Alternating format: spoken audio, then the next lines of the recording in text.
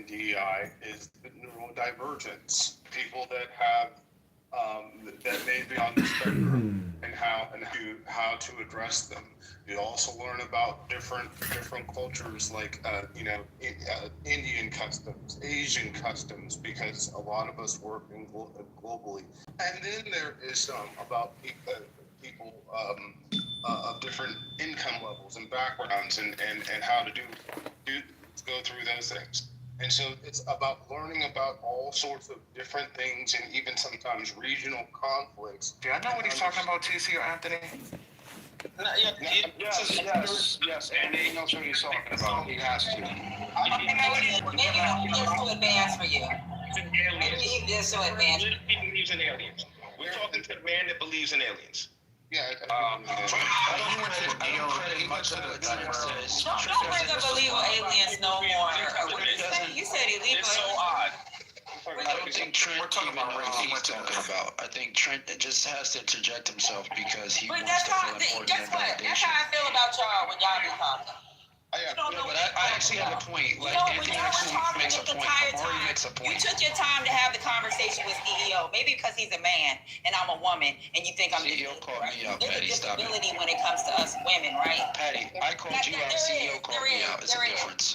You take your time and have the conversation with CEO, but I have to interrupt you and use supremacy on your ass to explain to you what I was saying, and you change the whole subject to something else. You bring up illegal aliens as if they're a protected class legally. Like this. He's talking about aliens in space. He's not you talking men about are weird. illegal. You men are weird. Yeah, hold on. Who said? Wait. Hold on. Let me deal with this, Patty. Patty, let me ask you a question. Why do you think? What authoritative doctrine do you have that says that DEI pertains to only protected classes? Where is that found? No, I didn't say only, silly ass motherfucker. Now I'm about to but you just said I can't use immigrants because they're not a protected class. Shut up. You're gonna stay on mute and shut up. Somebody brought up illegal aliens, whatever the fuck, illegal immigrants. Patty, they were talking about extraterrestrial. Okay, no, this was before you. This is before you even came in here. And I thought he said it again, so no. But earlier, about 15, 20 minutes ago, you, TC, said something about protecting illegals. Why does it not protect illegals? And I said they're not a protected class, period, under civil rights. They're not. They're not. You find it in the goddamn, you find that. In the Constitution. I put it at the top, and you show me what the protected classes are when it comes to civil rights. Yeah. What you guys like to do is play with motherfuckers because you think I'm a woman and I don't know how to fucking read.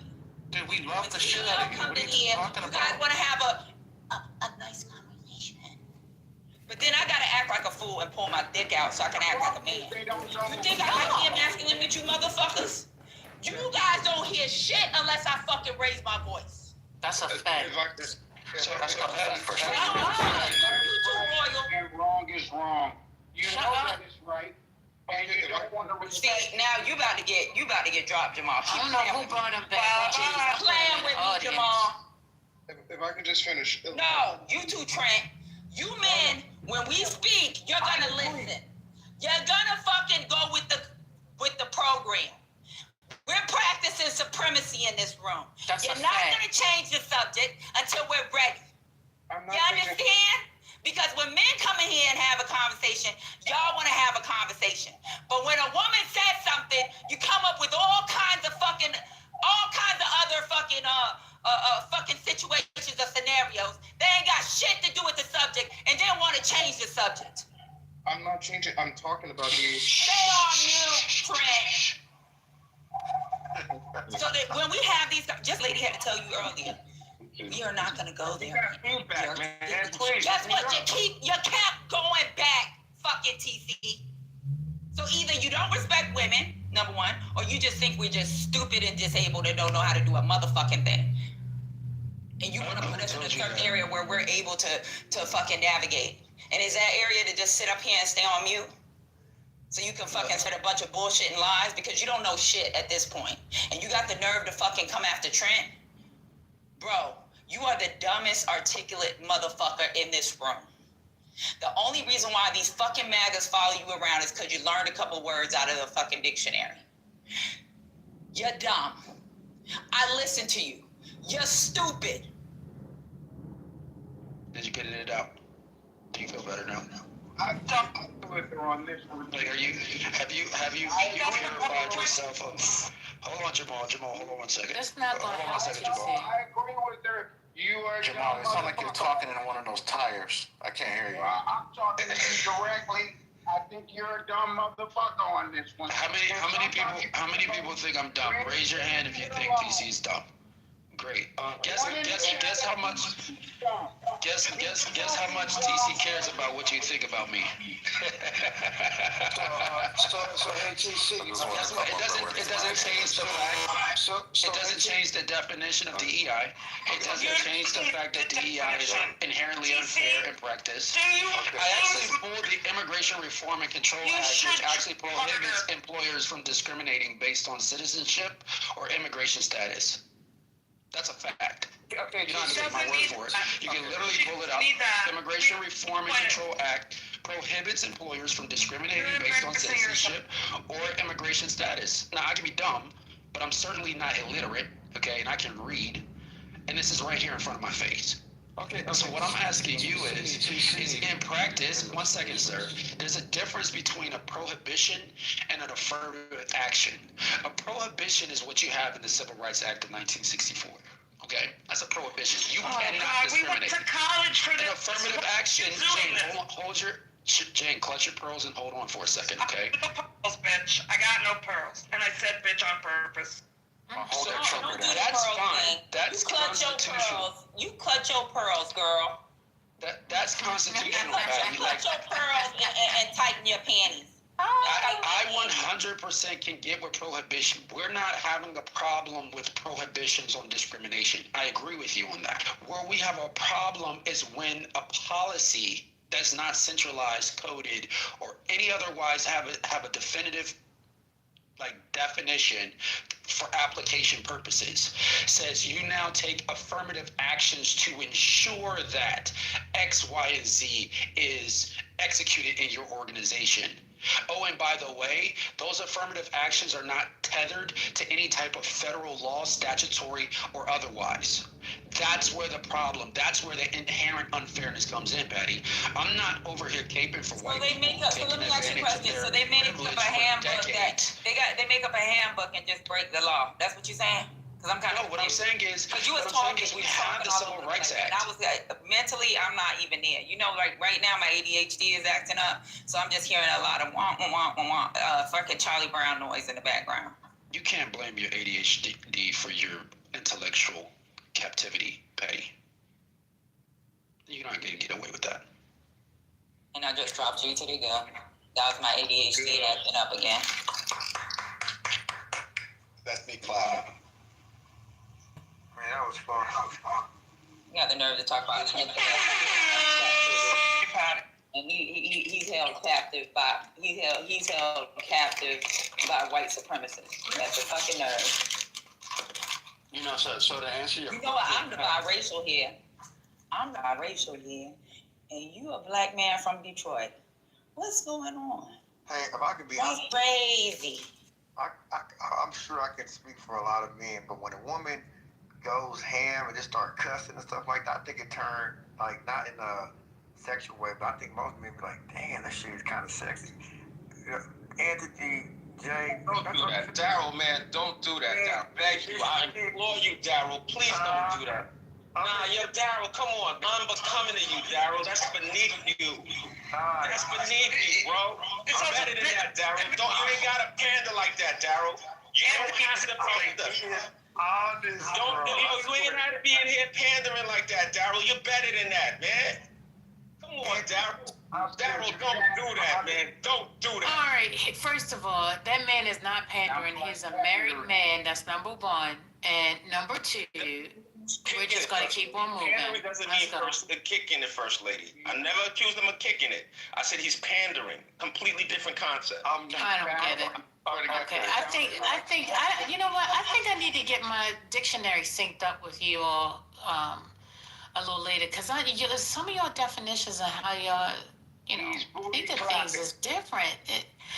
Like that man he's not booty clapping. If that's what he likes, then that's what he likes. But anyway, let's keep it moving. What's the conversation? Yeah, so what I was going to say, because to answer the question I was asked about the gentleman who just got thrown down to the groove, he suffers possibly from Dunning-Kruger effect.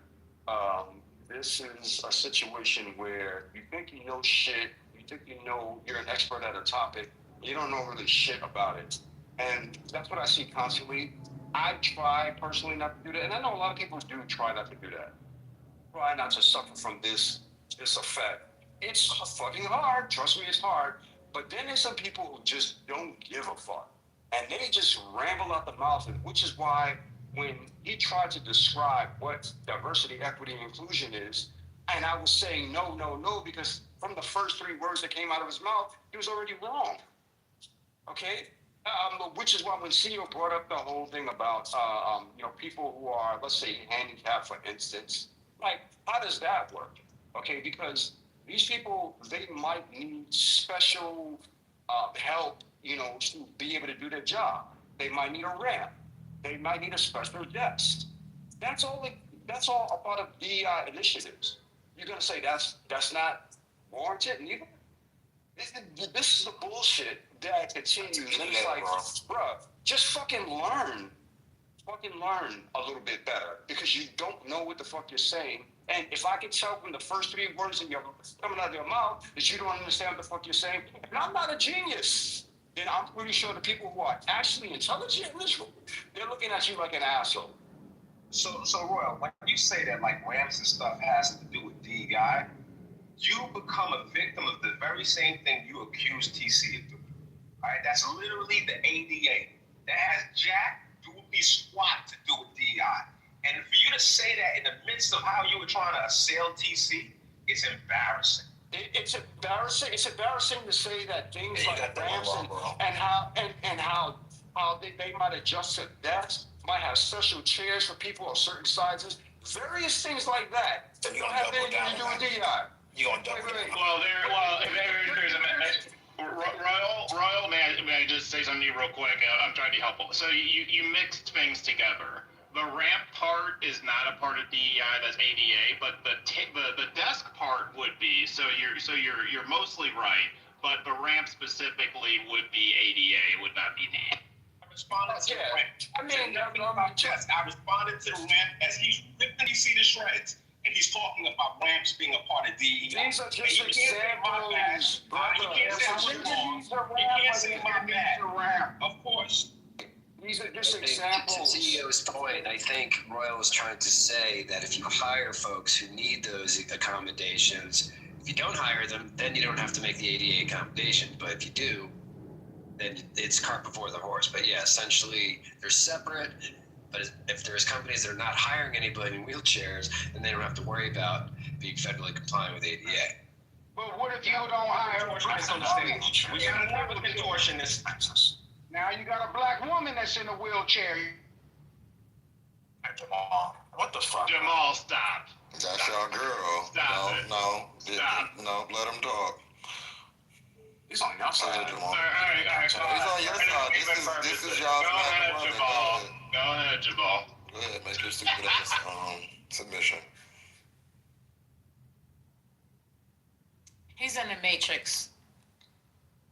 Look at that.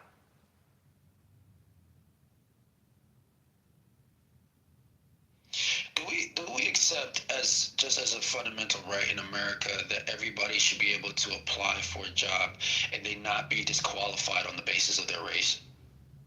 Sure. He's talking like anything, like race, religion, sure. Okay. Creed, sexual, none of that. And so that applies to both black people and white people equally, yes? Sure. And that was around, that law has been around for years, right? That's the Civil Rights Act, yes, since 1964. Okay, Right. so let me it's answer been your around for question. years, right? Yes.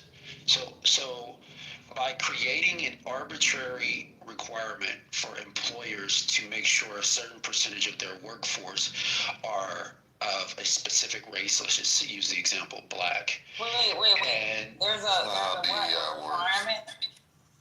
Wait, where is that? Where is that? It used to be the case when you had affirmative action. No. Okay, so where is it in the affirmative action? Show me. Show me what law, what? No. I talk about practice, and I spoke about practice a minute ago. Okay, so Because in why practice, there were lawsuits. There were lawsuits. This is where you disable minority or these protected I can classes. give you the case law. No. So this is where you disable protected classes, right? So what you're saying, this is what you're saying.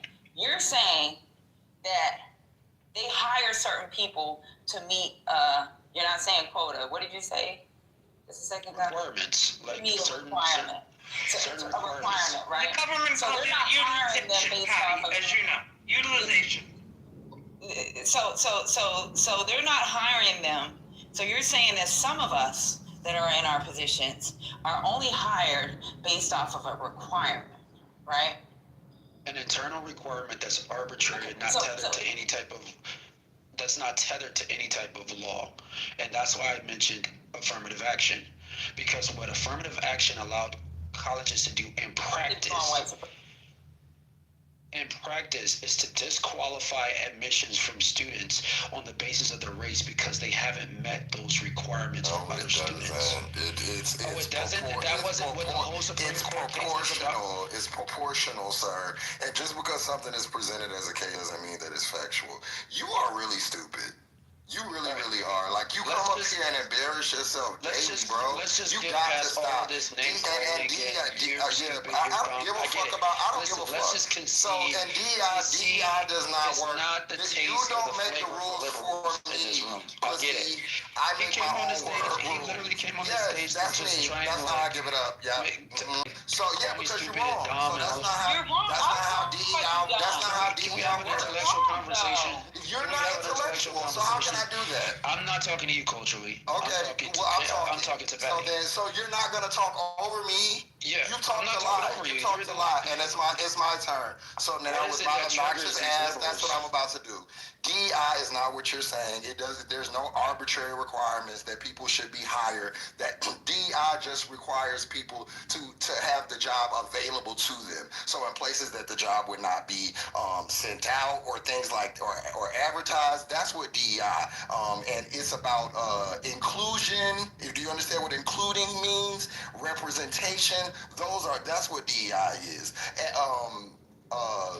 Affirmative action seeks to address past historical injustices. Also does not have any arbitrary requirements of quotas and things like that. You are dumb. And I'm done. And I'm going to keep calling you names. Stop being dumb and I'll stop calling you that. Stop making up stuff, man. You sound like these people. This is why they're trying to get rid of these programs. Because of these talking points that you have that are not factual at all. You've got to stop it. Because when you're brown like you are, people take. When you're brown and you're articulate, people believe the bullshit. You got black people believing this shit. I hope so, because that'll get them to think critically, Patty, about some of the stuff that they're doing. No, you're not a critical thinker, though. Not at all. It's not critical thinking. When I don't accept the narrative and I question this. Listen to what your talking points and do Google searches on them. I'm happy to do so.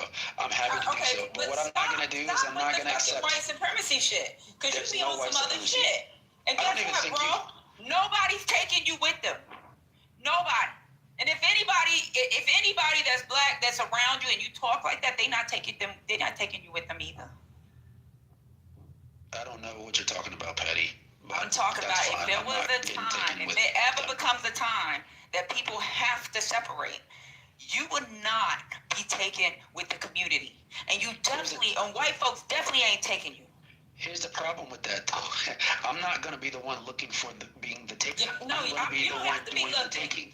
When it comes to protection, you don't have to be looking because nobody's I'm going to be the one doing the taking. Nobody's going to be looking for you. In my community, they look for me on a regular basis. Nobody's taking you with them. What community I don't need to be is that? taken with anybody because I'm the one doing the taking. Nobody's taking you with them.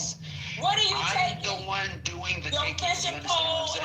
poles, your panties, I'm the one that's taking and people your with pearls. me. Is that what you're taking? It's not about me being taken with anybody. The You're perspective is different, Patty. You're a wedding planner. The difference You think is, you hold that much weight in your we community. don't need Nobody we don't needs need a to nigga give to bake a people 3-layer cake. validation. Nobody needs that. When the shit go down, we're not that gonna we should need be you. a We'll part go of a to the specific courthouse. community. You just try to. I don't need the validation. You are a big, I'm large happy black man to from a be black called city. whatever you guys want to call me. It's not calling. It's a problem is description that at this point. Planner? Yes, a wedding planner. And you think you're Actual important? You think your arguments, so you have community to is resort going to to look to the name-calling local and wedding homicide. planner for leadership? And No, they're not. belligerence. They're not. Nobody's going to look to the local wedding planner for leadership. What should we do? Let's call the guy who makes cakes and gets reservations in order. They're not going to do that. You do not represent a role of leadership, of manliness in the community. You don't. Is that lucrative? That's lucrative, isn't it, TC? That's got to be lucrative. Hey, TC? Did you just learn the word lucrative? Because you said it. You know, it's funny to me that this guy thinks he knows what I do for a living. He doesn't know that I'm a tech entrepreneur, a successful one. You're not. Okay, what type of tech? What type of tech? And what certs do you have? What certs do you have? What certs do you have? Quickly, what certs do you have? I don't have to validate What myself certs? or my company You just or did anything though. like You that. can't fully validate it because you didn't know that I know you needed certs. So what certs do you have? Tech entrepreneur. What certs do you have? Quickly. Look me up. You don't have to No, do I my don't need to work. look shit up. What certs do you have? That'll tell me everything I need to know. None? No certifications as a tech entrepreneur? You're You don't lying, get a certification bitch. as a You're tech lying. entrepreneur, You're dumbass. lying. Guess You're what? lying, You my don't need girl. certifications as a You're tech lying. entrepreneur, You are a dumbass. Liberty University Guess what? graduate, and that's it. Liberty University, is that a real university, bro? Yeah. Yes. Have no college education that are tech entrepreneurs, you dumbass, but you wouldn't know that because you're not in business and you're not in tech. You know what you are in? You're in name calling. You're in degradation. That's why nobody respects you. I am. You're in the Yeah. gutter, and that's Someone where you needs to belong. degradate Nobody's your gonna dumb look at ass. you. Someone does. Because nobody else is standing up to your bitch ass, and I will. I'm always going to be here to chump you off, baby. Always, boo. You belong Always. I'm always going to be here to clip That's where you. you belong. You When it's stay time where to you get the belong. knees chopped off, it's going to be me with the Your guillotine. opinions are not validated by anybody. Doesn't matter. It Your doesn't opinions are not matter. questioned It by doesn't anybody. matter. I Your came here to cook, opinions are not bitch. pushed back I came here to cook. because I you're came not here with doing a any ladle, damage against a anybody. fork, and a motherfucking to pot, anybody, bitch. So actually. I came here to cook you. I don't give a fuck You're a about your partial. opinions. You're a You circus. graduated from You are Liberty the University. You show up to get Your school is That's a your circus. contribution to society. Your school is a circus, and you're the biggest clown because you do are your motherfucking speech on at the the end of the day. stage. You So are a you clown. come in here You went to to an entertain. online school, Come in here to inform. You are a busted bitch, in my opinion. That's what you are. I want to be a tech entrepreneur when I grow up. So does TC. Nah, that, like I said, I'm going to say it for one more time. That must be lucrative. You must be making a good sum of money doing that. You probably Jamal. Hey, what's up, Jamal? What's up? I'm just saying, man. That's I heard weddings are expensive these days. They probably are, but if day after tomorrow come, you gonna go looking for the nigga who did your wedding?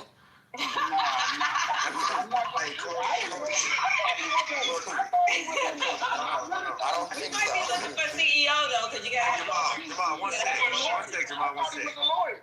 One sec, I Jamal. thought he was a lawyer. Oh, Jamal, one sec, bro. Hold on. I'll pass your mic, fam. Culturally, bro, all I know is, bro, if I was ever considering going to Liberty University, I'm not going now after you just smashed that dude. I'm not going. Liberty. I mean, get your education however you need to get it, but don't come up here being fancy after you get it. Like acting all intellectual and shit. I mean, look. I'm throwing my application in the trash can. I ain't going to Liberty University. I need to be a real school now. Damn. Man. That's funny. Jamal, you got the mic, bro. The thing about it is, he was a lawyer. I've been in many rooms with him, and I always thought he was. No, he went to school where that Jerry Falwell guy. Jerry Falwell, y'all know who he is. Mind-boggling. so Jamal, if you had a case, if you had 10 to 20, would you call TC to get you off? I couldn't do it.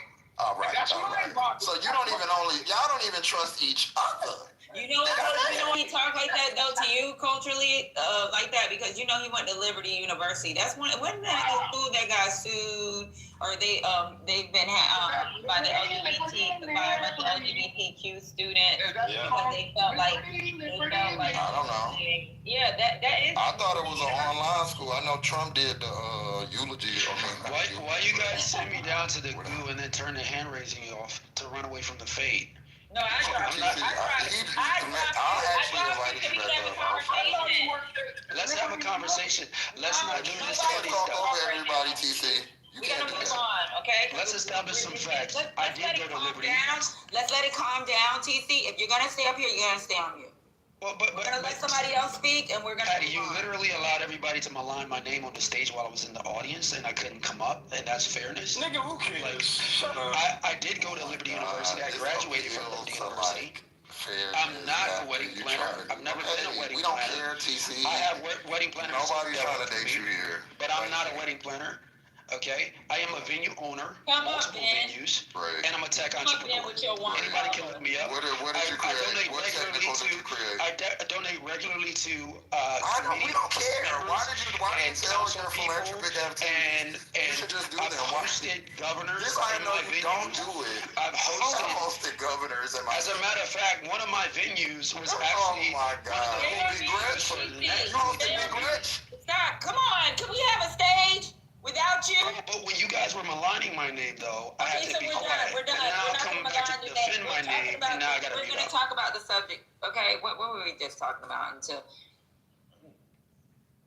I was talking about your university. Yeah, Liberty University. I Yeah. graduated. Yeah. Trump spoke at my graduation. I know he did.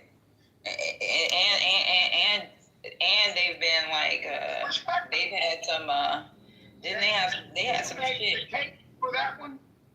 Did you do the cake on that one too, TC? Did I do the cake on that one? No, I didn't do the cake.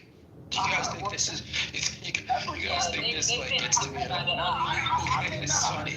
That school has been sued by the LGBT. You guys understand that this validates the efficacy of my positions in this room, right? You guys understand that?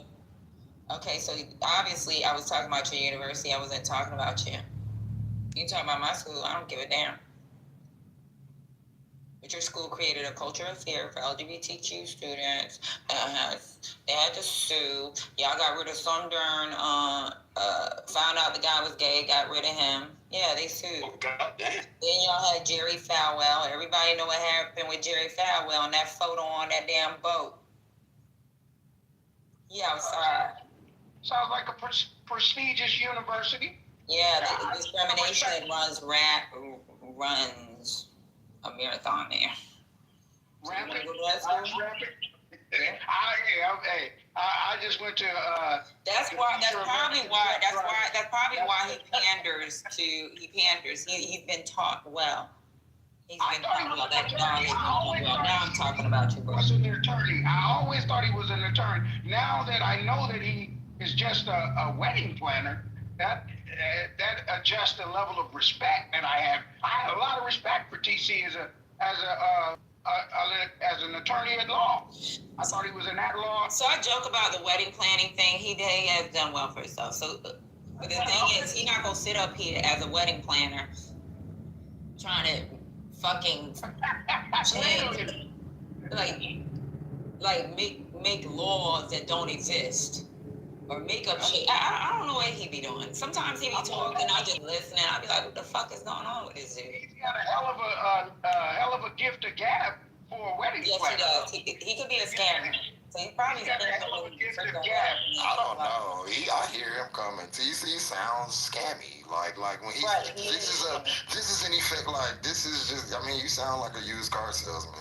Anybody with any type of information would not be scammed by TC. Well, he can get some money out of your ass on a wedding. Not from me. Not for me. Not with these talking points, because then now I'm gonna have to read everything that he charges me. A dance hall. But I mean, I could see TC being paid for his antics because I'm honestly starting to think that all of these black MAGAs are have the same script, the same cadence, same tone, and y'all say the same things. Like, it shows that I'm effective at it. With who, bro? Like, you arguing against people that's never going to change, and I guess you're not going to change. So I just don't really understand how you feel like you're effective, and if your investors, are happy with the work. Like, have you brought people back to them? Because this isn't working, dog.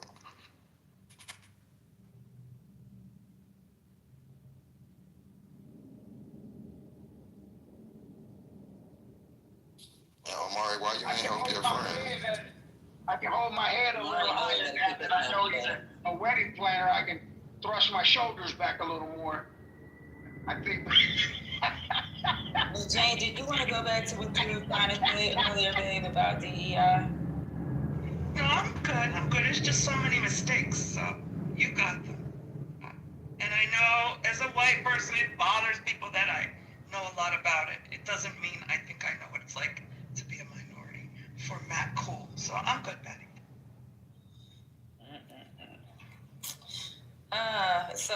It keeps being brought up in the chat about Quentin. Yes, he did pass last night. So rest in peace to him and prayers for his family. So, yeah. Everybody remember Quentin. He used to be a DTN.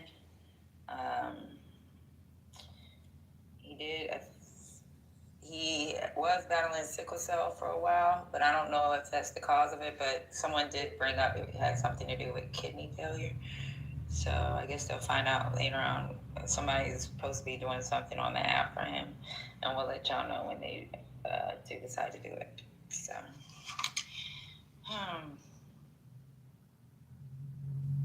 Do you know how old he was, Patty? no, I don't.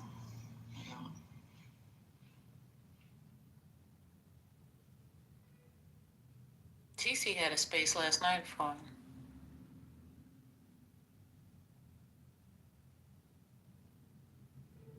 Who, TC?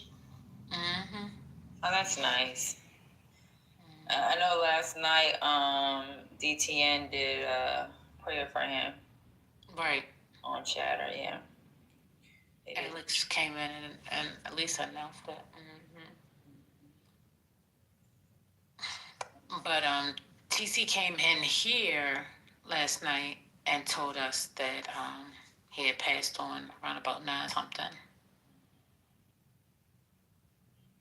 So.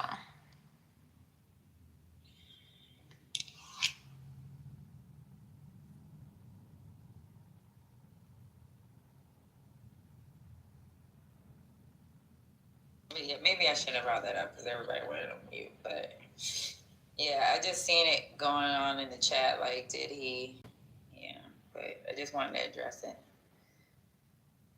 So, no questions. Let's see what's going on with breaking news.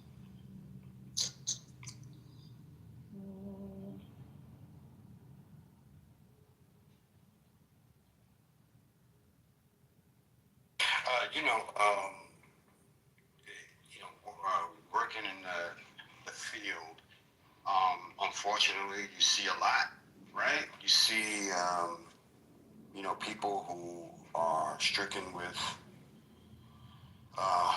fatal conditions, and you know what's going to happen, or you assume what's going to happen, and there's some people, people who say, okay, it's like another day, right? And for me, being in this industry for 13 years, I still have yet, 15 years, excuse me, I still have yet to get used to it. Like, you just can't. It's like, especially when when you speak with patients, and when you're getting them set up to go to MSK, which is a cancer hospital, y'all.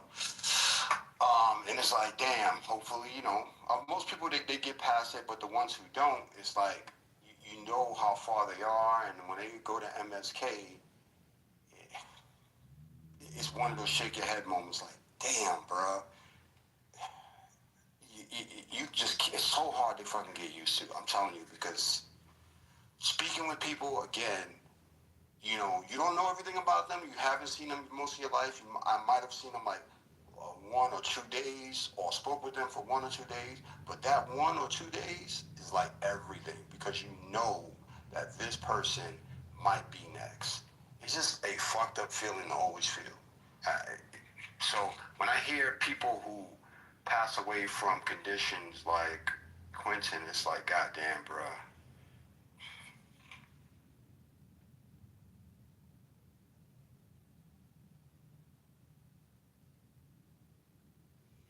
Well, we don't know. I just said he was battling sickle cell, so. And then someone brought up it was so I don't know. We'll find out more later. Oh, I know. I think that the government should invest in, some type of research into things like cancers and, cell therapy, things like that. I think we should do that. They do. Oh, they do? Oh, okay. That's the money. Remember when they were talking about I'm kidding. they were talking about suspending federal funds from Harvard and. No, I'm kidding, Patty. I'm talking about the fact that it was pulled away. Okay, I'm sorry. Sorry. I know, bad joke. Okay, so in the news, Trump threatens to cut off aid to Nigeria, possible military action over claims of killing Christians. So it says President Trump said he has instructed the Pentagon to prepare for possible action in Nigeria, saying the U.S. could go into a guns-a-blazing halt aid if the government there continues to allow the killing of Christians. And this is the quote: "If the Nigerian government continues to allow killing of Christians, the USA will immediately stop all aid and assistance to Nigeria and may very well go into that now disgraced country, guns a-blazing, to completely wipe out the Islamic terrorists who are committing these horrible atrocities." I'm going to go ahead and play this clip. It's only 1 minute and 42 seconds. Make sure I'm on music mode still, because it's a new room.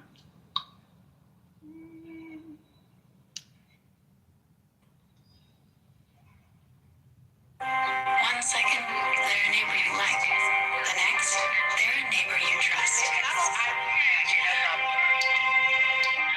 second, you're worrying about your home. And then, thanks to ADT, there's a lot less to worry about. Feel secure enough to let others in with a trusted neighbor from ADT.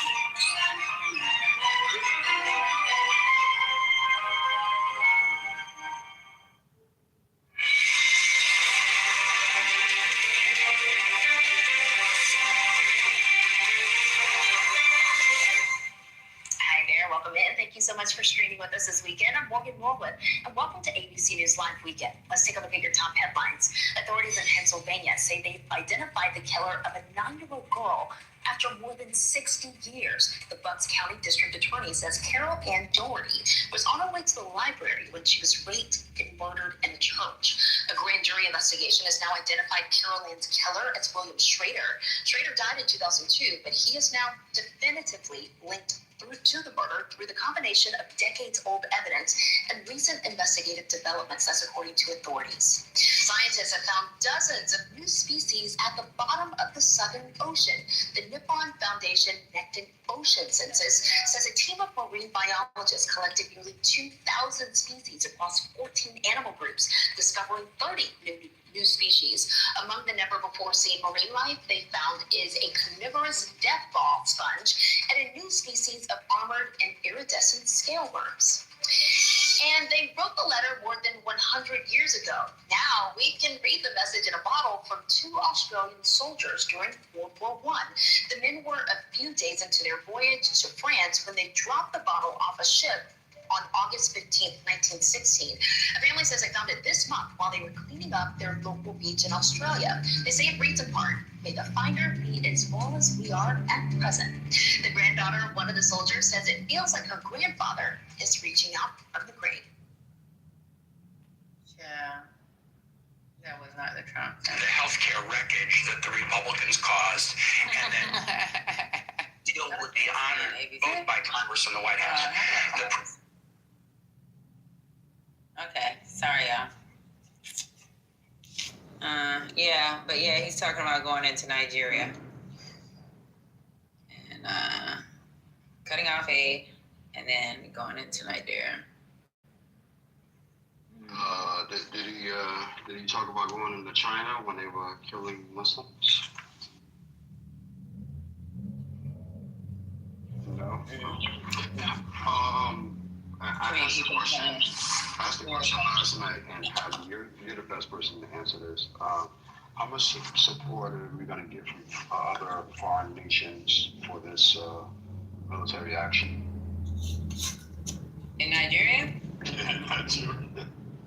Probably not much because Europe is trying to work with Nigeria on their oil dependency from Russia. So I don't know. Yeah. I mean, UK always jumps in and helps. I mean, these countries be helping. I don't know how much. I don't know what it's gonna look like. You talking about the Nigeria situation, Patty? Yeah.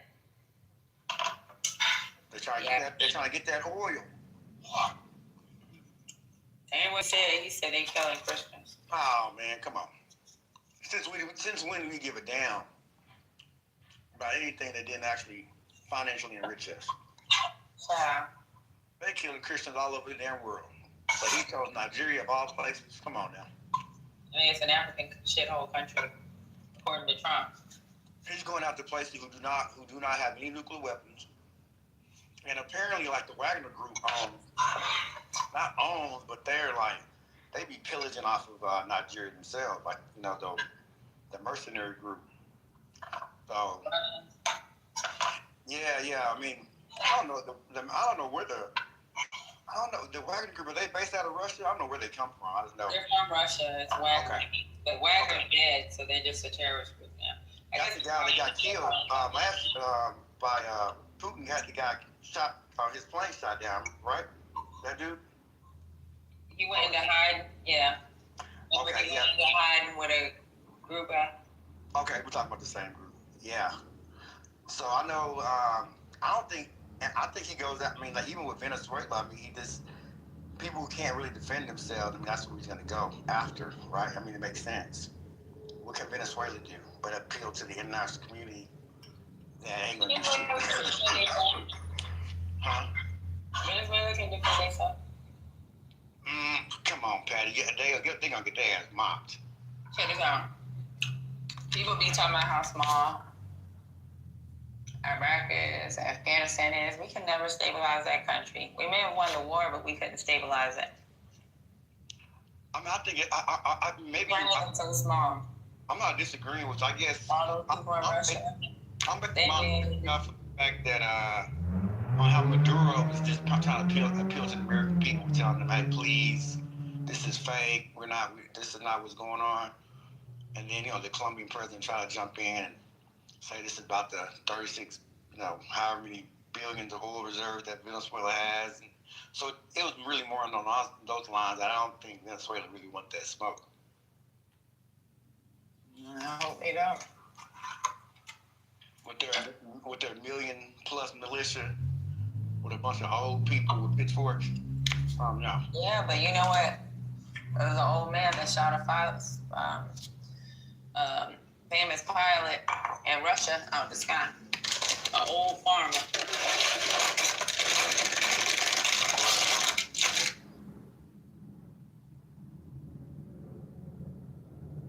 What's good, GA?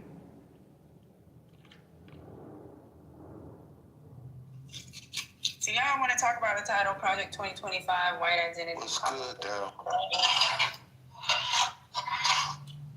Of course, we can talk about that. Hey, I was just about to tell you guys, have you guys seen, there's a Belchi over this weekend showed it's actually Project 2025 shutdown, and he lists everything from Project 2025 that's in this particular bill, especially the cutting and the revamping of SNAP, and that was everything. It took everything out of Project 2025. So we're living in a Project 2025 world right now. But then you got these people that was on stage, like Anthony and Omari and TC that was trying to say no. That's not it. Well, we don't listen to those people. Them folks. We don't listen to you either, ML, so don't worry. We know them folks what they're about. We know them folks what they're about. Well, that's cool. The cool documentaries. What's your point? Omari. What's your point? You don't listen to me, I'm listening to you. What's your point? Omari, it's not about I don't listen to you. It's the fact that you guys always feel you guys try to double down on stupid shit. And you guys know you guys are playing a game where your black ass will lose in the end. But anyway, go ahead, play that game. How about the game is, how about you tell me what page of Project 25, what you said is, what page is that on? And we can look it up. I gave you examples. It's a PDF. Civil rights. Omari. Getting rid of the Civil Rights Office and Department of Education. No, I'm trying to address what ML came on the stage. Omari, it's a PDF. You could simply go into it and but search SNAP benefits. You could simply go and search welfare programs, whatnot.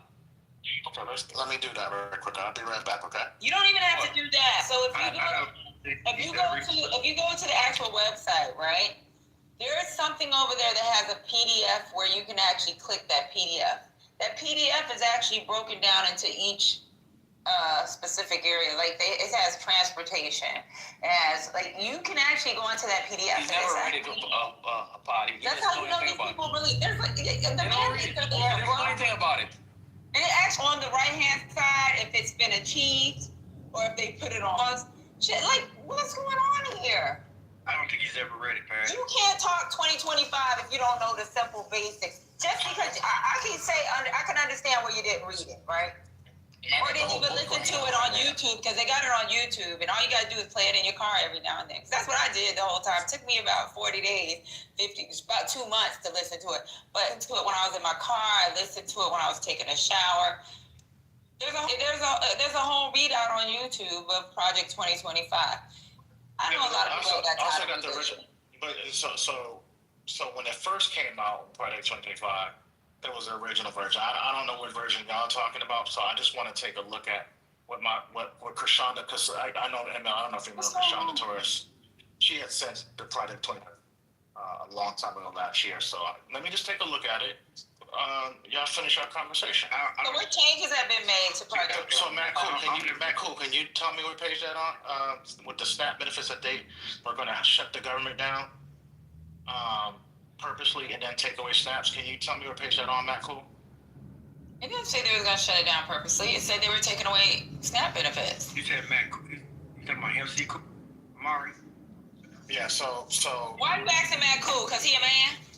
No, because he said he's really okay, so why don't you ask one of us on the table to talk? Because Matt ain't bringing his ass up here. So I asked you what page why you don't ask somebody on stage so we can find it for you? Since you don't know how to research, because it's obvious you don't know how to. You did ask me because I did SML, but hey, Omar, you know what I'm doing? I'm going on a nice leisurely stroll around the park right now. You think I got time? I did that at 6 a.m. I was up at 6 a.m. every day. You know about you, I already worked out at 5 a.m. in the morning. And this is my afternoon walk, enjoying the weather. Bro, come on now. That's okay, so thank you, Janetta. Pages 299, 300, mandate for leisure discuss proposal to restrict access to assessing via SNAP by imposing additional work requirements and reevaluating the thrifty food plan, which is underlying the benefit amount. We know that already. So taking it away, and the way that it's being stated is dangerous and can be construed as he's trying to hurt. So let me break it down for you. Because we already broke it down before. If you look at the requirements, right, on how they're allowing you to maintain SNAP. They're going to take away the subsidies for childcare if you make over $9.83 an hour. This is just one woman and one child. Add another child, that's an additional $5,000 a year. So when we broke it down, it was $9 an hour. If you make over $9.83 an hour, that additional subsidy that helps you with daycare so that you can fucking work and feed your goddamn family is gonna be taken away. So what the fuck is somebody gonna do with $9.83 an hour for daycare if they ain't got nobody to watch their child? Or the after school programs? Remember, they're not about solutions. Right. You know what? Even on the cheap end, I pay $4 a freaking week. That's on the cheap end for my daughter to go to freaking the youth center. $60. $60 goddamn dollars. What? How much is $9.83 an hour for $9.83 an hour? Working. It's about $10,000 a year. Yeah, and this is 40 hours a month. You can't make over $9.83 an hour for 40 hours a month. I ain't talking about a week. I'm struggling making $9.83 a week.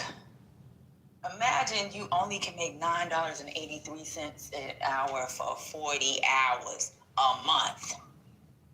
Yeah, Omar and them, they live their lives and they think that everybody out there. And the thing about, I could see you how you being this against white people because white people have a golden fucking ticket in this country. But going back in the history of what has happened to black people, you know, and the fact that they continue to marginalize us, continue to over-police us, over-prosecute us, and do all this shit, and then the way you guys come out, black people, is like, no, the playing field, America has equity, and you guys have the same means and same everything, like Anthony said, to make it in this country. And you guys know that is not true. Because you all need to read J.D. Vance's book. And J.D. Vance's book, Hillbilly Eulogy, he talked the plight of poor, white, trash, and how the cyclical nature of their survival, why decade after decade, the family stays in poverty. You know, and that's why he hates that side of his family now. That's why he changed his name a couple of times. Separate from his dad, which was a deadbeat. But the point here being is that you guys treat black people like that. You guys really do hate yourselves. And you all hate black people, saying that black people are in this because of their own making. And there's no external factors contributing to the black people. That's how you guys think. And it's wild. Sounds like you switched the subject. You were just talking about people in general, but now you went to black people. And now was that what we call it? That's how you view black people, Omari. I haven't used the word black in this whole conversation. Omari, we're not talking about that's within our community. And you MAGA adjacent black people. Does he need to say that? I mean, I don't think there's are these self-hating black people? That's not y'all self-hating niggas. But y'all can say it. It doesn't make it true. Say it, right? You have the right to say anything. Okay, we don't know black people, but we do know that your rhetoric is around the hate of your skin. He hate black people. I'm already made that conclusion. I've known Amari for years. Amari will tolerate us because, like, oh yeah, there were some uppity Negroes like me. They've actually made something of themselves. But all black people, he look at them with disdain. I'd rather hang out with poor black people than uppity black niggas. But you're an uppity Negro, Omari. You're an uppity Negro.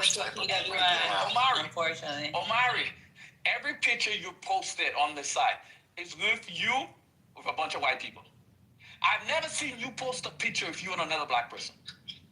And tell me I'm lying. I got pictures of black people and my phone. No. You want me to tell me I'm lying. Every picture you posted is you and a bunch of white people. Omari, I've known you for what, 5 years now? Not known you, but... So this is where you're wrong. This is where you're touching a lot. So there's a picture that took of me. There's a picture that I had for a long time where they put like a white face on me. They said my ears look funny. Guess what I was around? A bunch of black people. I was at the They Fox. put a white face on you because of what you speak. Exactly. Why are you up in there, all those black people? Time out. So I just proved them wrong. You didn't have no, to you defend didn't prove me them. wrong. You said one picture. And Omari, that was my picture forever. Every picture Omari used to post. Say, okay, you know what Omari gets really excited? Hold on. Do you know when Omari gets really excited? Start talking about white women, and Omari tell you how many white women he's dated, and he starts posting pictures of all the white women he's dated. This guy is so hilarious. I'm serious. Maybe he was so gleeful. That's a lie. Maybe That's a lie. Yes, Omari, don't lie. I never have. Omari, how do I know that? You posted them. You posted the pictures. Those are people from events of so what you're doing exactly. You were showing us how fine they are. You know what you said? You said these are the honeys that are swarming all over me, and you kept on posting pictures of you and white women. Oh, why you gotta lie, bro? Come on, it's Sunday. So if the conversation, it's freaking Sunday. It's the day of the Lord, and you're lying like that. That is wild. So there you go. I believe in the Sabbath. Hey, Amari, if you like the slow bunny, it's okay to like snow bunny, bro. Come on, Omari. No, listen. He doesn't like snow bunny. He actually had some good-looking women in there, but he was bragging on the fact that these are all the honeys that swarm all over him. So can I defend myself? So what you see is.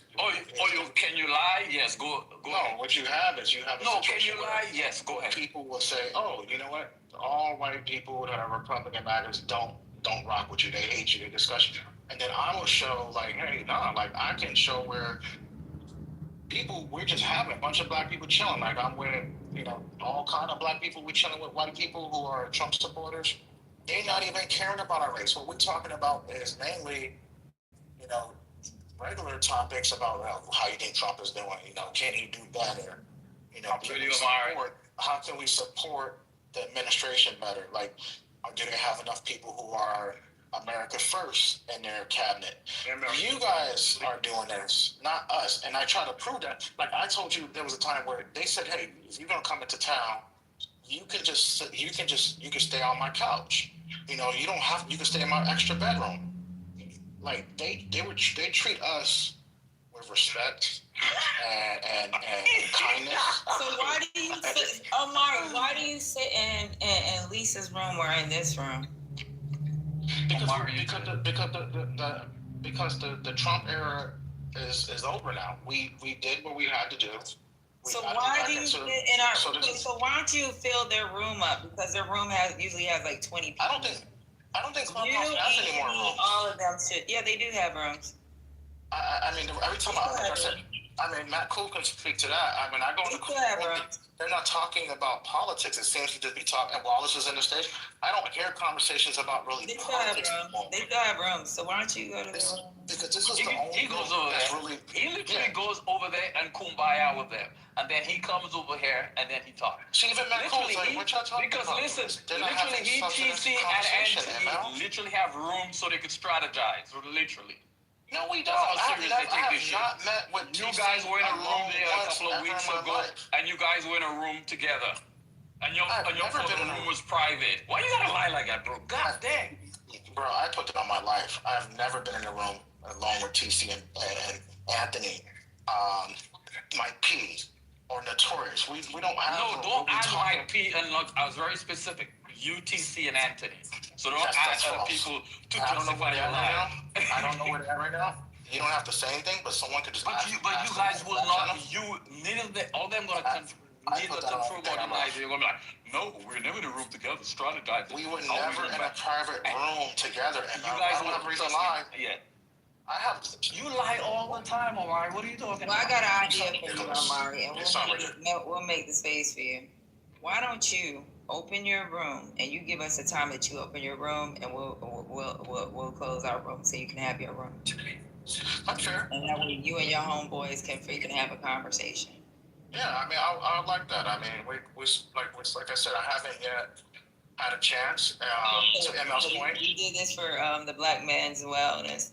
Why don't y'all have a room anywhere on Sundays between 3 and 5 o'clock? Because when Lisa opened her room, obviously it's going to open. So why don't you have a room starting next Sunday between Wait, what's a good time so we can rest, lady? And That's the thing. I have to. The one thing is you very got hard. what's going on? That we could close the room next week, Sunday, so he can open his room. I ain't going in there, but just so he can freaking have his room, and there's no politics left on, because he said this only room really with politics going on. Even though I see it all over the freaking waiting room still open. 40 acres and a mule. They sound like you. But those are like clickbait titles. Necessary. Yeah, those are clickbait titles. They're not really talking. Our title is clickbait. What's going on? Yeah, but the conversation. See, the thing is, Patty, at first, like, the thing is, the conversations are not fruitful.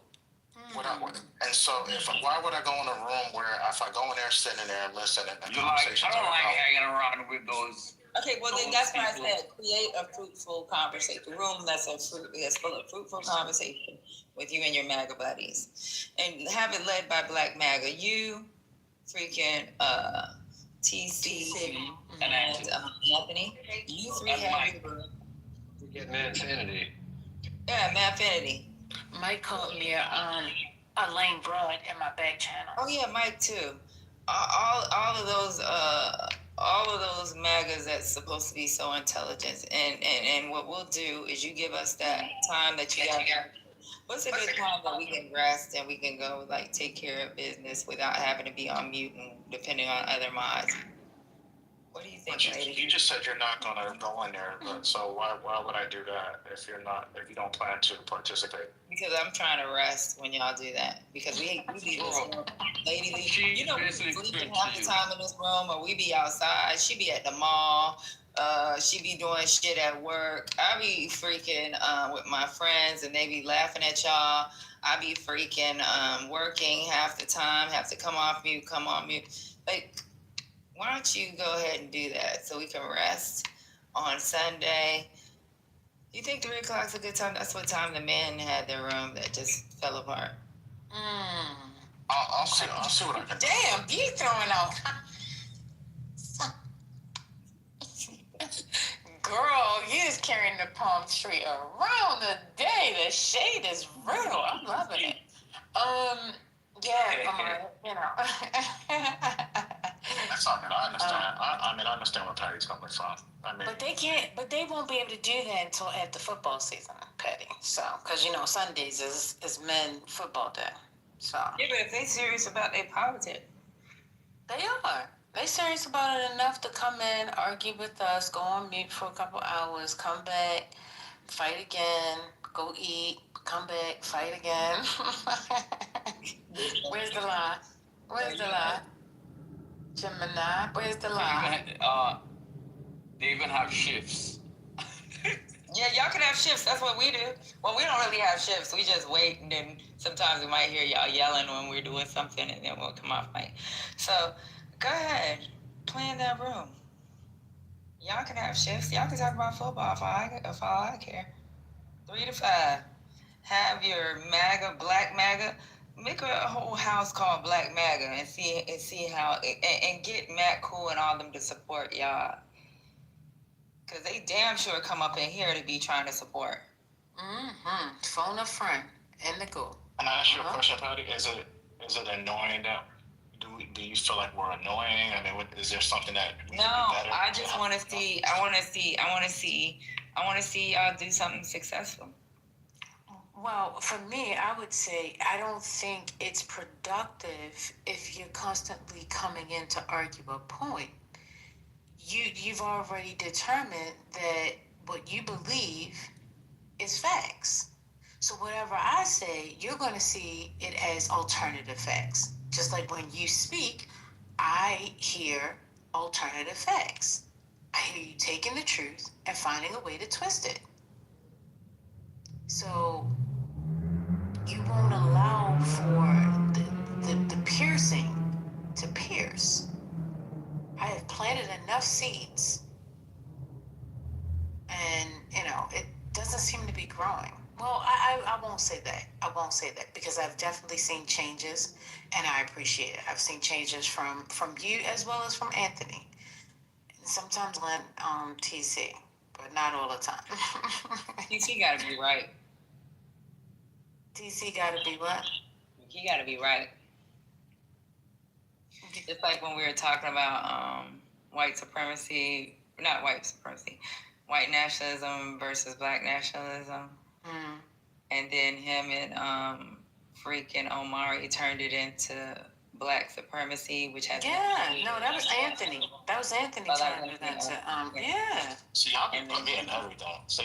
And then TC started talking about DEI, and then you bring up quotas and just all kinds of shit that was like, it's like y'all just go into this like you're going straight, then you make a left. Your talking points this way, and then as soon as somebody freaking try to debunk your talking points, you make a left. And then when somebody debunks that talking point, when you made that left, you go straight up again with a new talking point. Then you go right. It's like a whole zigzag where you could just go straight. Just understand what's being said, and if you want a new talking point, then we go to the next talking point. But and it's never a yes or no first. It's, well, let me explain. No. Yeah. How do you gotta explain? It's yes or no. And a lot of these questions, you can't do that when, if you were in court and the lawyer asks you a yes or no question, you have to answer yes or no. They have to propose it in a certain way that would allow you to expand. And a lot of times we purposely ask you questions so that it can be a yes or no, and you refuse to do that, which causes frustration because you're not being honest with the conversation. That part.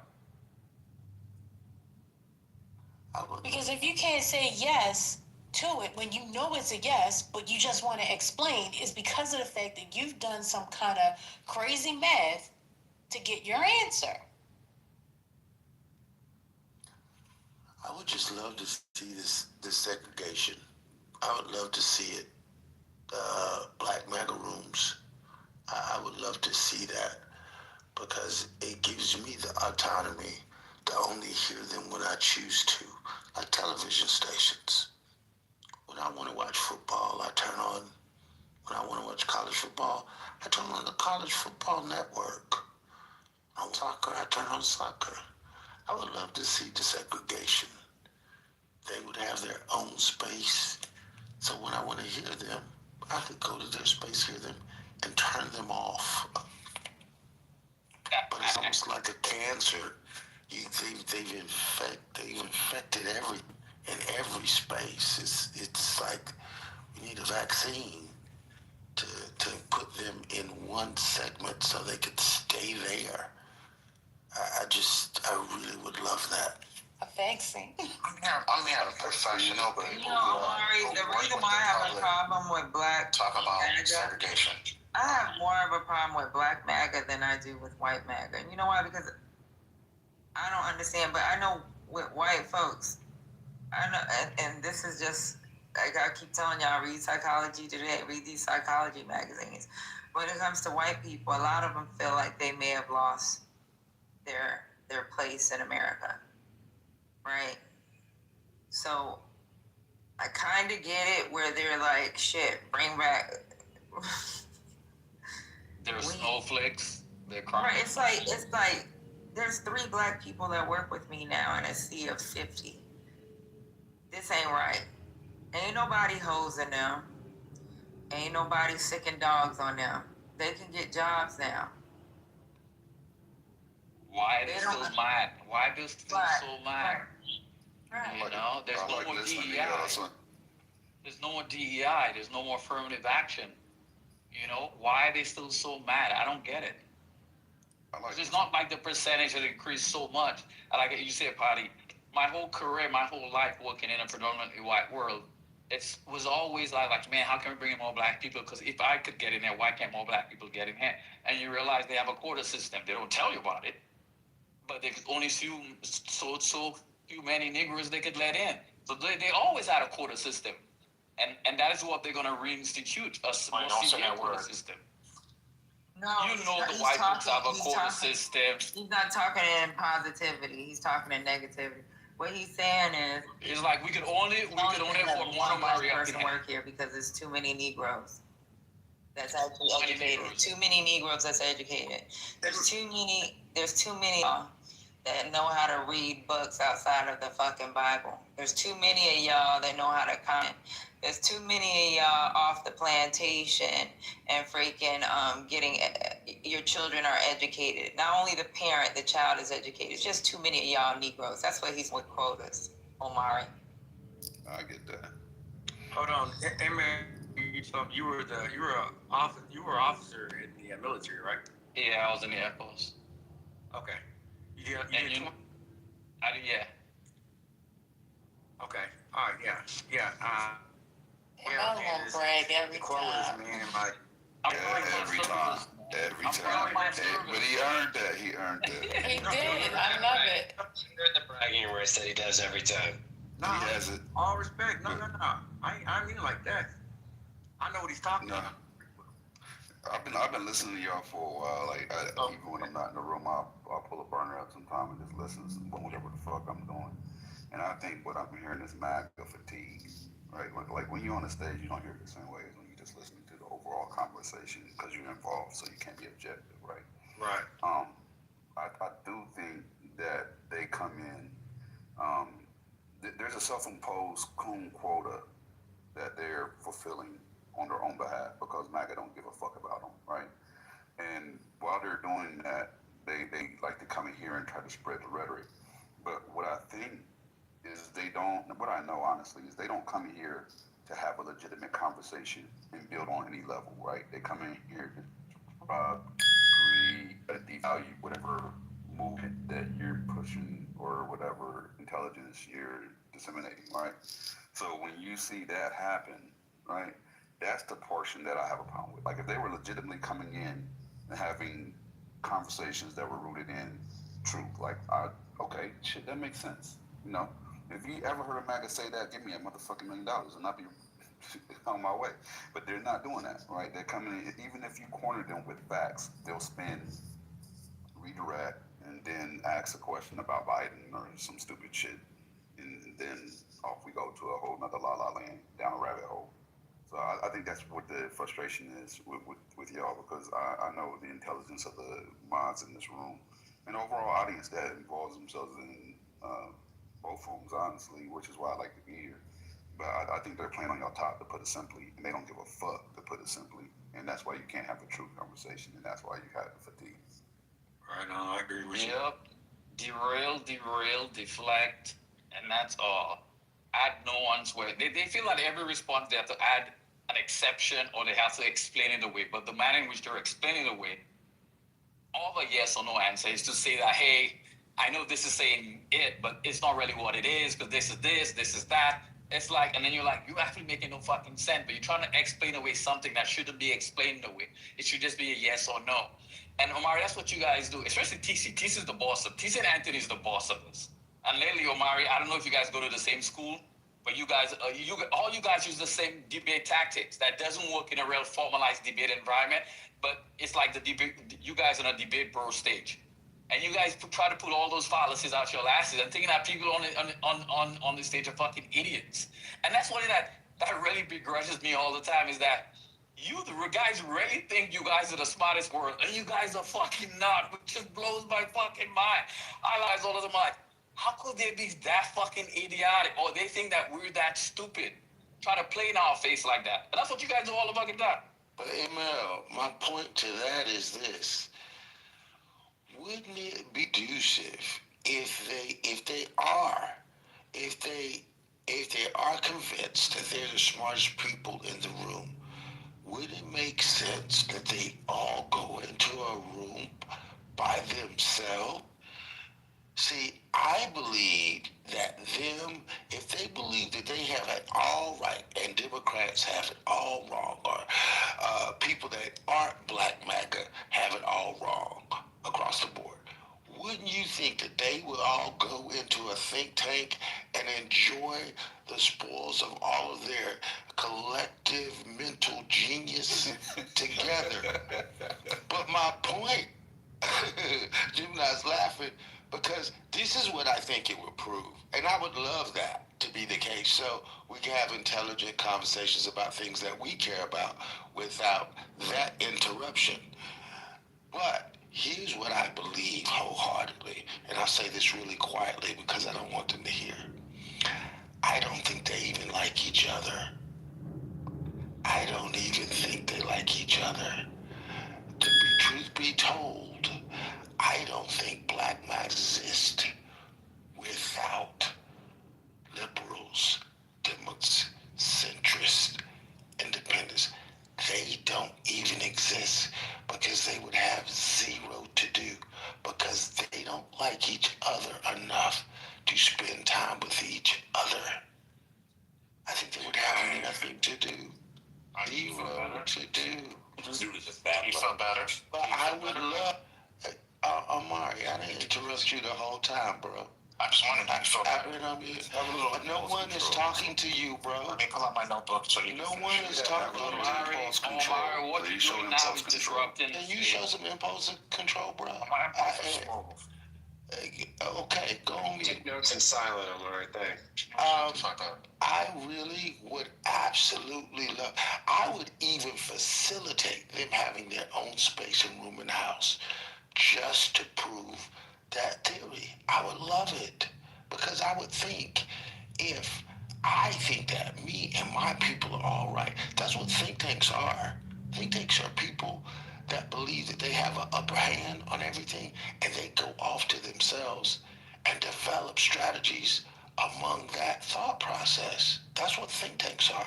You would think that they would do that, but that's not what I see. Am I the only person that's missing that? I'll wait to respond to later. I want to hear from Omari, please, not the other. Yeah, GA, Gemini, ML, I get it, right? You may have fatigue. Why? Because we have beaten you to a pulp, literally. You have been destroyed. Your lives have been crushed, as they should be, and therefore you want that 100% propaganda. When they say, the news, when they say your daily programming, that's what you want. You want to program everyone. And we come and we deprogram people. So I get why you're angry. I get why you're crying when you're doing your little Biden whisper. I'm saying, yeah, everybody, I'd love to see this happening. Well, that's fine. I also want to, be a millionaire like you. I want to be all these great things that all you guys are. I want to be the smartest. I come here to learn. Actually, I don't come here to argue. I come here to learn. Omari? Okay. Hold on. I didn't cut you off. I come here to learn. I'm just interjecting right quick. I'm just making sure you said what you. Yeah, I come here to learn, and then I try. If I hear something, and it could just be a little thing. It could be just a mustard seed of some incorrect information. But what I hear is that y'all want to go ahead and spread even your own leftist misinformation, even if it's wrong. You don't want to be corrected, and when you get corrected, you get in your little squirrelings. All right, I hear that, Amari. I think you have. Let him land this rugby plane, please. Listen, let him I do this bullshit uninterrupted. He's more. I'm in my Qatar plane, 400 million worth, right? And I just landed it on your little Burbank airport. Okay, you landed there. That's all I need to know. You landed because one thing I've noticed is when I'm a factual person, right? And if I'm inaccurate on the facts, I don't have a problem with saying that, right? But for the most part, I don't speak and I don't know. I always do research and then speak. With that being said, I don't hear that on your side of the fence. You guys are the key components to spreading misinformation in this room.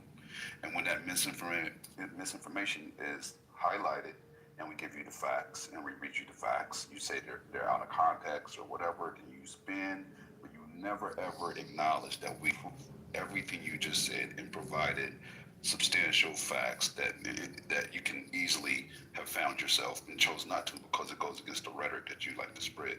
And that is the MAGA foundation, right? Just being a black MAGA by itself, right, is already, it's a contradiction, right? Like if you really read or listened, however you digested Project 2025, and you went to the DEI portion and you seen that they have the whole awakening. Are you familiar? Let me ask you this before I even start down this path. Are you familiar with the awakening inside of the Project 2025? Because it's a key theme that they keep going back over and alluding to. Are you familiar with that, Omar? Something about it, sir. Then you're not familiar with 2025 at all. That's a key component. It's the Great Awakening. Then there's different segments of that awakening, right? The woke culture warrior portion is what relates to the DEI portion, right? But there's other awakenings inside of 2025. That's why I can have the conversation with you. Like, you're not even well versed on your subject matter, and then you have an opinion on it, and then you make moves based on that opinion that's already ill-fated because it's not founded in truth, right? So when they talked about the DEI portion, they talked about being woke, right? Woke culture warriors, meaning they want to reinstate white culture. Like what Patty was alluding to earlier was 1,000% accurate. They feel, for whatever reason, displaced, disenfranchised. The minorities are taking over. We need to get them out. We need to reinstate white systemic power, right? That's what systemic racism is based on, right? It's them controlling the overall structure, right? So as a black man, black MAGA at that, if you were to have read, which obviously you didn't, but if you were to have read Project 2025, you started understanding what the awakening is, how could you align yourself with somebody that is trying to be culturally awoke, a culture warrior, and it's not your culture? Ain't for you, nigga. How the fuck could you align with that? That just shows the hypocrisy and the idiots that, and unfortunately the articulate idiots, because that's the dangerous portion, right? That's where TC got me initially. You know, he's so articulate that you think he's intelligent till you listen to him realize he's an idiot. I've never met an articulate idiot before him. I didn't even know that term existed, but now it does because I've met one, right? And that's where it gets dangerous. It's not rooted in fucking truth. And I don't want to grandstand, so I'll go on. I never once came on here and talked about Project 2025, but I'm more than welcome to learn, like I mentioned. Nobody never said you did. Well, he said he can't have a conversation with me about Project 2025 when I never actually tried to have a conversation with him. No, he said you said you have the book. You said you bought the whole book. Yeah, you said you bought the book. I listened. I have the book, but look. So then when you meet, how can you say you have the book and say you don't know about it? What the fuck? Because you must have a different version that talks about this this replacement of minorities. You saw that? I'm trying to figure out. You have a different version, and we all know there's only one version, but he's telling you, yours can't be the same as mine. So what you're saying, it's not in mine. The fact that he's never read his, but he's going to tell you. I posted all the chapters in the 420 chat. I mean, so I want to know, can you show me on your version where you have that replacement theory? What chapter is it? That's what we're at. You're talking about facts, right? You have a chance to prove that you're right now to everybody in this room, Gemini. So do it. I was talking to somebody. Say that last point again. I was talking to somebody. So you have a chance right now to point to this awakening theory and to the fact that they're going to replace people, white people, in Project 2025. Show us exactly where that's at. I want to learn. Okay, this is where it gets really interesting, right? If you have the book, why do you want me to read it for you? If you go to the DEI section, you can see them start to reference the woke culture warriors. And if you don't want to, hold on, let me get there. Hold up, let me finish. And if you want to take it a step further, you could just Google the woke culture warrior portion of the Project 2025, and it'll pull it up for you. I'm not going to spoon feed you and wipe your mouth, though, bro. Like, what we doing? Yeah, that's fine. I don't need to do all that. I just said you know the information since you are the subject matter expert of Project 2025. I thought you I don't misrepresent myself. Did anybody hear me say I was a subject matter expert? Did y'all hear me say that? Maybe. Clearly you're not now. But let me find out some more information and get back to you. Like a proud boy, stand back and stand by. See, you just want to win. You want to win, and you want to win for the wrong team.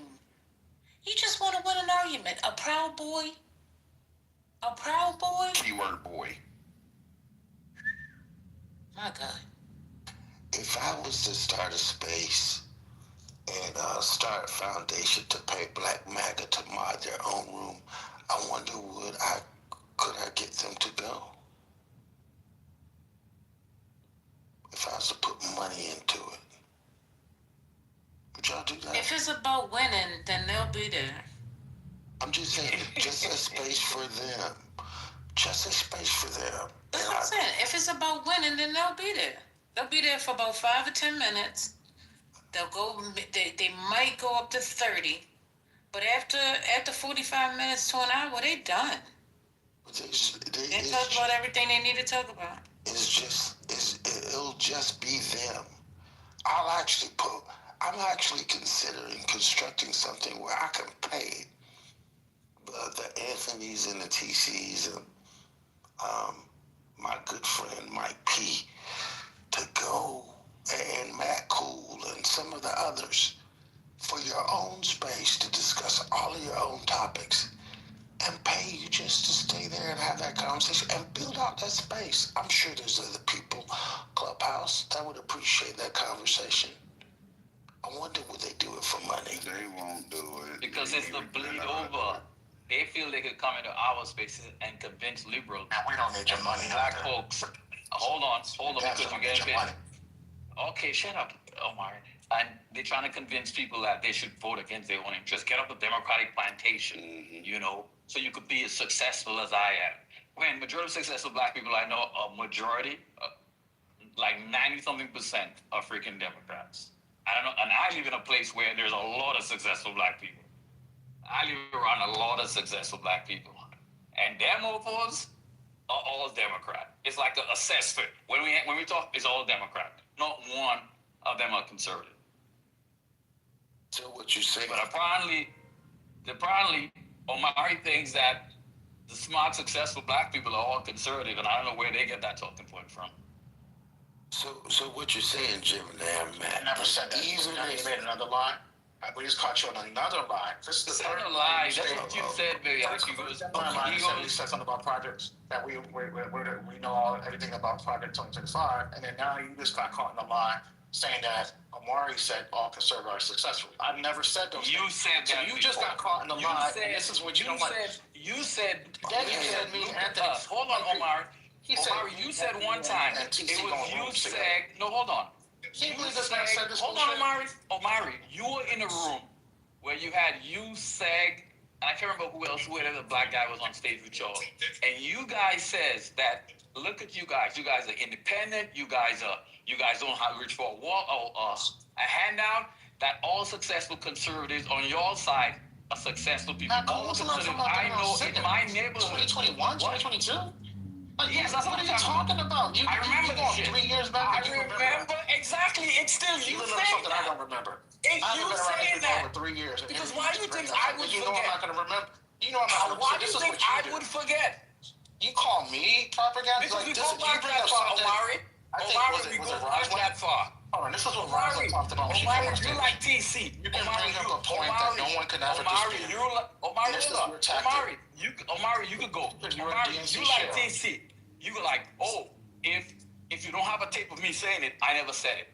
Or you did. Okay, so you know what, ML? Here, we can play this down.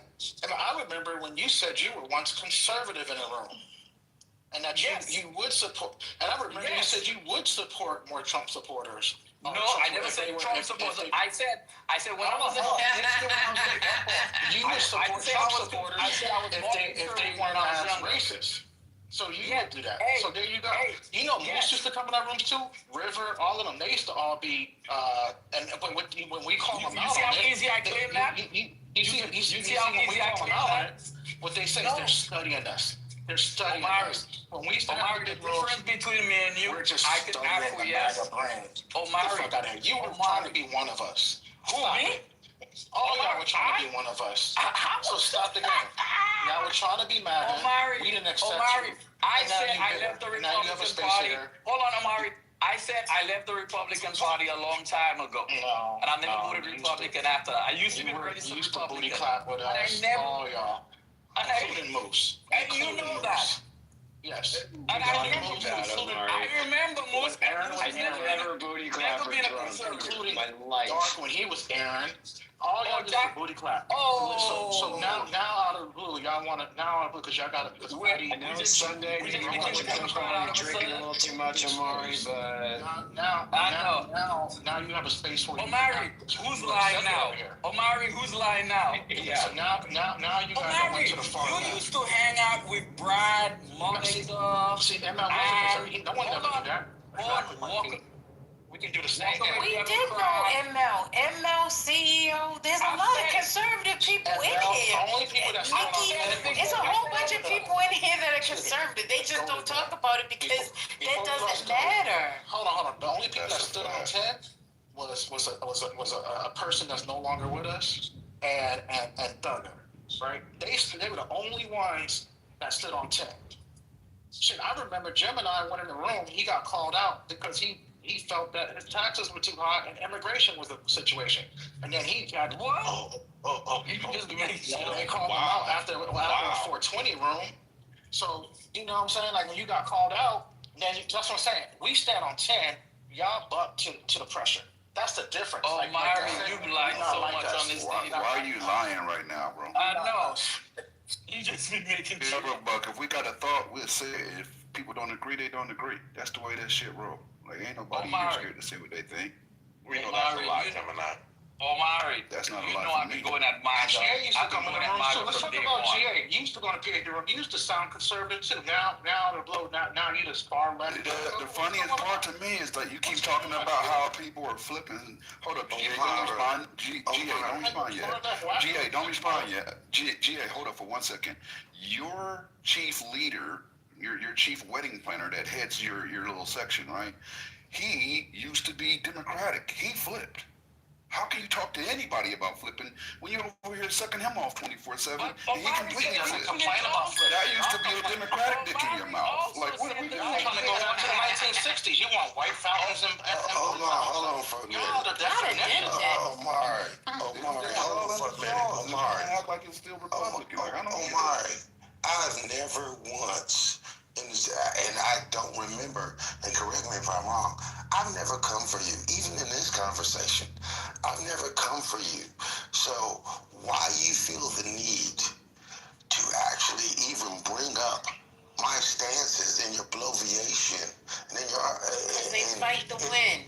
Why you even bring me up? No, hold up. Wait a minute. Let me talk to Omari for a minute. Omari, I don't come for you, man. I never have. My stances have never changed. I've never challenged yours. I may disagree with you, but I've never come for you. So why are you in this buffet of smacking people in the neck and accusing people of things? You need to leave me out of it, bro. Because I've never done anything to you or come for you. I disagree with you wholeheartedly, but I've never attacked you in any way, shape, or form that I can recall. And let me say emphatically, if I have attacked you personally, I apologize. Because that's not how I move. You haven't. No. Gemini, hear me clearly. Hear me. If I've ever attacked you personally, I'm going to apologize because that's who I am. I disagree with your philosophy, and I disagree with how you're going.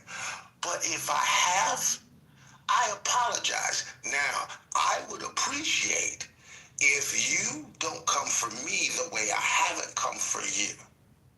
Can you do that for me, sir? We can do that. Look, all right. We good individual. But what you're not hearing and what you forgot is, for the last 40 minutes, you've been advocating to basically do the whole Dark Knight thing, which is you want us to walk onto the ice, and then you want us to either fall or drown, or what type of punishment do you want? And that's, you're including me in that. You don't have to say my name, but you're including me into that type of scenario. And I get it. You want us gone. That's fine. Look, I hear you loud and clear.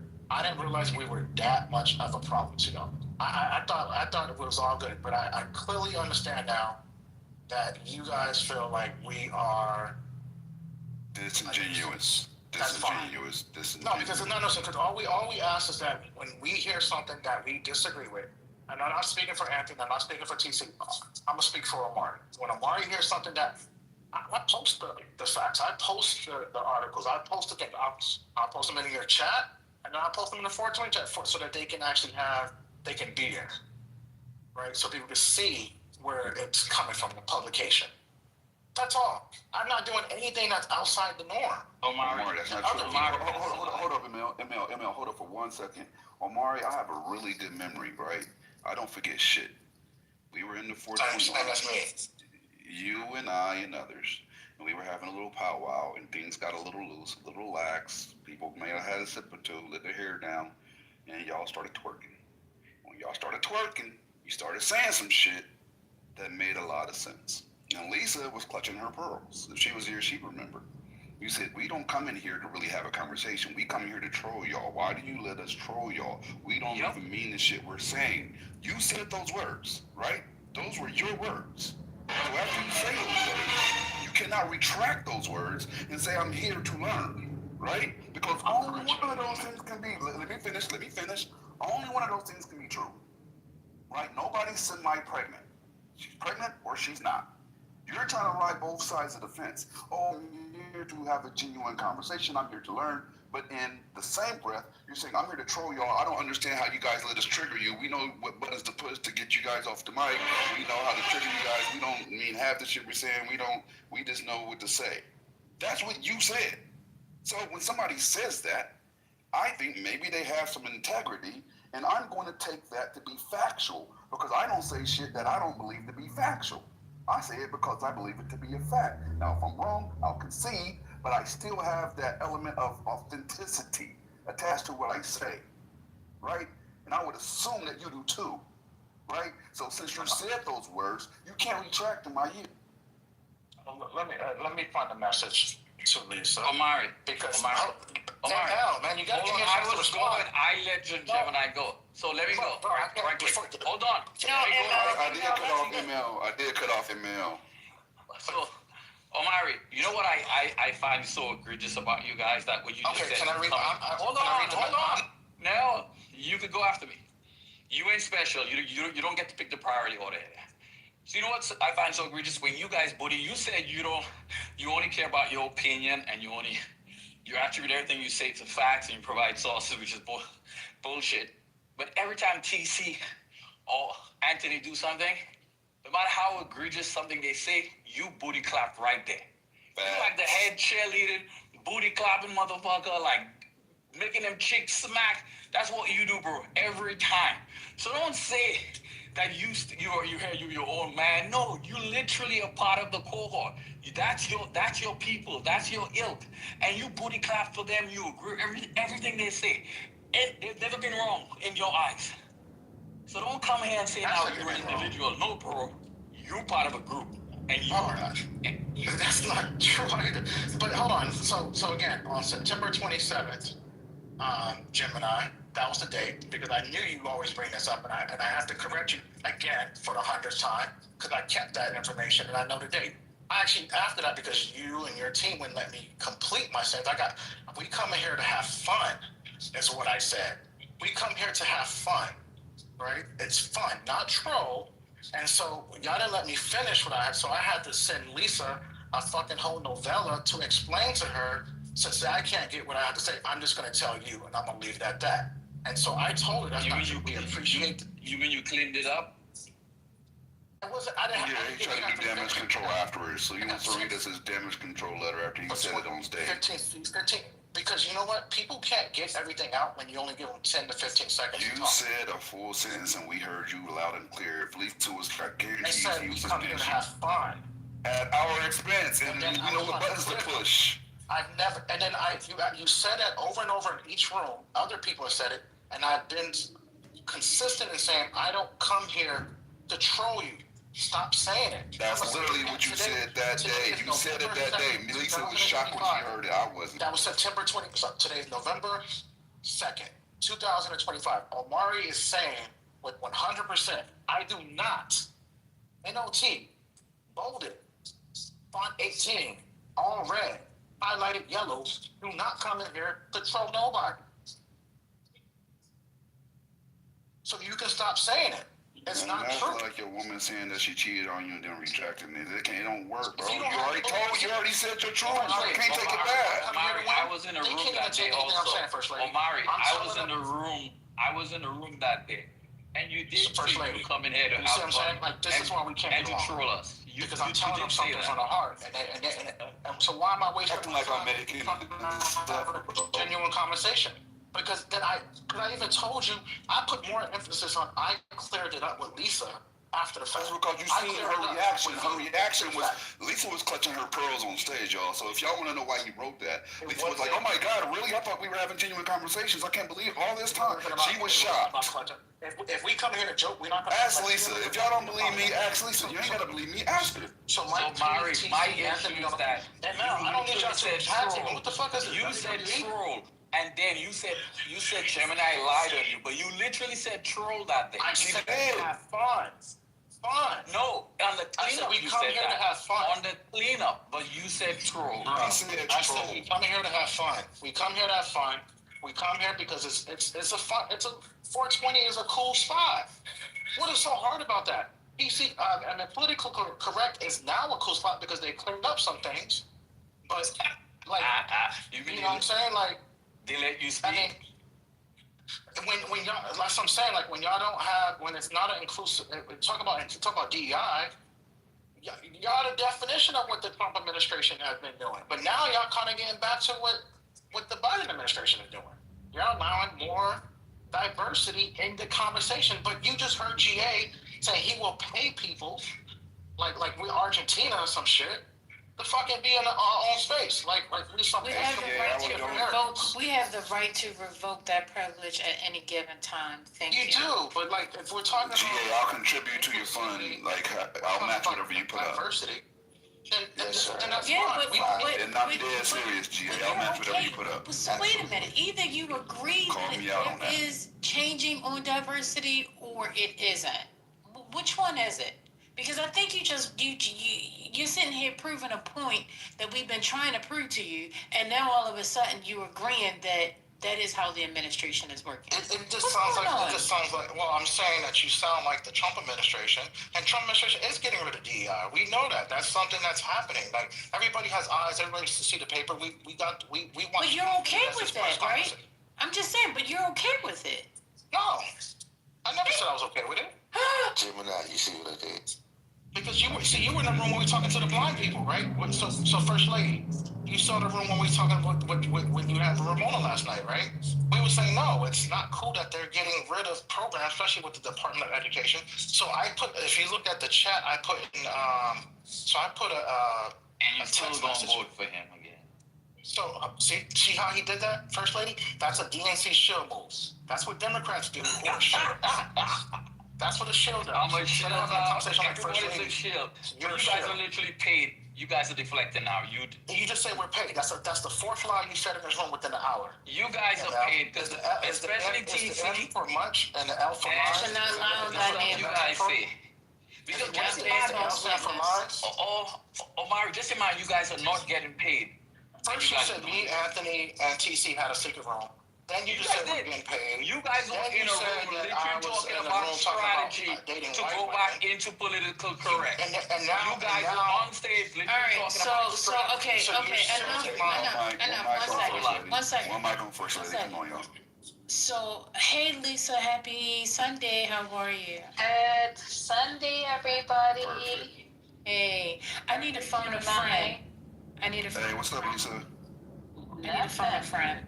Because I wasn't there back in September, but I've been informed that there was a conversation when you all were having a good old time, and people had kind of let their hair down, and a specific person happened to mention that they come into a space to troll.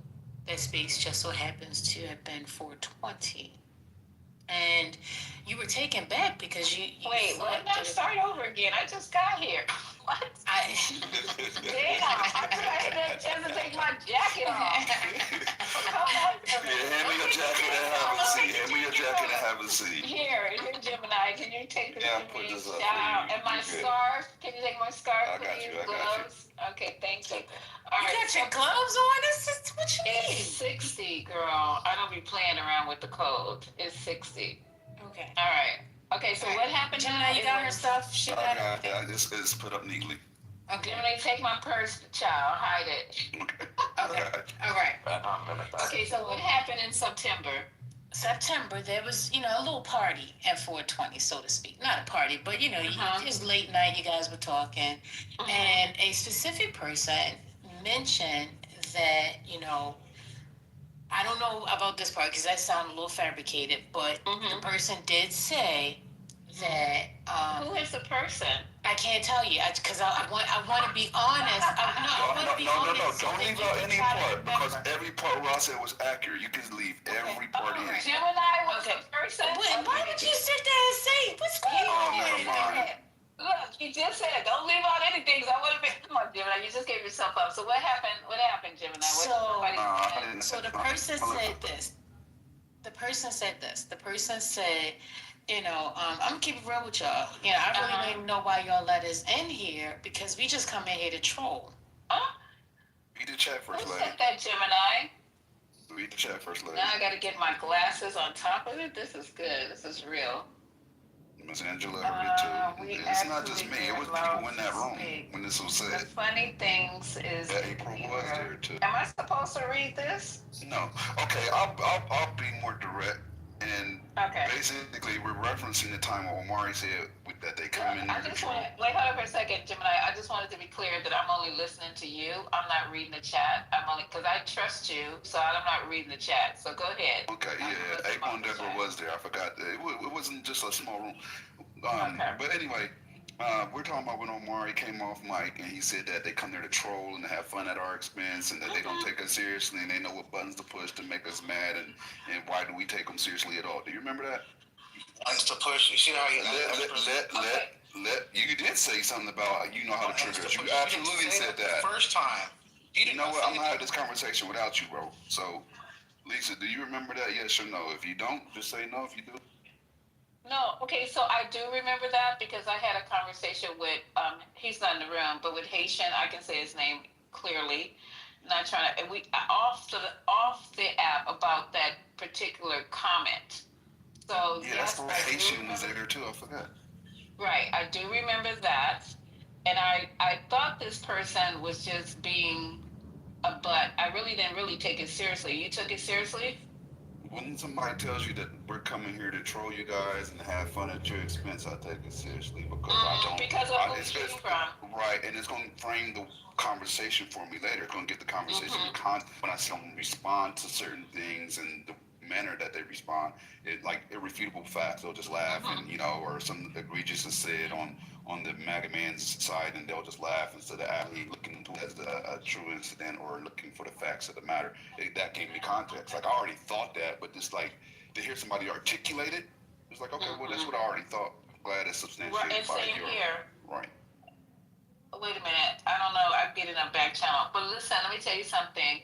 I don't know if you guys understood me, and I think most of you guys do, the ones who really know me that I communicate with off this app. With these people coming into 420, I don't know about politically correct. I know exactly who is who, even though I'm not always out waving the red flag. I know who's who. I know whose intentions are pure and whose intentions are not pure, regardless of how they present themselves, regardless of what they say. I know that. I work with people every day. So I just come in here and just let people be people, because this is not my life. This is not people that are important to me. So when they do the stuff like that, when he said it, Gemini, it didn't shock me. It just reinforced what I already thought in the back of my head. So, I mean, what are we talking about? We come in here and talk about politics. These people are not real people to me. They don't pay my rent. If I drop dead today, they would just keep on moving. They'll open up a room and say thoughts and prayers and keep on moving. Nobody cares about me. So why would I be in here trying to pretend like whatever is being said by the opposition, that I'm taking it to the point where it is affecting me. Is that what you guys are doing? Is that what's going on? No. Actually, GA has said, he would offer to pay them to run their own space. GA, you never offered me money. What's going on here? And so the conversation, kind of derived from that in regards to them not being serious. Earlier today, we had the Kamala book, and, some people had to leave because of some of the stuff that was being written in the chat. Not really. And it feels like people, are constantly trolling. So that's how we got to this whole conversation. I don't think it's trolling. I don't think it's trolling at all. I think the problem is that people don't want to hear it. I just want to be clear. I'm going to say one last thing. Mike is getting ready to say people don't want to hear the truth. Is that what you're getting ready to say, Mike? I think people don't want to hear objective conversation as it pertains to their side.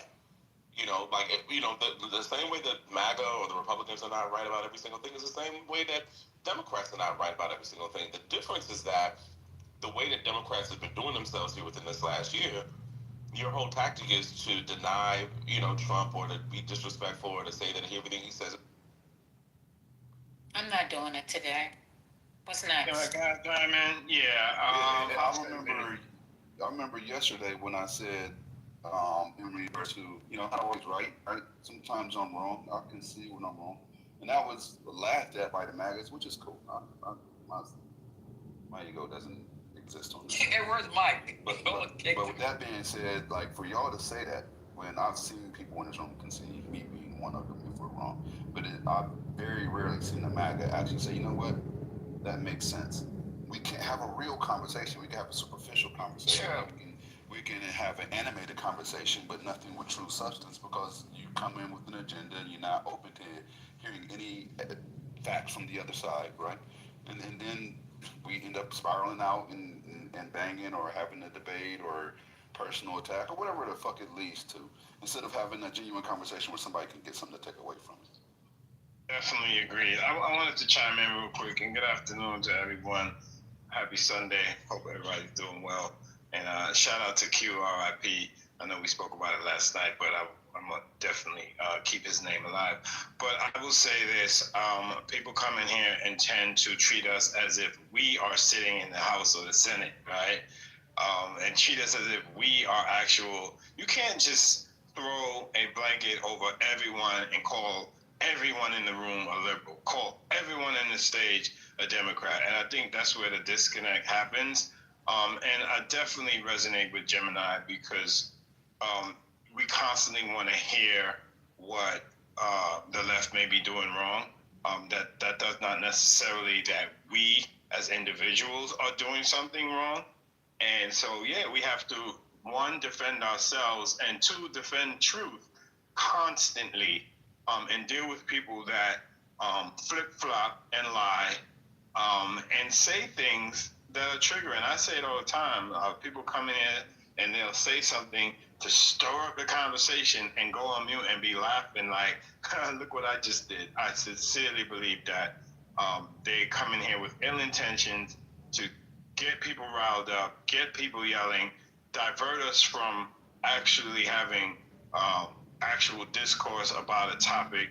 And sometimes we come in here and we actually have solutions and we want to help somebody, and here it's just like the devil, right? Well, to be honest, though, they do it on both sides, though. Because if the room, just say you don't have any MAGAs in the room at all, or anybody, I don't like saying MAGAs, because to me, they're all the same. If you're a Republican, you're a MAGA. If you're a MAGA, you're a Republican. But you have people, when you have rooms, and I do run rooms that have only Democrats in the rooms, we still have sometimes have the same outcomes. There are people on Clubhouse who are not, their intentions are not pure, regardless of what side they're on. So I don't want to just say, just because certain people are on the stage, try having a room with only Dems in it and see what kind of outcomes you have. They're not always 100% positive. You're not always community building. You're not always getting stuff done. So that would be a misnomer to say that. So I felt when having the MAGAs in the room, the discourse of what they're thinking and telling me what I can do better is not important to me. I was basically having the MAGAs in my space because I need to know what I don't like to say enemy. I have to think of a different word. What the other side is thinking.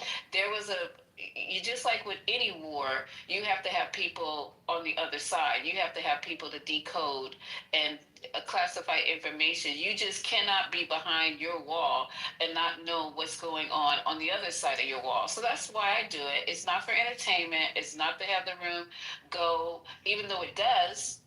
It does more than not, but I just like to hear what they're thinking every once in a while. And if I take it seriously, yeah, sometimes depending on what the topic is, I do. And other times, most of the times, I do not. It's just in there to say, oh, well, like, for example, Manfinity came in one time, just recently. He came in the room and he said the most outrageous thing. He said that Donald Trump is going to be president in 2028. And so I was like, how is that possible? And so he said what they were planning to do is have J.D. Vance run, and then Donald Trump is going to be on the ticket as VP. So that started the conversation. So we dissected it from there. So I thought it was all poppycock bullshit. And lo and behold, 2 days later, what's the unshaven guy, the fat guy, the unshaven guy? Come on, y'all. Y'all know what I'm talking about. Bannon.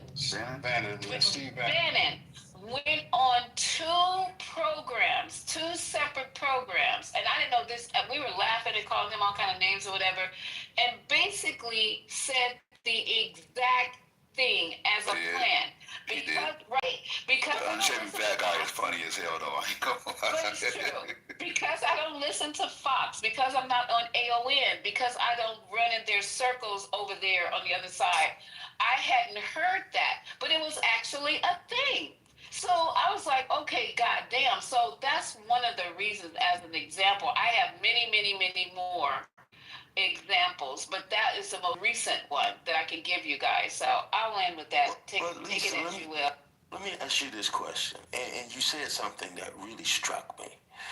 That probably hits at the core of why I said what I said, where I would actually develop a foundation. Hey, how you doing, Lisa? Great, babe. It's the core of why I said I would develop a foundation to have MAGA, Black MAGA, have its own spaces. Gunther, you said even when you have Democratic spaces, just all Dems in spaces, they don't all agree. And the thing that I consistently see that turns in these rooms, we don't really ever have a chance to have a conversation, because I think Democrats come in all flavors and shades. I think you have Democrats, you have independents, you have, like I've said a million times, you have liberal Republicans and liberal Democrats. You have conservative Republicans, conservative Democrats. The people that would all be Harris voters, we don't ever have an opportunity to have a conversation amongst us to get on the same page, because you have, just like today when Patty actually literally read from the actual book, we couldn't have a conversation to talk about DEI because you had people over here that couldn't. You had the Black MAGAs coming in here disputing what the definition was. And this is the core of what I'm getting to. I fully respect the fact and what you said. Yeah, we need to know what they're thinking, but we can go over to their space to hear what they're thinking. We don't ever get to have a conversation so we can get on the same page and we can agree the messaging should be.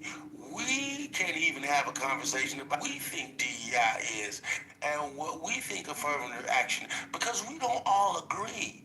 And we can't ever have a constructive conversation amongst us, because we always have MAGAs coming into space saying Donald Trump is sent from God and his shit don't stink. We don't even want to have that conversation. Can we just get on the same page to actually have a conversation about the midterms? That's my own. I have a suggestion. Could I ask them, do you want to just ban them? I don't know, for my space, I have to think about it, but do you just not want them on stage? They could be in the space, but they don't have to be on stage, because we were talking about the midterms in my Facebook group, and I'm afraid, but we're not talking about it on Clubhouse. So moving forward, to be able to get where you want us, or you feel that we could be most valuable in creating community and talking and getting things done, how do you see the rooms? Or how would you like to see the rooms? Let me get a suggestion. Can we have building blocks, right? Like, let's say, and it doesn't need to be a long time, maybe an hour, what we call it, which is a dim building block, right? Where we exclusively hear from each other, solution-oriented conversation, right? And the MAGAs be present, they can even be on stage. If they interrupt, then we shoot them. That's it. They can sit in the group. They can talk and then chat if they want. And then outside of that, we just have regular conversation, because I think without their input, the room is going to get very dull with us just doing them building blocks. I really believe that. I think we need to hear other voices. I think they contribute to the conversation in the weirdest way, but they do. But you just said, Gemini, they said they were being disingenuous. Absolutely. I just disregard it. That just doesn't impact me. Oh, okay. Yeah, right. You're right. That's why I mean, whatever they say to me, you know, I know the truth. I know the facts. And then somebody will say to me, oh, well, you got people in the room who hear this, and then they will be influenced to maybe go. I said, now, wait a minute now. All the people in the room, we've been talking about politics. This is a political room. If you've been coming in this room for any length of time, and you have any type of age or stability and education or whatever, you are that fragile at this point in the game. When we've been talking about it for 2 years, where have you been? Right. Every aspect of this political process and all of it. The 2020, 2025 and the what is it? Sorry, the age. I'm sorry, I haven't had food yet. Not the humanitarian. What is the other one? Come on, y'all. Why y'all send me okay, well, anyway, the two organizations that are now running the White House, if you don't understand what's going on right now, and you let somebody name Infinity, the Heritage Foundation. Thank you, baby. Inflict you, then we got a problem. We more fucked up than we thought we were at this point in time. This point. So okay. If you're that mentally fragile, and I hate to do this, but I'm just gonna be real. Like, if you could be radicalized on Clubhouse, good riddance. Like Darwin theory, you know what I mean? Like, we don't need somebody that's that weak-minded. And if you're able to be somebody on stage can make you go towards MAGA, then please go. Please do that. That means that already resonated with you in a certain way, but you're just that fucking dumb. Like, why would we be concerned with that? It's more about interrupting conversation when we're trying to build and just throwing out bullshit in conversation. I think that's what GA is referencing. You know, I'm all for people, believing in being positive and trying to see a different way of life. I'm all for that. But at the same time, I can't ignore history.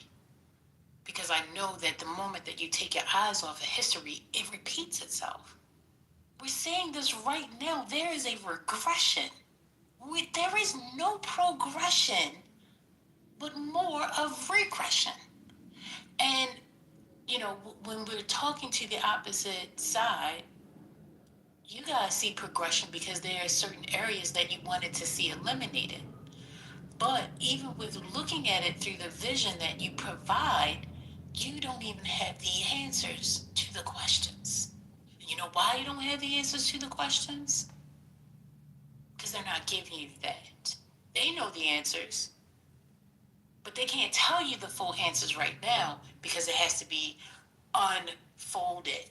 Just like how Project 2025 was unfolded for months. Oh, you guys are crazy. You guys are crazy. You guys are crazy. You guys are crazy. That's not happening. That's not a thing. That's not a thing.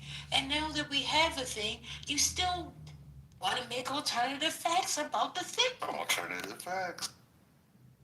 You know what, Mike? You put in the chat, we're a Democrat, no problem. I done cussed Democrats out up here. So I don't know what you're talking about. You say something stupid, when you say something stupid, and like, okay, so we're not gonna call y'all stupid. If we're having a conversation and you can't add to the conversation and it's a bunch of bullshit, and even if you don't understand and you don't freaking, it's like, I don't know. Yeah, but that's not what it is, because number one, and I don't have any issue with you, Patty, but the thing is that you guys have, because, you know, if you think that we're defending Donald Trump, then you guys already have an inherent or implicit bias.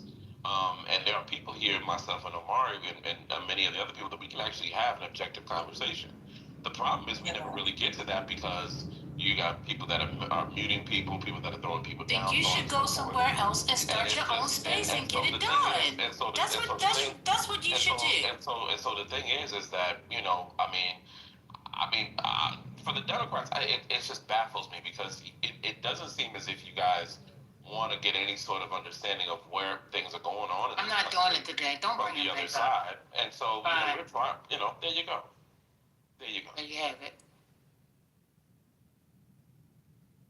No, for me, it's somehow, I don't know if I'm pre-programmed. Every time I hear MAGA talk that weird shit, I hear like doo doo doo doo doo doo doo doo doo in the background of it. Like, that's just how I hear it. So it doesn't, there's no way I could take it seriously or it can impact me, because I know it's just bullshit. It doesn't faze me. Now, I don't know if it impacts others, but Omari doesn't talk like that. Omari doesn't talk like how Mike P does. No, he doesn't. Mike P comes in with all this language that's just filled with, He talks about nothing. Yeah, ready to fight. Like, always looking for a fight. He's always looking to spark something. And it's like, why? Like, if you're so happy, then why doesn't that actually show? You always talking about somebody mistreating you, but instead of taking the mirror to see how we got there and how it progressed, you want to come the other people for your downfalls, for your ignorance. But you can't take the moment to take a reflection and look at yourself. Can I just say something? Like, and don't nobody hate. I'm sorry. Let me not say that. Everybody. Go ahead and mute up, First Lady. Go ahead and mute up. Not everybody hates Trump or thinks that you were just Trump supporters. It's just the fact that when facts are spoken, instead of you being able to see that, we see that you're constantly drawn to protecting him. So I don't want that to be confused as hate. There are some people that do hate him, but when people are having conversations, not everybody's coming from that mindset. Thank you. So I just want to say something. So for Lisa, again, I apologize if you felt like, hey, at that one time, I don't come here room to troll. I don't play with Patty. Again, I don't play with you, First Lady. Even Gemini, I thought you were a pretty stand-up guy, but then you made some statements. Maybe that's what you heard. But hey, that's all. Never called you out your name. I'm just going off of your words. When you say something, like if I was to say some things, you'd be like, okay, well, Gemini said that. I'll take it seriously. If you say certain things, I'm on the same page. You don't hear me disrespecting you, calling you out your name, belittling you. I don't move that way unless I really got a problem with a person. I don't have a problem with you. But you also understand that we take a lot of punishment. We take a lot of punishment from you. It doesn't mean that we want to run away from the room. It doesn't mean that, you know what I'm saying, like, hey, I get it. There's people that come in your spaces that are on your side. Their goal is to try so hard to shame us where we don't ever want to step in here again. That's not going to work. I'm just going to... When you say your goal, who are you referencing? I mean, there's people, not you guys on the stage, but there's people in the chat that would say lies, make up things, call you the worst things that you would think, shit, enemy. Omari, then you have to consider the sources. I mean, people that come in here just to belittle you and call you names, that goes on both sides. You just have to consider the source. Okay? Have you call them? I definitely called him dumb a lot of times, yeah. I just want to finish this, if I can just get... Oh, I'm sorry. I didn't mean to step on you. Like, go ahead. Calm down. Amari, you're starting to sound jittery. Relax. It's okay. No, because this is like the 18th time that I've been accused of just coming here to derail, that I have an agenda, that I get paid by, I don't know, some group, and it's far from the truth. I enjoy these rooms. It's fun, like I said. But you know, it is what it is, bro. It sounds like people want us out of here, and I think that's if Patty and Lisa, y'all don't want us in the room, then just tell us. Like, man, it is what it is at this point. Hey, Omari, you just gotta take things a certain way because, listen, bro, if you're having a debate and it's a heavy debate and it has consequences, with what's going on right now, you just gotta, bro, you either gotta just take it or just don't be around, because if this is what hurts you, then I kind of feel sorry for you, brother, to be honest with you, because I'll tell you a situation. You know, a couple of days ago, there was a statement made on Twitter, X, about Barack Obama, and it was laughable because it was like the statement that was made, right, was about like freedom of speech or whatever, and it kind of like a flip on his head because it, you know, what they accused Barack Obama of doing and saying exactly what Trump is saying, right? And then, so I said that on Twitter, and then of course when they posted the video, exactly what I said is exactly what he said inside the video. But you know, everybody just called me stupid. Even after posting the video, the person posting the video called me stupid and I'm a libtard and all this other stuff like that. I laugh and I chuckle. I'm just like, okay, you can't take everything serious. If you do, then bruh, just have a heart attack. I'm just keeping it real. Just have a heart attack, because you're not going to be able to live if this is going to get you upset. If this is what's going to get you down, maybe take what people are saying, think about it. If you change your mind about what you thought before, then change your mind. If you don't, you don't. That's all. Like, you don't have to like cry about it. To be honest with you, you don't. I'm not crying, bro. That's not a serious conversation. That's all. Hey, to that point, not to be insensitive, but like, I mean, with Charlie Kirk, man, like that dude got popped. Like you said, consequences. I'm agreeing with you. I mean, like in real life, you gotta have to stand on your word. There are people to kill you on that MAGA shit. You coming to the hood with that, man, and I think somebody made a comment earlier that if it went down, man, you ain't coming with us. So you just gotta be willing to stand 10 toes down on what you're talking about, because it's real out here. People don't be playing that shit. You come in there as a black person talking that Donald Trump shit. When I'm from, you get your ass killed with that stuff. Just like Daryl, where you from? Don't say killed. Where you from, Daryl? Dallas, Texas. Okay. I'm gonna have to land where I'm at. I'm in LA, right? Okay, right on. I can tell you right now, Omari's out here. He know good and well he can't walk around in a MAGA hat. Ask him. Ask him what happened if he walk around LA in a MAGA hat. He get his ass knocked clean the fuck out immediately. All right, let me just put some truth to the matter. So last night, Amari, you know, we were having a conversation about January 6th. We weren't really even having a conversation about January 6th. Deborah made a comment about it, and then we started talking about it.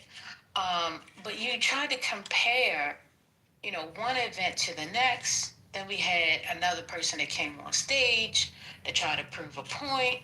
We found out, you know, those facts were alternative, and it was twisted, and it was rooted in something that was completely different. And I'm trying to give you an example or a pointed example as into where the frustration comes from. Do you remember that conversation last night? Oh, yeah, I remember clearly. And, you know, you weren't able to receive that. You still want to compare that event to the summer of love? Yeah. The year before? Marshall was in the room. That's when Marshall was talking. I remember that. He just popped in on us. Yeah. So, you know, like, and so today you would still argue the same point. So it doesn't go anywhere. The conversation, because you're not receiving any additional information that actually challenges what you're saying. You still hold to what you believe. So for me, I'm just like, well, what's the use of us having a conversation if we never going to be able to see eye to eye? But can I just rewind a little bit? So in that same conversation, I said it was absolutely wrong what happened on January 6th, and everybody deserved what they got, right? Only thing I was trying to point out is there were people that I knew how they framed January 6th for them, and I was just trying to give you that other side of it. And I think that was missed in the conversation. Was you only hear what what everybody was saying, but there are people on a completely different planet who were saying January 6th to them was different. Their worldview of January 6th. That's all. I wasn't trying to booty clap for anybody, so I hope that helped. I'm not saying, did I say anything about clapping the booty? No. But what I'm saying is, like, I wasn't agreeing with you. That's the problem. Situation. We were on the same page. Right, but you bring it up. Side of it.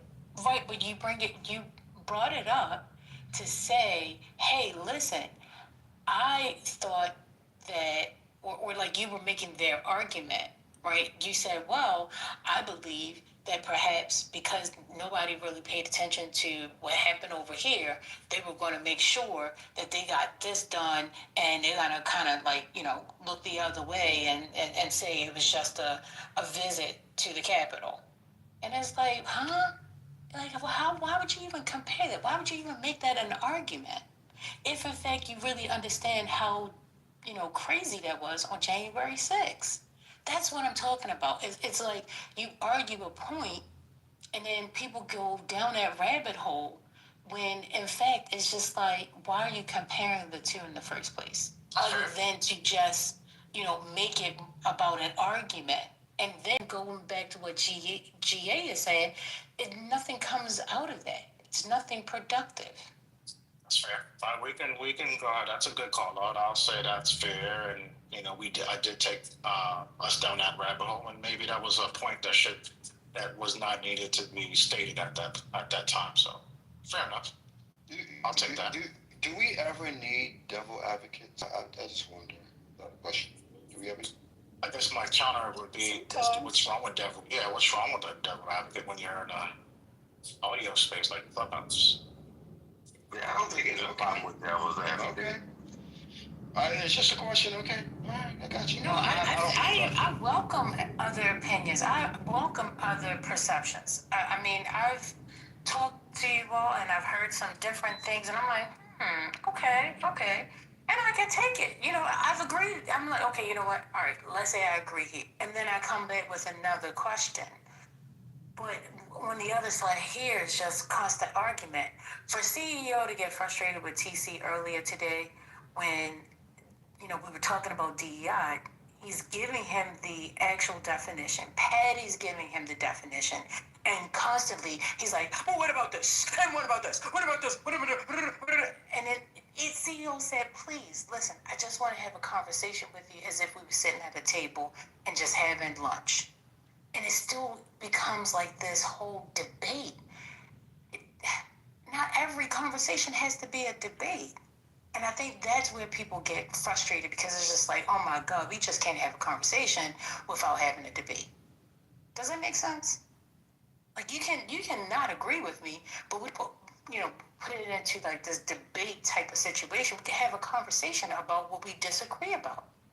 Fine, you can ask your question. Has there been time, or anyone on the stage, this question could be to anyone, has there been a time where you agreed with Anthony or TC where where they had made a statement and you kind of said, you know what, I can see that, and you've actually gave them their flowers? Me and Anthony have agreed on a couple of things in different spaces, not in this room. We've agreed on a couple of things. I get along with Anthony. I talk to Anthony on the phone. I've agreed with Anthony. I've agreed with you. Maybe I'm not the person you should be asking the question. I can't say that I've ever agreed with TC about anything. I can't say that honestly.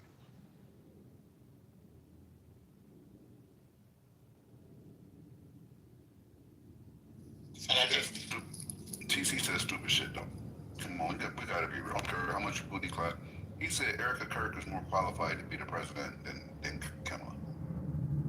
He said the vice president isn't elected. He just says random stupid shit. And then once he get caught and backed into the corner, then he starts pivoting, and then, okay, yeah, I said this. It's like, no, that's not what you said, but okay, go with it. But then the very next day you can go back to I guess that's the frustrating part. That's why ML taped him when he said exactly. That's the only way to pin him.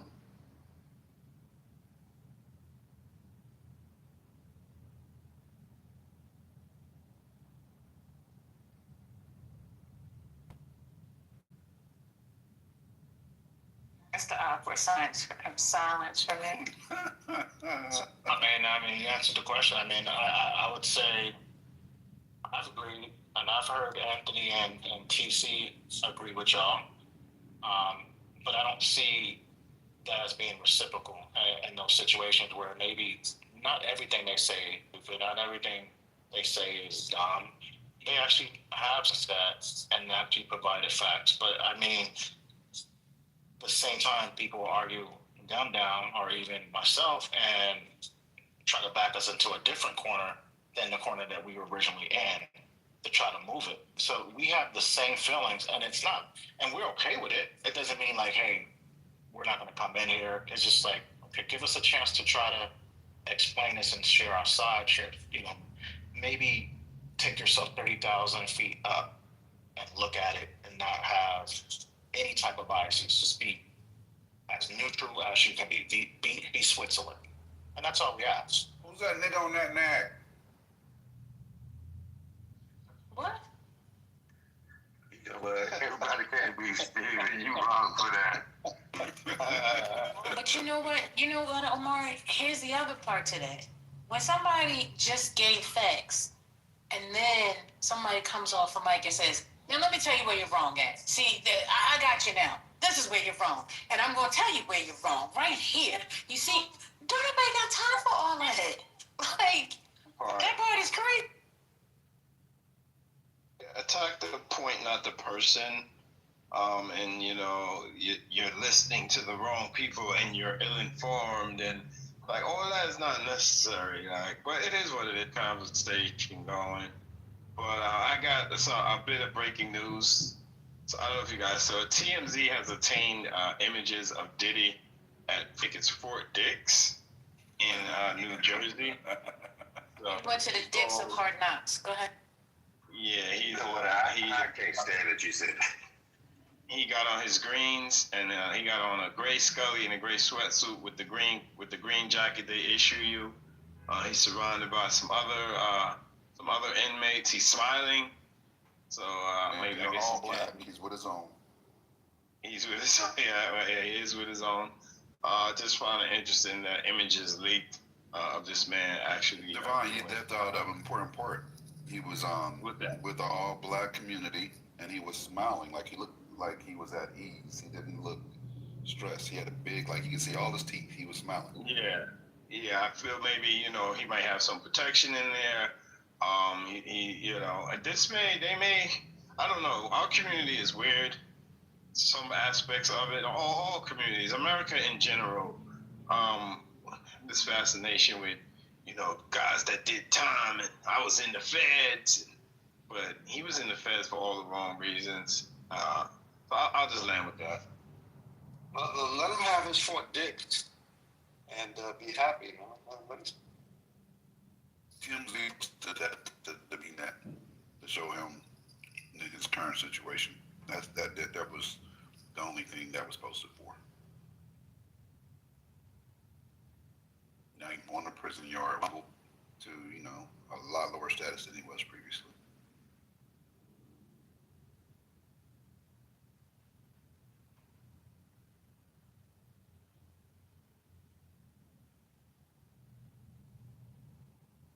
What up, bro?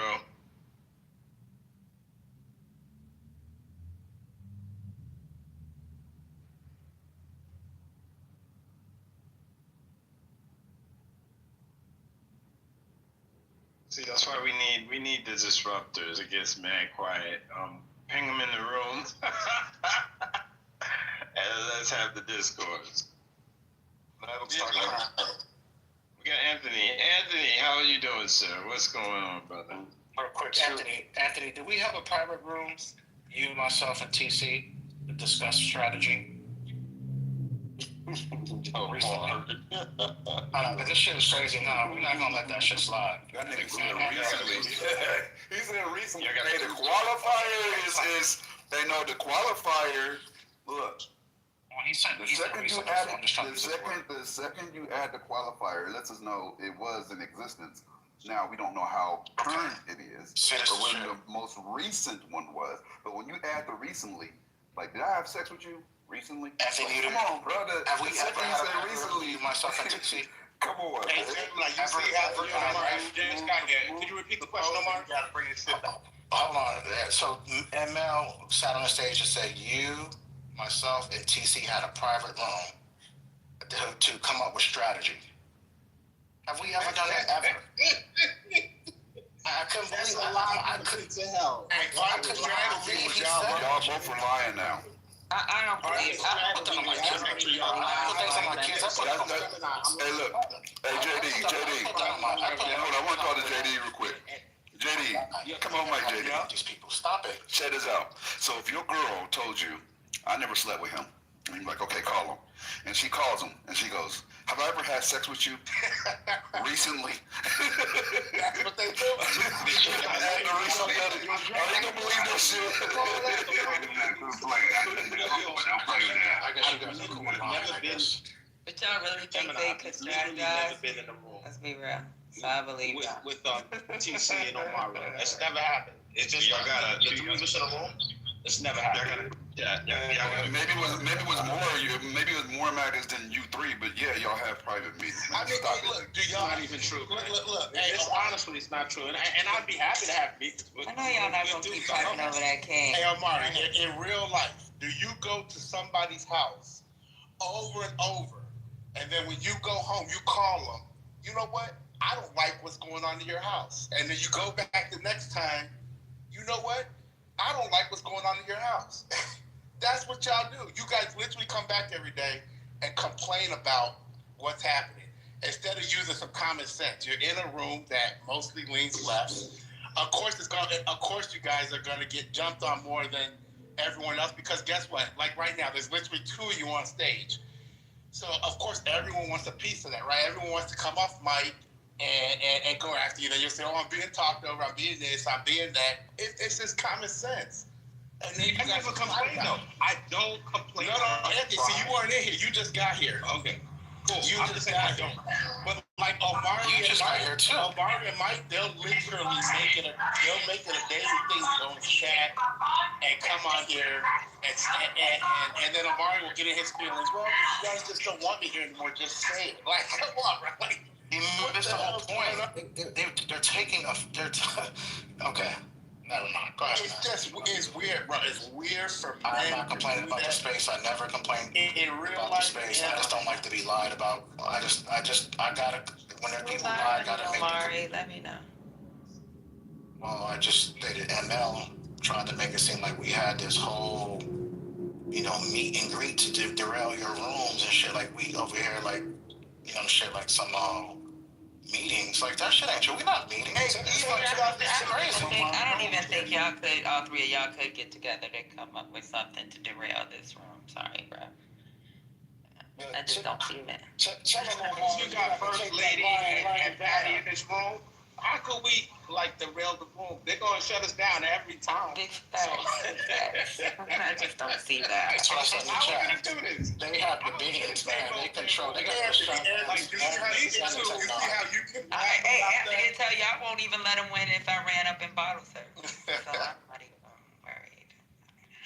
Hey, but you see how Anthony can come in here and just laugh about it? Omari, you and Mike, you guys will literally start a whole conversation about it. It's like, what the fuck? It's like, come on, bro, this is weak. Anthony has a lot of practice. I've been around Anthony. He likes to play the antagonist in all the rooms, not just this room. That's just what the fuck he does. He goes into different rooms and has the whole room against him, and he's used to that shit. So he's more battle tested, in my opinion, than the others. TC would be the next one in line. Like Anthony and TC neck and neck. TC goes in the larger spaces. TC's got to be right no matter what. At least Anthony. Yeah, that's true. That's true. There's no bending. See, Anthony concede. That's true. I'll give you that. TC's just not smart. That's really what it is. You know the dumbest one to me is but he's still entertaining is Manfinity. It's like there's no substance. This like when you ask him, have you looked this up or no? Can you post the link? Like he doesn't have a clue, but you know. Hey, I will tell you, Manfinity will cry harder than Omari. Manfinity will let you go on Lisa's back channel. Lisa. Well, here's a joke. Lisa, you see what they're doing to me right now? He do it on stage. He don't even do it in the back channel sometimes. He just do it live, JD. No, but I like Patty. Control your mind, Lisa. Control your mind. Patty said he's a articulate dummy, something like that nature. When I almost fell on articulate idiot. That's the word for the TC. That's my word I've coined for TC. He is an articulate idiot.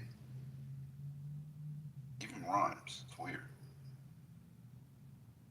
And you can't really have an honest conversation with TC because I still have never met someone who was a diehard, least left-leaning Democrat or whatever the hell he was, and then in an instant, I'm at him. How can you trust that? Where does that shit happen?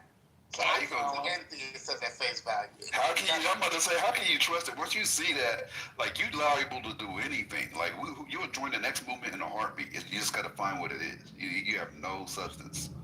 Like how much time you want to say? Well, yesterday you was just on the opposing side. Like what? Right. Like your core beliefs don't exist because you can swing from one side completely to the other.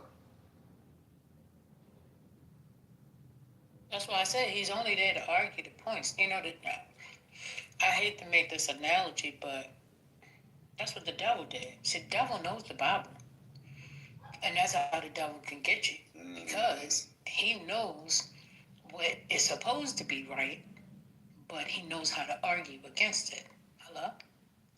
I ain't calling the man the devil, though. I'm not calling him that. Don't y'all say that. Oh, First Lady called TC the devil. But there is a strong correlation. I don't know. It kind of sounds like you was calling him Beelzebub. Yeah.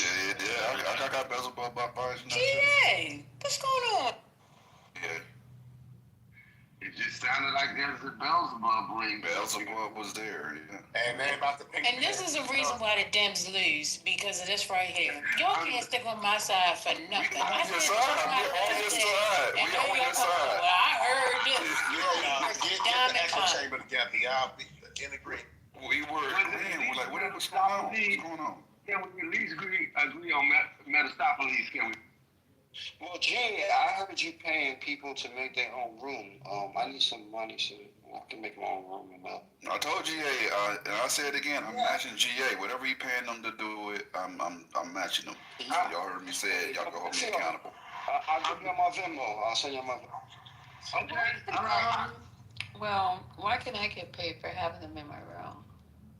Well, because you're not a black MAGA, Lisa. That's why. Well, she did convert. Okay, I have a witness. I crossed over 2 days ago. Right, JD? Yes, you was like There's me, JD, and you. We all did it. Right, so how come I can get compensated? No. See, a double agent don't count. And plus, you're not trying to shoot. You got to go through, and you got to cross the line. Come on, you're not gonna support a them that's MAGA grifting. You got to support that. I can't. See, that's an accomplish the purpose. I want them to have their own space so they don't feel like they have to come in Democratic and cry like my family. Yeah, I'm gonna give them their own space. Just pay me. But see, GA, this is where you and I disagree. I think they play a role in the conversation. I don't like an echo chamber, right? That's one of the reasons I frequent the spaces I frequent, because I can't hear alternative views, even if they're not listening to mine. That's fine.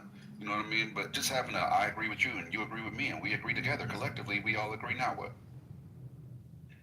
That gets old, man. Here's where I think it's important is I don't think that we all agree. That's the point. We can all agree. No, but our differences are going to be so much more minute than if it's someone that's from the opposing party. Like, there's always going to be nuance inside of the party. I get that. Or even if we're left-leaning and not in the party, it's still going to be nuances, right? It's going to be some that are more progressive, some that are more conservative, even though they're all Dems, right? But when you have somebody that's completely on the other side of the spectrum, that's going to add a different aspect to the conversation. It's just that it's getting to be disruptive. I think that's the pushback. I'm not trying to speak for everybody. Y'all can correct me, but that's my viewpoint. Well, here's my point. I think the minor differences and the nuances are the reason why we can't get collective, respective messages. And until we fix that, it doesn't matter how many of them we prove wrong, we are still going to be woefully unequipped to win any election. Until we have the space to actually talk about those nuanced things. And I think that we need to do that in a constructive space. Now, I'm not saying they can't come in. That's not what I'm saying. But I'm saying when they want to get off this thing about their rhetoric, they need somewhere productive to do that. I'm not saying Democrats will come into that space so they can have their whoa and their woo-woo. I'm not saying that. All I'm saying is them being, and I got to say it for Sister Soldier because she's been saying it for forever, the irony of actually codifying DEI to be included into spaces that aren't theirs is hilarious to me. And I'm saying, hey, go have your own space so you can talk about all the things that are important. And when you want to come back and see what we're thinking, come back and see what we're thinking. But don't let this be your house where you get your mail at. Just come and visit. Let this be the Airbnb. But you don't have to live here. Let's give you another place to live. That's all I'm saying. But from what I understand, and Patty, you can correct, this is your room. I'm not trying to say this is the way that the room works, but this is my understanding of the room. I think that different viewpoints are welcome as long as they're not disruptive, and that's the purpose of the space. I don't think it's strictly a democratic space. I think it's open to different viewpoints, and that's what makes it pop. I think if it's strictly just Democrats, that's it. That's all we want to hear. I don't think it would be as successful as it is now, personally. I agree. Gia, you want to give your money to MAGA when there's all these people about to go hungry? And they're the ones. Patty, is that accurate and inaccurate? I'm interested in hearing your viewpoint. It's your room. All right.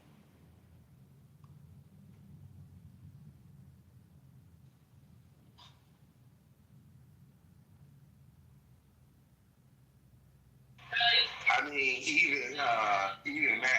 even Mike Pence says he's a Democratic person. I'm not saying that it's only Democratic, but I hear your point, Gemini. I just think that it's just like anything and I hear yours. I don't want you to think you already know I fuck with you, Jay. I'm not saying I don't hear your point. Yeah. That's why I suggest it's a dim building block, right? Where it's just space where that's all it is. If that's a concern, then allocate a time period strictly to be a dim building block space. And build. And then reopen the space to everybody collectively. As far as I like that idea. I like that idea. I like that a lot. And we had a respectfully, we're not trying to tell you what to do with your room. We just spit an idea. Just let us know when we can join. If that's the idea, Patty, First Lady, Lisa. But I'm going to respect whatever decision y'all make. One, I have no choice, but two, because I respect y'all. If there's a spot where there's gonna be a room where y'all want us to come in and we're welcome, we'll be there. If there's a spot where y'all just want to talk amongst yourselves, hey, look at his speaking for all of them. We'll be there because we don't want to force our presence on anyone. Anthony, does he speak for you too? He keeps saying we. Anthony, I'm sure Anthony probably feels the same. We're not here.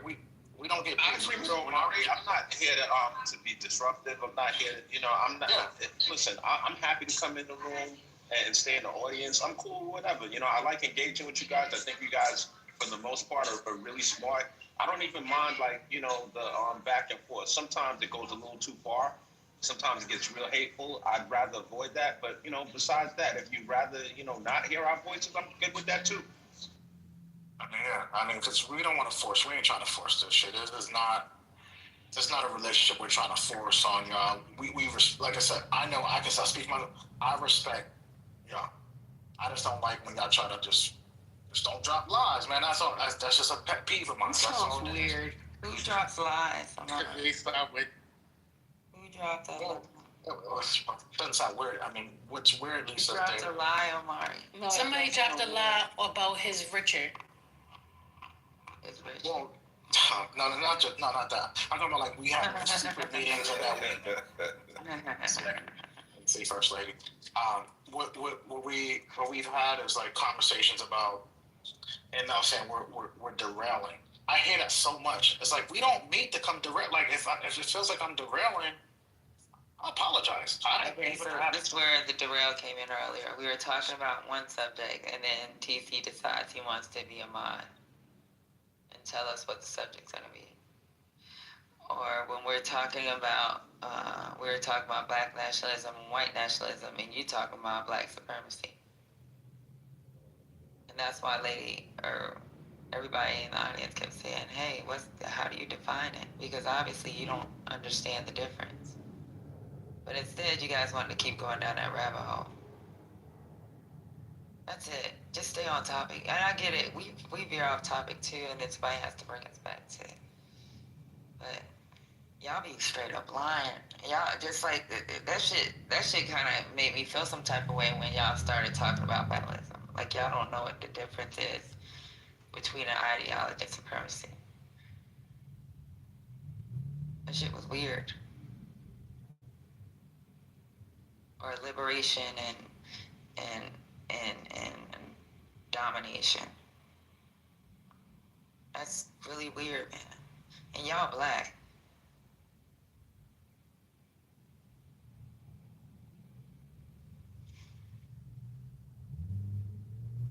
And for the record, this space is shared between Patty, myself, and Reformed. So, at the end of the day, if you read the guidelines, they're there. We don't mind having a conversation. But, you know me, I'm not going to allow somebody to redirect me because it's going to be a problem. And so we're going to keep the conversation going and flowing. Is there something new going on? Oh, let me tell you. Trump said no negotiation. Okay? He said, get out my face. I'm not negotiating with y'all.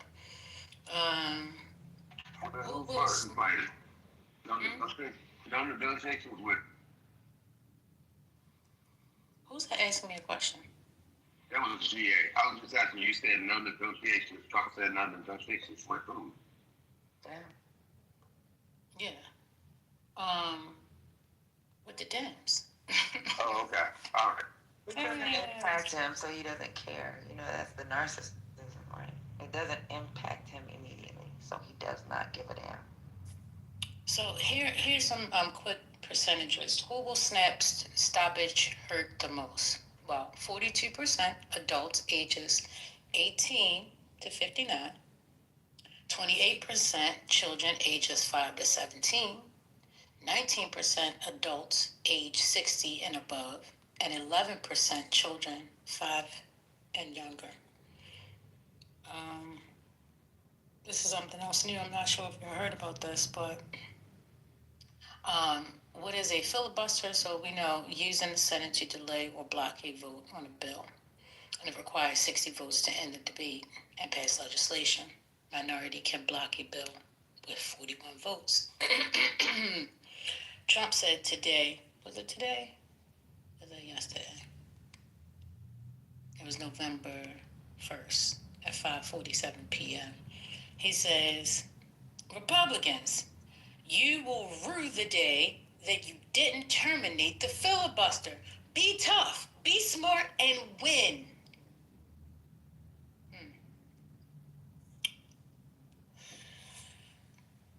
Y'all okay with that?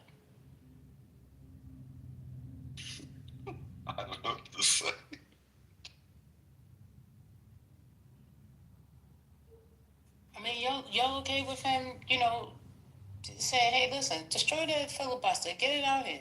Let's veto it out. And then we can get this government back open. But then that's what's gonna, when it's the Democrats' turn, it's gonna be bad because they don't want that. I don't think Republicans are gonna do that. That's why they haven't done it yet. Yeah, that's why I'm laughing, because he acted as if, Republicans will stay in office forever, especially after this. I wonder, I really do wonder, honestly, does he understand the back and forthness of Congress, like how, when one party is in office, the opposing party usually comes into office in the next midterm election. Does he understand that concept? I don't think he does. He hasn't been in politics long enough to understand it. Never served in Congress, so he doesn't understand it. None of that. He's never operated in any of those places. So he doesn't conceptualize the organizational intricacies of how that works. If he did, he wouldn't have suggested removing the filibuster.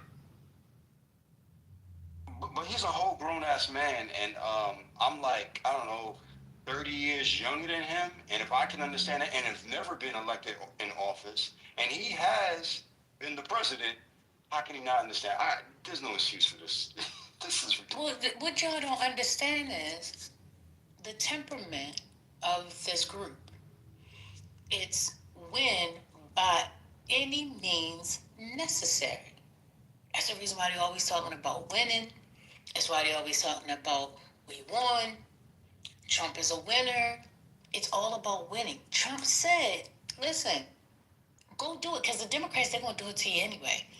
Creating this, fear. They haven't done it all these years. Has it even been brought up before? First Lady, can I ask you a question, though? Like, do you have a problem with the win by any means necessary mentality, or the fact that we're not applying it as much on our side? Like what's your thoughts on it? Me personally, I play to win with honesty, integrity, and truth. That's me.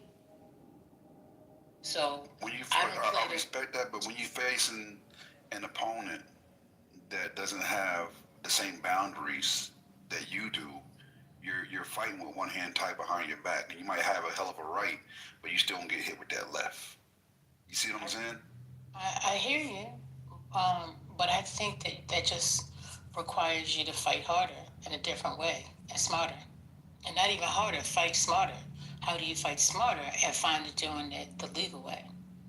That's the thing. One thing I've noticed, right, is there really like he has loophole lawyers, right, where they're not going through the traditional paths. They're looking for the outer perimeter of legal, right? Like they're trying to stay legal, adjacent legal-ish. Well, you know what? It don't really matter because I have immunity anyway. Fuck it. Is that a real phrase?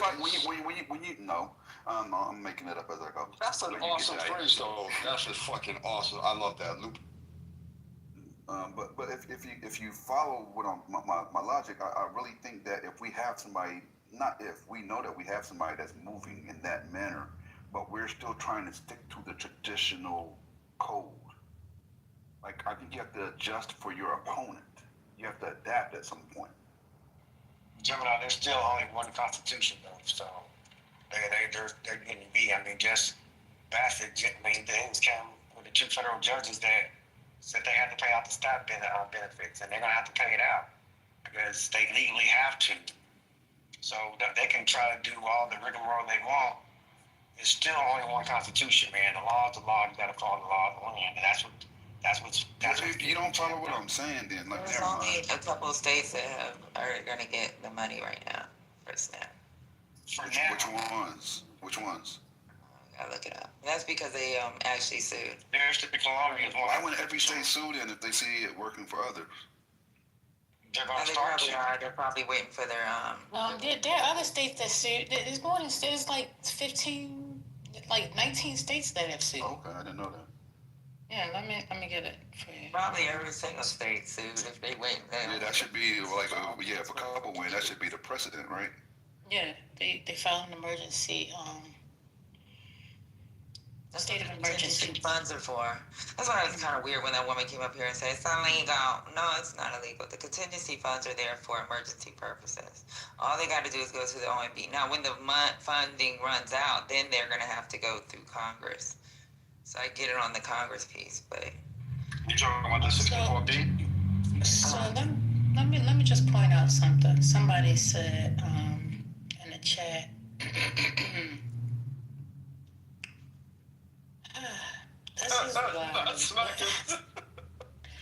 This is why black women can't lead. Well, no, I'm sorry, not black women. This is why women can't lead. None of these black maggots. Oh no, that's the wrong person. Just talking. You know, I'm not just talking. He asked me a question. I answered it to my honest ability. I'm not running for the United States of America. Let's be clear. I'm not looking to lead you. But clearly you want to be led because you're here and you're listening to my voice. So guess what? I am leading you right now. So either you're going to stay and listen to me lead, or you're going to leave because I done led your ass out. One or the other. You know. No more friends. I'm leading you either way. Like, that's crazy. Either way, you have been led. That's 20. Don't play with me. Damn. I'm loving this. That part right there. Damn. I mean, but hold on. But what triggered that, Gemini, was basically what she said, that she believes in just following the law. I don't need no explanation. I'm glad she did. I don't care. Right, that's what I'm saying. But then when I said the same thing, somebody either No, I don't think you understand. If she shoot, I'm shooting. I'm just asking questions afterwards, like why we shoot them. I don't care. She shoots somebody, I'm shooting them too. Right. So my thing is like, bro, to your point, because you said I didn't understand, but I was like, I think I was following because you talked about the loophole lawyers, right? Like, because he had advisors that came back and told him, hey, this is how we go to war with Venezuela, or how we initiate or agitate Venezuela. He had lawyers that told him, hey, this is how we can do this, right? So, but it's still illegal. They're pushing the edges of the law. But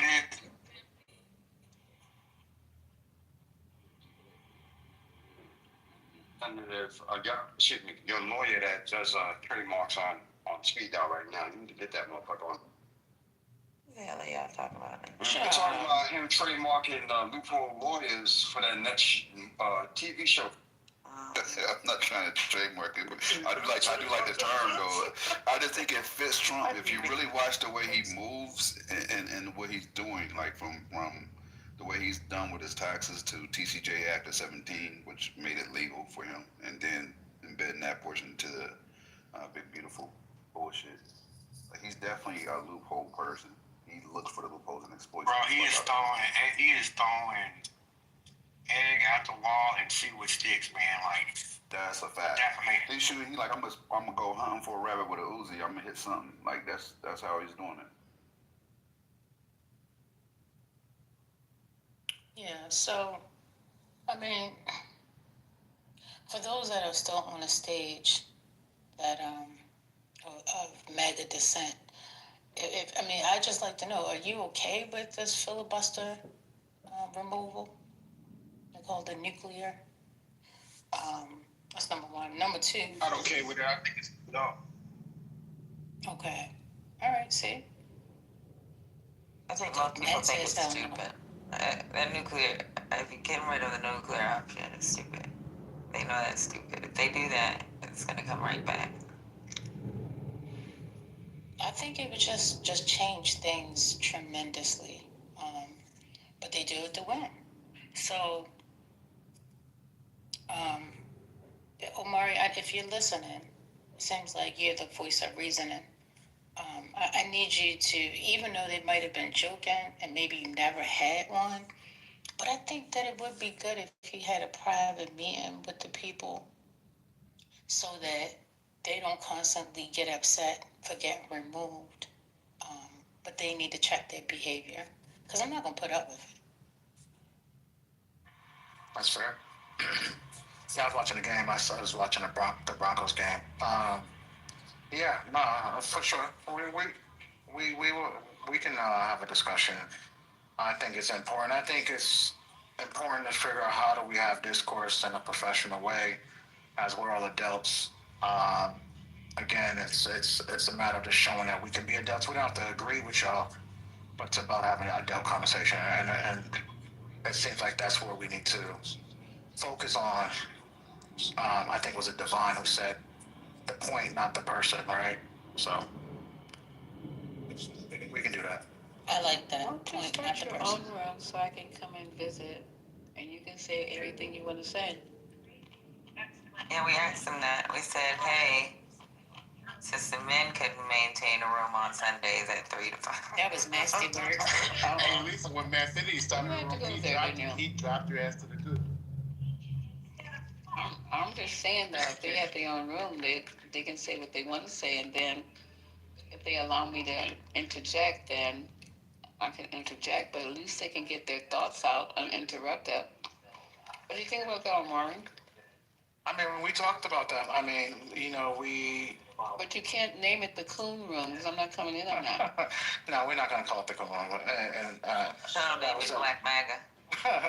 Not even Black MAGA, because not everybody's MAGA. I think, Anthony, you can speak for yourself. I think, would you call yourself MAGA, Anthony? Just call it the Republicans. I consider myself the Republican side. Yeah, like... Why don't you put down the Black... Well, you can say Black MAGA adjacent.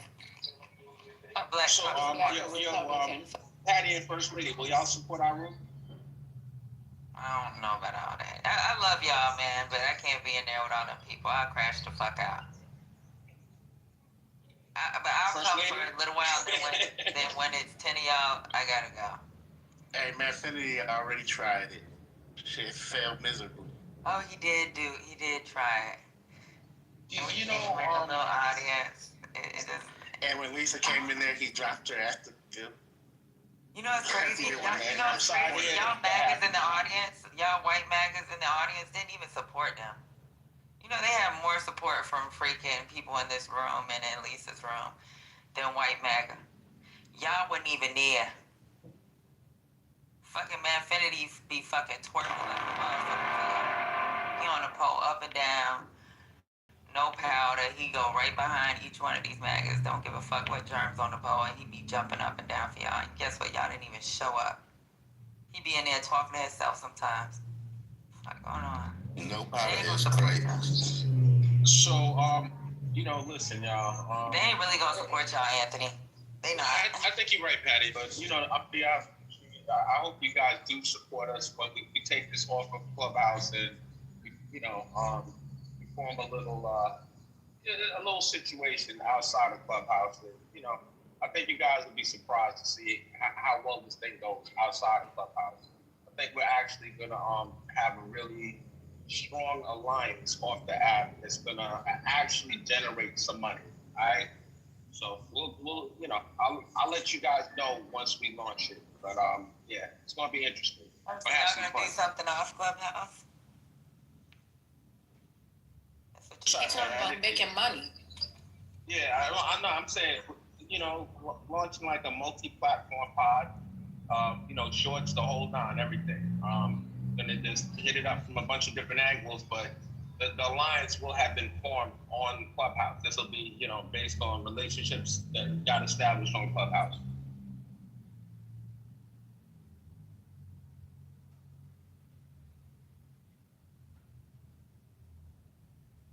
Look at Matt in the chat. I would still like to see a Black MAGA room on Clubhouse. But y'all said Manfinity tried it and he failed. You were in there. You went and supported him a couple times. Yeah, I did go in his room a couple times, but to Patty's point, she's correct. I never saw white MAGA people in there. I didn't see Pepe in there. I didn't see none of those people in there ever. Yeah, you don't see Joe, like Joe, you don't see Matt, I never saw Joe in there. Nancy Cool. Nancy Cool, none of them were ever in there that I remember. Didn't come. They just expect Black MAGA to show up to their room. So Matt Cool would go in there. He might not have stayed long, but he would show his face a little bit. And Anthony? He didn't go on stage and have a conversation. And I don't recall seeing. I don't know if Beaver went in there. Honestly, I don't remember none of them being in there. I remember us being in there, and then some new MAGAs around him. Remember he had that one retarded dude freaking You ain't modeling right. him, Lisa. You ain't right.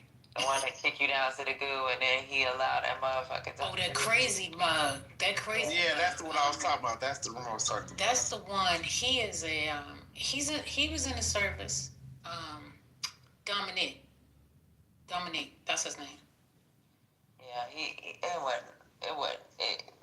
White MAGA didn't come around like that. Yeah, you know Dominique crazy as a mug. They'd be like, he's having a room, pop up in there. It'd be 4 people. And in the one of us, was it Mel or you? I think it might have been Mel, was like, man, Finny got a room open. And when nobody in there, and then Lisa went in, and then everybody started coming in. And then he had a nerve to kick her down to the goal. She even gave the boy a bean in her spaces. And he treated her, you know, how he said he didn't want to be treated. I'm crying because Eduardo called Pepper a mixed MAGA. I didn't know that was a phrase. He's not MAGA. He spells MAGA talking points, but I don't know that he's MAGA. I don't know if he voted for Trump either. I don't know. I don't know what nobody is, because I just don't know.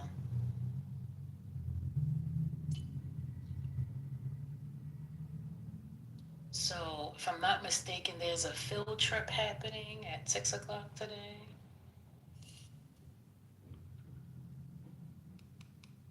Wanna know? 6 p.m. Eastern Standard Time. They're gonna write an op-ed around that time. All right, Newsom pushes measures to hold red on, road. y'all. At 7 o'clock, did anybody say what time the room's gonna be? 6. What you talking about? For Quinn, I guess Jonathan and Nelson are gonna have a room for Quinn. Oh no, that was yesterday. No, they're gonna have one today. Oh, one today, right? You were supposed to tell us. I don't know. Yeah, so his mom's supposed to come on the app at 7 o'clock today. I guess we're gonna share where the room's at, so y'all can go over there. Okay. All right. The hand raising was turned off by mistake. It is back open. Feel free to come on up if you like. I'm looking for you. I can't find you. Marshall, are you there? Oh, I see Matt. Look at this. It's gonna snow in California. Can I share my opinion? Is there another hurricane? Hey, Matt. It's gonna snow in California. They're gonna get 12 inches of snow tonight. Hey, Matt. Happy Sunday. Go ahead. I was just gonna talk wait a minute. Y'all need to catch that pink ticket in. Y'all been in here long to be having pink tickets. He turned it in. I turned it in a couple months ago. I got angry, all threw a little baby hissy fit like a little child. I can't do it, Patty. You can't? No, because somebody has been blocked. That's on the list. Yeah. On the leader list.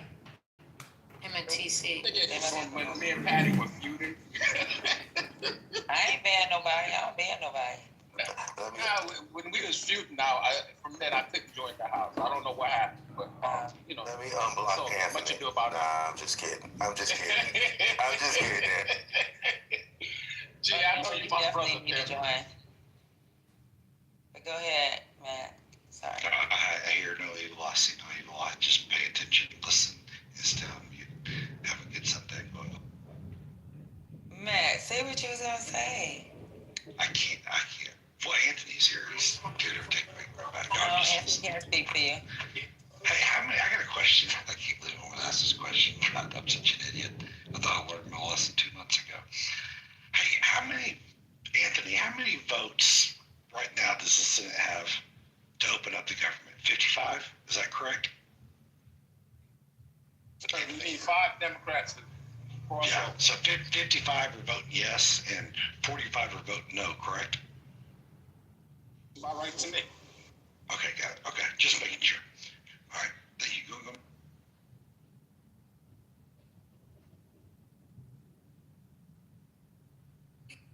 Good afternoon, everybody. Mr. Orlando. Good afternoon, Orlando. Listen, what's going on? I got on this morning about 3, 4 o'clock in the morning. I thought I was at the after hour joint. I don't know what happened. I was No, asleep. a quick dialogue. I was asleep to the. Okay. Eddie, what you was talking about? Dialogue? I'm sorry, First Lady. Go ahead. Go ahead. Orlando something. Yeah, thank you. I appreciate you, love. Orlando, you here, bro? Yes, sir. I don't. All right, it's a pleasure to see you, brother. Just for the record, I hope I never offended you. I just want the question is, did I offend you when we were talking the other day, and I didn't know the particulars of your situation, and one of the solutions I said was it would be a consideration of you selling your house. Did you find that offensive? I found it insensitive, but not offensive. Fair enough. I got you. All right. Well, that's what I was curious about. Like brother to brother. I think we're probably similarly aged. Do you find like men of our age category being very sensitive to other men when we communicate with each other? Do you think that's like pretty typical? Do you think like men of a certain age just just speak? I don't know if it's so much men of our age. I think we live in a time where insensitivity toward each other's issues and problems is at a heightened condition, a heightened state. I just think that's the norm for society as a whole, where unless it's dealing with me and mine, we lose our sensitivity toward other people's circumstances and situations.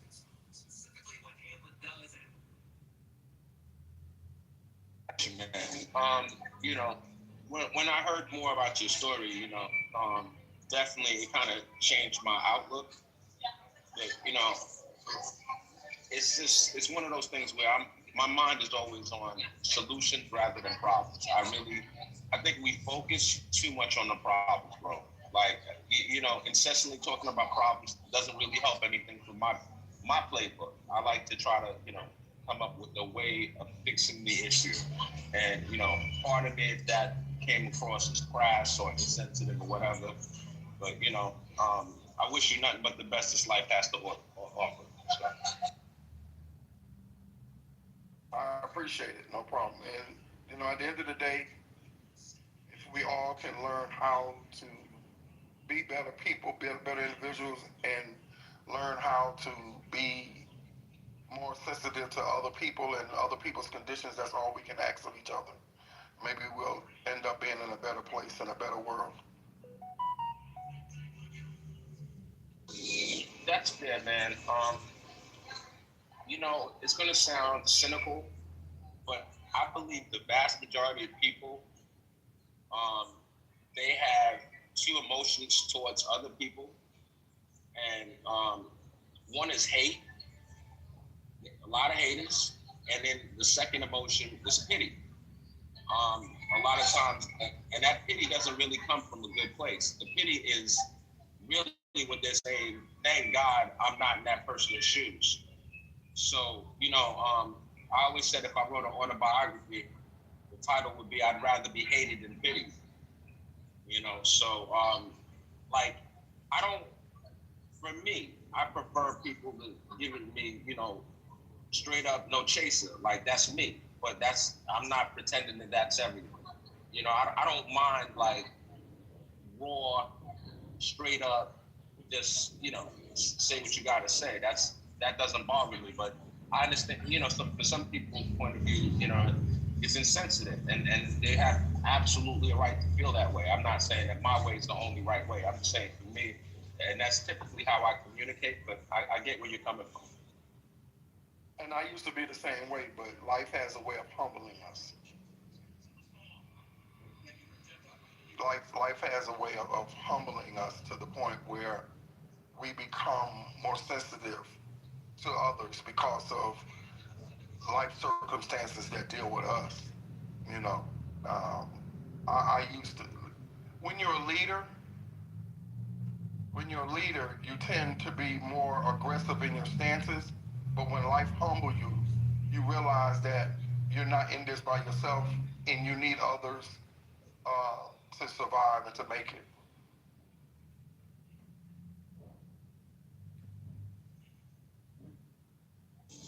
I understand where you're coming from. I don't know, like, I guess.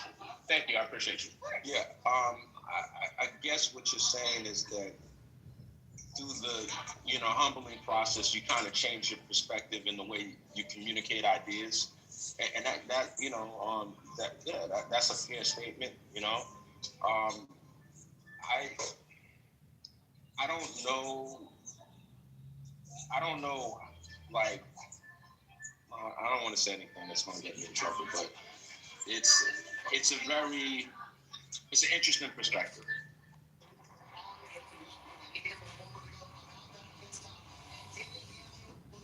It's an interesting perspective to say, I used to be one way, but then life humbled me, and now I'm able to see things differently. That's interesting. Yeah, First Lady. Like, I don't like. I have my core beliefs, and I could go through a difficult circumstance, but what's gonna see me through my is my core beliefs. Um, I'm not like I'm not going to go from being a conservative person because and believing that self sufficiency is key to life, like and then expecting like people to consider my circumstances. It would be great if people consider my circumstances, but I think the problem is when there's an expectation. Like the I operate from the belief that no one's coming to save you. You have to save yourself.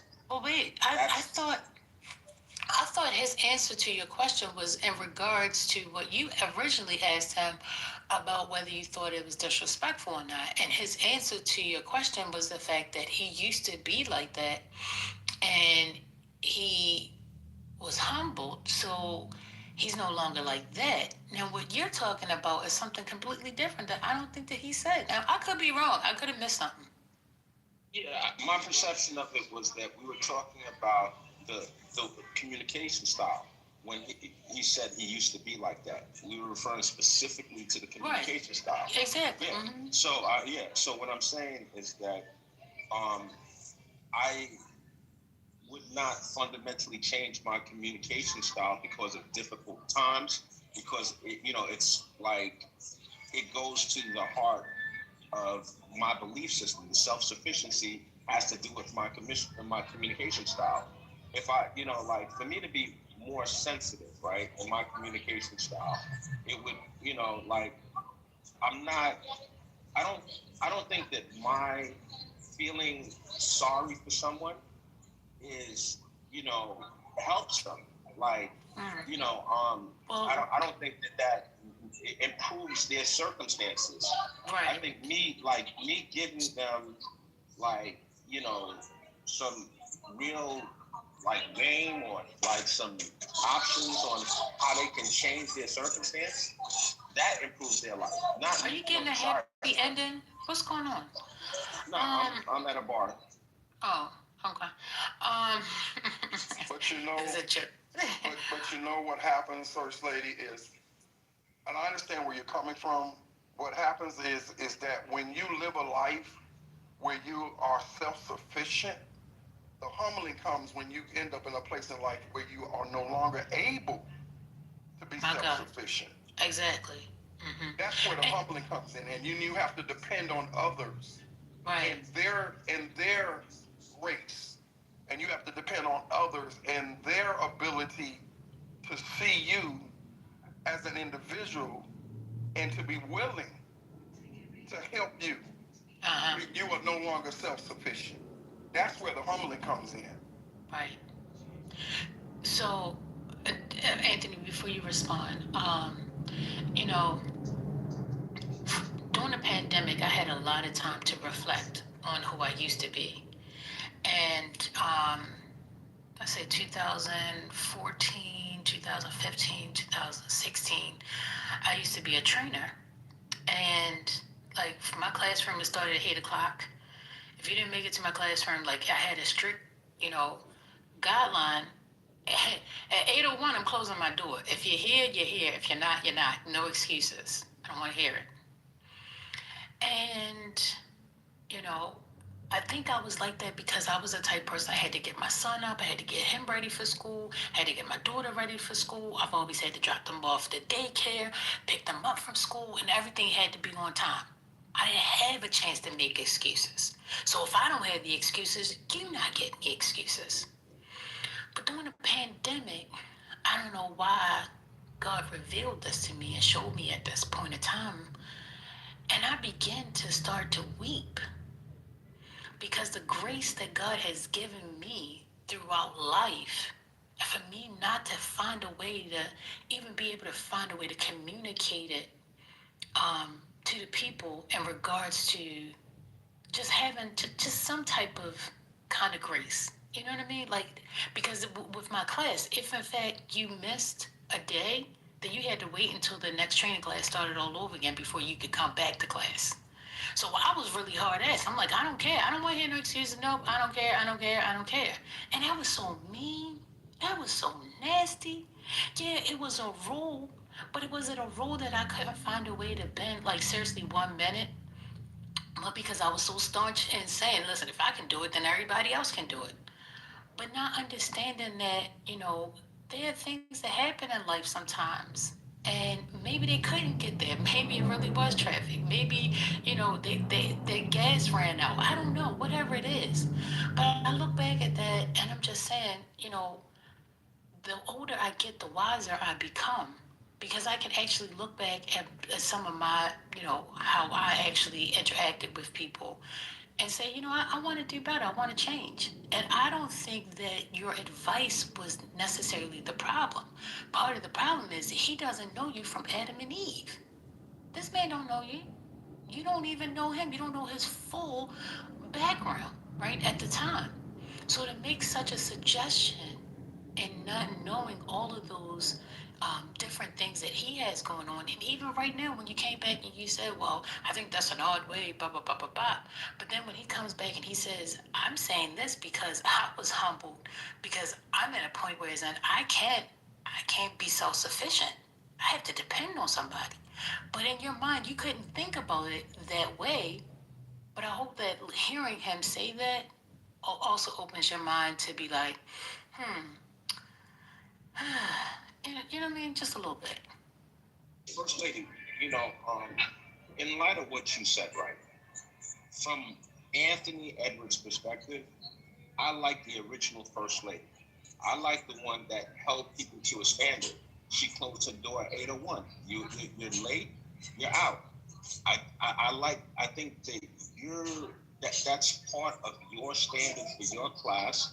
And people, excuses, they help no one.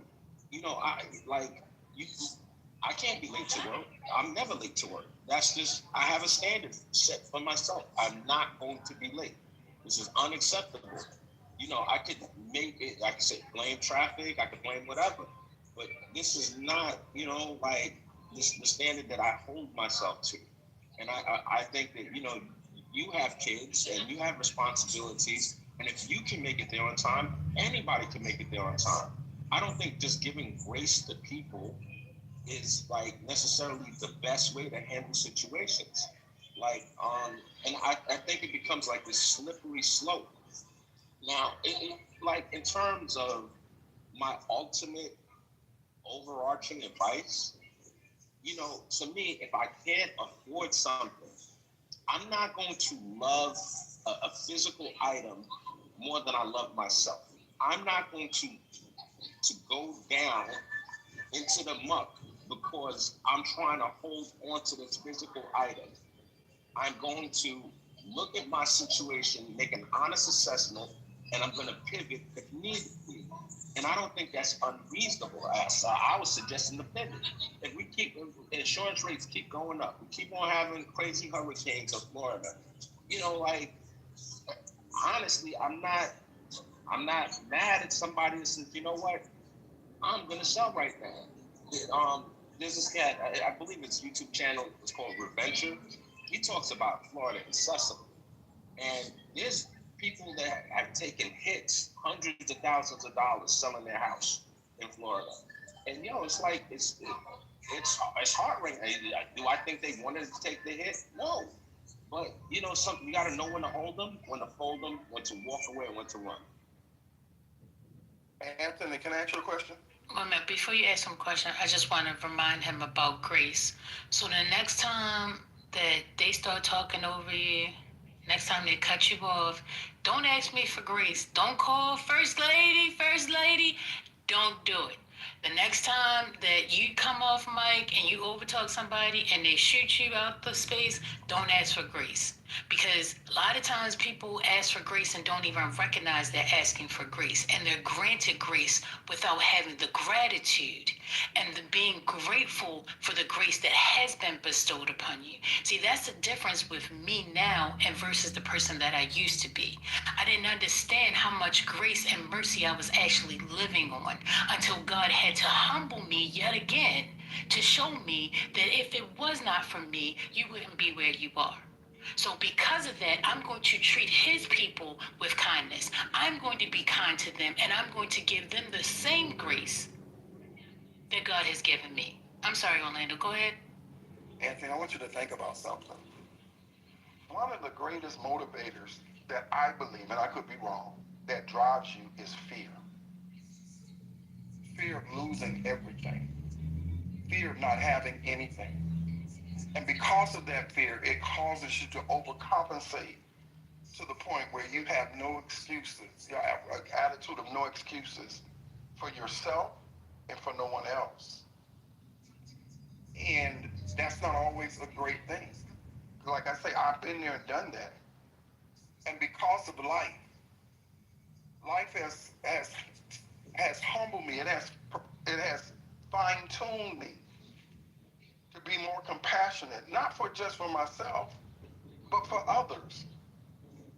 To show compassion to others when they are at their low point. To understand that they may be in the circumstances that they never wanted to be in. But can I show compassion? Can I show empathy? One thing about it, people will never follow you and people will never take you at your word unless they know you care. If they don't think you care, they don't hear what you have to say. But they got to know you care. We live in a time right now where we wonder who really care about me, who care about my family, who care about what I'm going through. Orlando, I hear everything you're saying, brother, right? So, first and foremost, I have failed more than I've succeeded in life, all right? I have learned far more from my failures than my successes. I feel that fundamentally, true change comes from difficult times. I think that's how people change and they grow. They grow through difficult circumstances. So I get what you're saying, brother. But at the same time, it's like I don't think that the best teacher that I ever had in my life. It wasn't it wasn't her showing me that she cared about me. She imparted knowledge into me, and I went to a corporal punishment type of school, so that the teachers could dole out punishment as they saw fit in elementary school. And she would, handle her business if she had to. And that was also, a consideration. I'm not at that time thinking, oh, she's, doling out corporal punishment because she cares. You may, in your adult mind, think that, but, at the time, you're not thinking that at all. So like these ideas about, you'll only deal with people or listen to people that you feel care. Bro, I think that a lot of people have guilt and they have pity. And I think pity is detrimental. Feeling sorry for someone doesn't help. It really, if I give you fish versus teaching you how to fish, if I care, I'm gonna teach you how to fish. I'm not giving you fish. It's two completely different mindsets. I'm not pitying you. I don't feel you're not a sorry person. You're a person that's capable of learning and improving your circumstances. And that's where it's at. And if you're at a point where you're not capable of improving your circumstances, then that's a different conversation. And then I do feel pity is warranted. I do think that that's because there are people that have, like, forgive the, comparison, but like they may be disabled. They may have some kind of physical limitations. And that should be, accounted for. That's then you can't. You're not going to teach that person how to fish. You're going to make sure that person eats consistently. But you know what happens is, and that's the issue, because a lot of times what people do, people don't have an understanding, or they don't have a barometer of understanding. I'm not going to mention no names for somebody that's in charge of something. They had a brother that had a son that was sickly, and their compassion to their own brother's child was, why don't y'all just let him die? That is something I heard. That's documented. So when a person got a mindset like that, I understand that person doesn't care about me and care about other people that have disabilities. And it's shown every day. It's shown every day. Because what happens is you have to be able to find value in everybody. And if I can't find value in everybody, then I got a problem. I have a problem. I have to be able to find value. I have to be able to find worth in everybody. And a lot of times people figure, well, he on SSI, he or she's getting government assistance. I don't believe in giving nobody nothing. They should work for it. But you don't understand the circumstances of why they're on it. I'm not taking the time to figure out why they're on it. So, but I lump everybody into the same category, and that's the problem that we're experiencing, because people lump everybody in the same circumstance, and not realizing that. Orlando, are you familiar with DNR, DNI? Yes. Okay, cool. So there's a lot of a good friend of mine. Their mother has Alzheimer's, and they had a family meeting, and their siblings that work in the medical profession want to make their mother DNR, DNI, and he was offended by the suggestion. He was very upset. The mother lives with him, and he thinks that that's reprehensible, and that's an indication that they don't care about their mom. And I think that that's an unfair assertion. Like, and that goes to the heart of what you were saying initially. Like, there's a lot of medical professionals who themselves are DNR, DNI, because they've been in the room and watched, like a medical emergency and what happens, and when, trying to run a code and trying to, resuscitate somebody, and they know what that is. And they say, I wouldn't want that for me. I don't want that for mom. I don't want that for dad. It doesn't make them a bad person. If like before I got into the medical field, my aunt put herself up as DNR, DNI, and I was devastated. I couldn't believe she would do that. But afterwards, it made sense to me. I started to get it.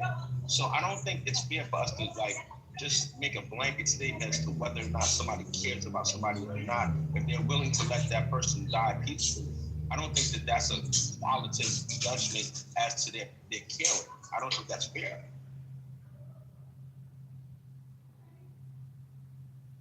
And to some degree, I agree. You know, I've been there and done that with my mother. You know, when I had to make that choice, I'm the oldest, so I had to ask the doctor, what is her prognosis? And the doctor was very frank. You know, we can continue to treatment, but as we deal with one thing, something else is going to happen. Or you can allow your mother to pass away peacefully. It's up to you.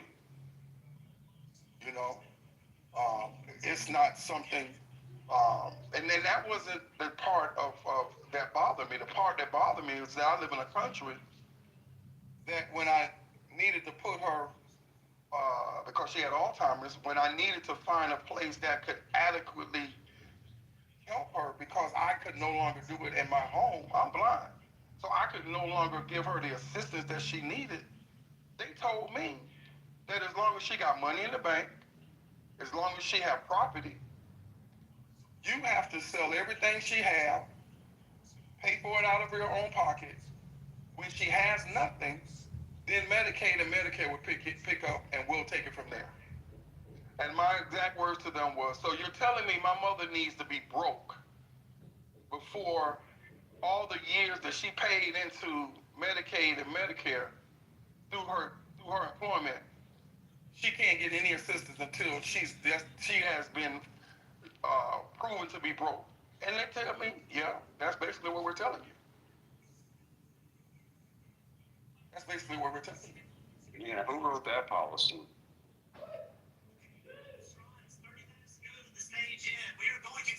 So on top of my mother progressively getting worse, I had to deal with that. That made it worse than her getting progressively worse. That's what made it worse. So for an individual not to care is one thing, but when you got a whole system that doesn't care, that's a whole different animal.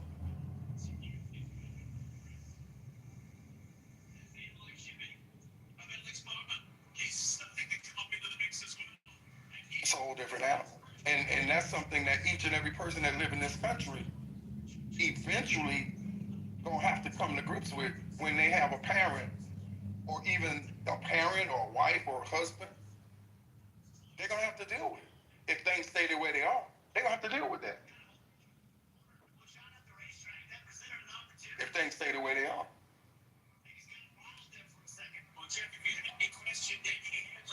This one of the race at lap 157, one lap ago, a 27.60, a tenth and a half better than Blaney in second. You there? Yeah, I was just addressing somebody in the chat. You know, it was interesting because, like, when I mentioned the whole disabled thing, I said disabled people should get support. You know, unqualified support. They should be taken care of. Unqualified. You know, it shouldn't. You know, I have no problem with that. With that said, you know, like, people will disparage you and they'll make stuff up, man. So, you know, I don't like to bring stuff from the chat onto the stage, so I'm not going to make a comment directly about that. I addressed it in the chat. But as it was, you know, Orlando, I don't want to be the dude that I thought one way and then life humbled me and it changed my perspective. I don't want to be that dude. I'm not knocking you. If you're that dude, God bless you. We all make our own decisions. But I don't want to be that dude. Well, Anthony, unfortunately. Hold on just a minute. Anthony, I think that we had the exchange in the chat. I was referring to Trump. Trump apologized. I'm sorry. I thought you were talking about me. So right, and I want to clarify this for the chat as well. People have misread that. Basically, Trump's brother wrote a book where his brother said that Trump told him to leave his son die. Yes. And that also people who work with Trump said he made disparaging remarks about the disabled. So that's the clarity. Exactly. Again, I apologize profusely. My bad. I misunderstood. I thought you were referring to me. I've been accused of egregious things, and I apologize to you. I should have addressed it like that. It's all good. So, if I'm wrong, I'm wrong. I'm good with it. And that's the point I was bringing up earlier. That how can I expect for someone that told his own brother to let your son die, that he was a disgrace to the family because he was in that condition? How can I expect them to even care about me if that's how you feel about your own nephew? I'm not surprised by what I see. I'm not surprised by the politics that I hear and see going on coming from a certain place on Pennsylvania Avenue. I'm not surprised. I'm not surprised. And I'm going to actually take the time and look this situation up because I wasn't aware of it. I know my relationship with my nephew. I know my relationship with my brother. And I know that anything I say to my brother related to my nephew in any circumstance is going to be from the heart. It's how I would approach a situation with my son. I wouldn't treat my nephew any different. As long as if my brother, God forbid, wasn't around, and my nephew, niece, whatever needed care, they're going to get the best of the best as though my brother was still around, and he knows that, and I know vice versa the same. So without having context for this particular situation, I don't know if Trump would have said the same thing about his own kids. I don't know. I really don't know.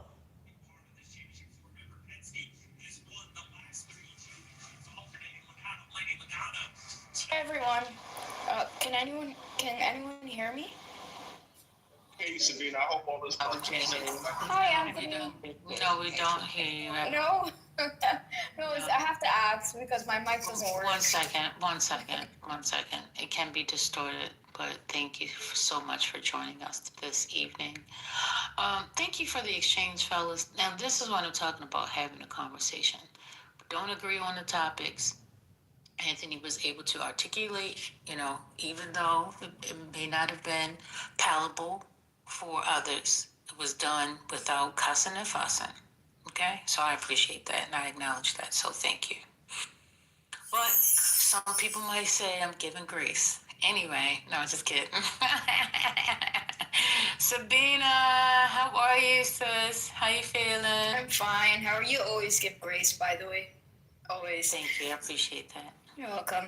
Yeah, I just wanted to ask, I do believe that Project 2025 and the whole MAGA is white identity politics, and I mean, I understand where they're coming from, but I don't know if the document that was going around was it debunked? Was that proven to be true, or was it falsified? Like there was an actual document called Project 2025. Yeah, it's true. Was it? Oh, it's true. Oh my goodness. Okay, yeah. So this is the thing. This is why I believe DEI was actually something that was actually successful, because imitation is the biggest form of flattery, right? And so if they want to imitate, DEI and what the left is doing, and then apply it to themselves, that means that DEI is actually, something that they want to emulate, but they just want to make sure that they're included. And I never understood why they felt excluded, because every time I was in DEI circles, they made it clear that white working class people were also disenfranchised, just like black people were, right? Or black working class, middle, whatever, right? Racially and so on, and women as well. For example, white women don't ever hesitate to include themselves. White men, for whatever reason, even if they're poor, I don't know if it's their pride or their own arrogance. It's like, include yourself. Don't exclude yourself and then get disgruntled because you're not included. Because white women totally took advantage of it, right? They took advantage of affirmative action, and why should they not, right? Because that's what you should do. So don't exclude yourself and then get mad that you're isolated, because you should be included, because if you are a white working class person, you are marginalized. And so you should also be included in DEI. That's all. Thank you. You said a white working class. Yeah, white working class men, yeah. That's usually the people that vote for Trump, yeah. They're marginalized?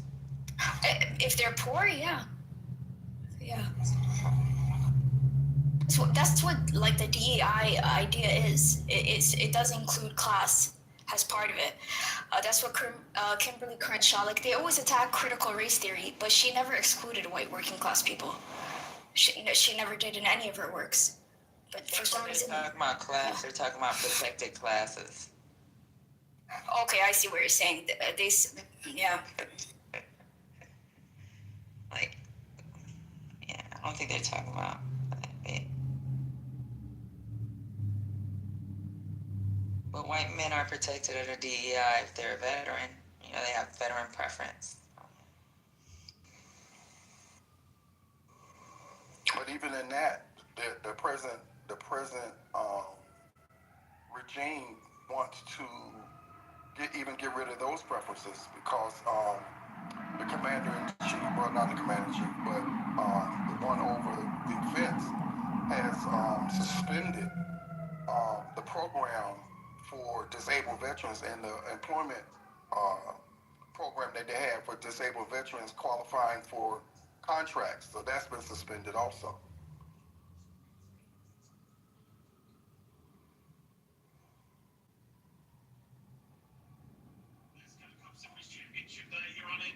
Presented by Breasttreet continues. Beautiful day here in the desert. Will it be the perfect day for Denny Hamlin? He has laid 100 minutes.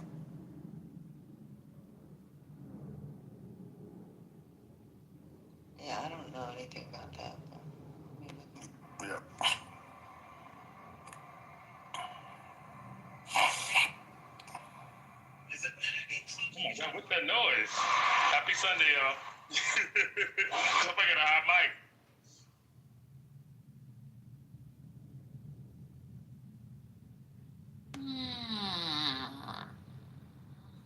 All right, is that it? That's all y'all got? We have this thing that he's talking about. Happy Sunday. I haven't really seen anything that's suspending VA contract. Who's this? Who's Lisa's not even here. Who's this Pro Ben Roy person? Been sitting on stage all day, ain't said a word. I got my eye on you, sir. What's going on? Wait a minute, Ultra. I'm handling business. Probiotics. Are you there?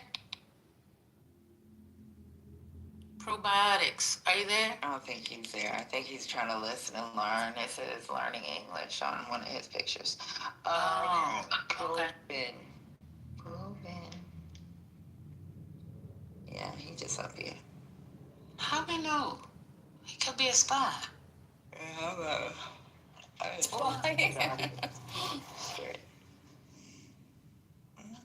right, go ahead, Ultra. Go ahead, do your little song and dance. Happy Sunday.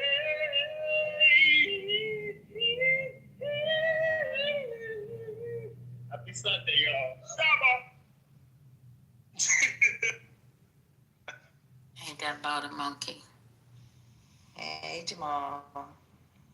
Hey, everybody. Took me forever to get up here. I was like, why is hand raising turned off? I ain't do it. Somebody probably didn't Did want y'all to. It was me. Did y'all talk about But I forgot I did it. I'm sorry about that. I didn't mean to turn it off.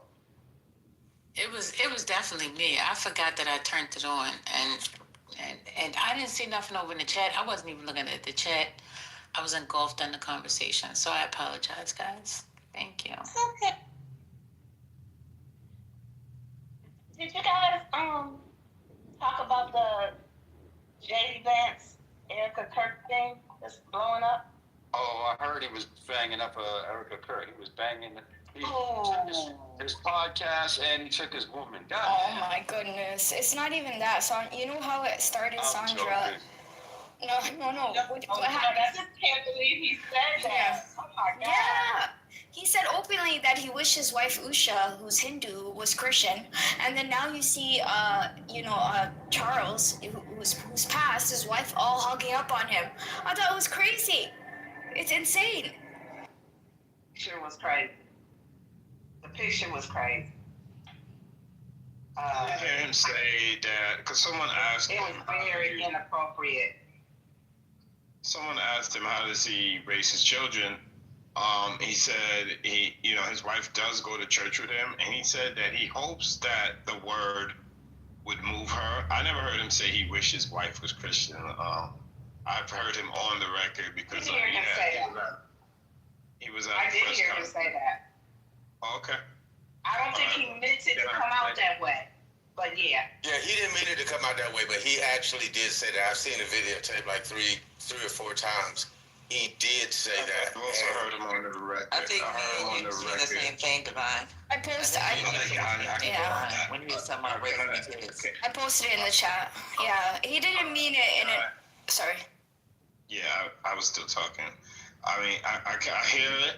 I hear what y'all are saying, but I'm just trying to say he has also said otherwise. That she goes to church with him. Their kids go to Catholic school. So yeah, I just I'll let.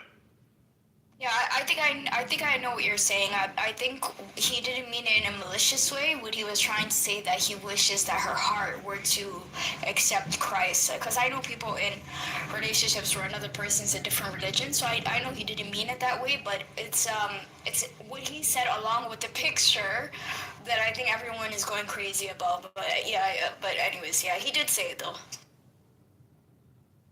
I know one thing. Ain't no black woman that I know on the planet would let some other woman hug their husband, I don't care whether it's on the stage, and run her fingers through his hair.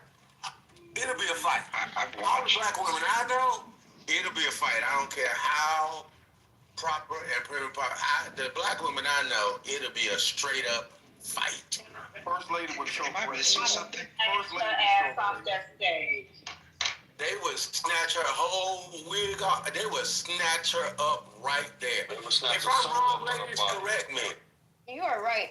Imagine someone hugged Obama like that. Imagine the headlines. A lot of people have. Incorrect. A lot of people have. Yeah, I ain't doing all that. I'll be joking and saying I would have knocked her ass the fuck out, but nah, for real, I ain't doing all that. I would have go. I'm gonna be honest with you. If he would have At least not on camera. I felt disrespected, we're gonna have a conversation. But if he think it's okay, I mean, I don't know. Are y'all referred to this? He's a politician too. Are y'all referred to this like? I'm looking at it right now. So it's here 1, 2. So you hug for 2.5 seconds. Is that the hug y'all were talking about? That they're talking about? 2.5 seconds? Goodness gracious. That's crazy. 1. That's great. 2. I think it was just right at 2 seconds. Are y'all serious? Okay, y'all. I just asked if people were talking, that you guys had talked about it earlier. Don't say y'all, because I don't know. If you see the picture, the saga. Got it. Yeah, it was just a 2-second hug. I know. Well, so they said that, the guy, she put her hands in his hair and all this stuff. And I kept telling them, I think that, she's, still mourning her husband. And, She does have her hands in his hair. Yeah, and I seen it. I watched it. The thing for me is, in other communities, this is how they touch. They're touchy-feely type of people. So it may look different from another community, how somebody else embraces another, man's husband kind of thing. So my wife agreed it was a lot. It was too much. It was a lot, right? But she also indicated that I believe she's on probably all kind of Xanax, probably on kind of things, and that she's mourning, and that maybe she's using J.D. Vance because he reminds her of her husband, and she's just going through that. Like right now, she's mourning. She's not herself.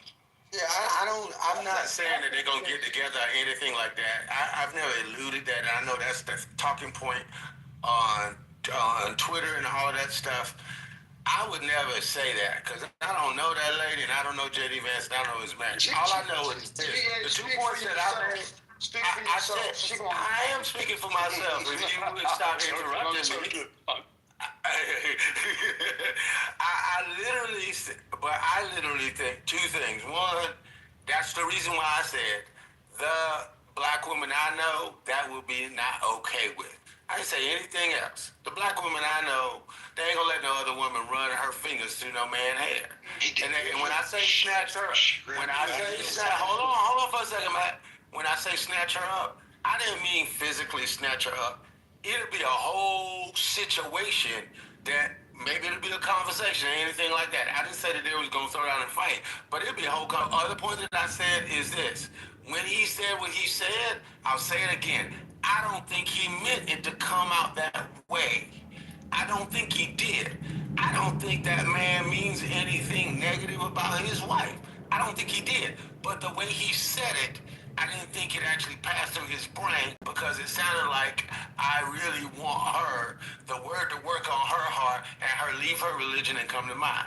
That's what I heard. No, I'm not trying to clean it up. I'm trying to help y'all listen through actually like normal people ears and not through those weird left wing kind of right wing or bat wing or whatever wing it is y'all listen through.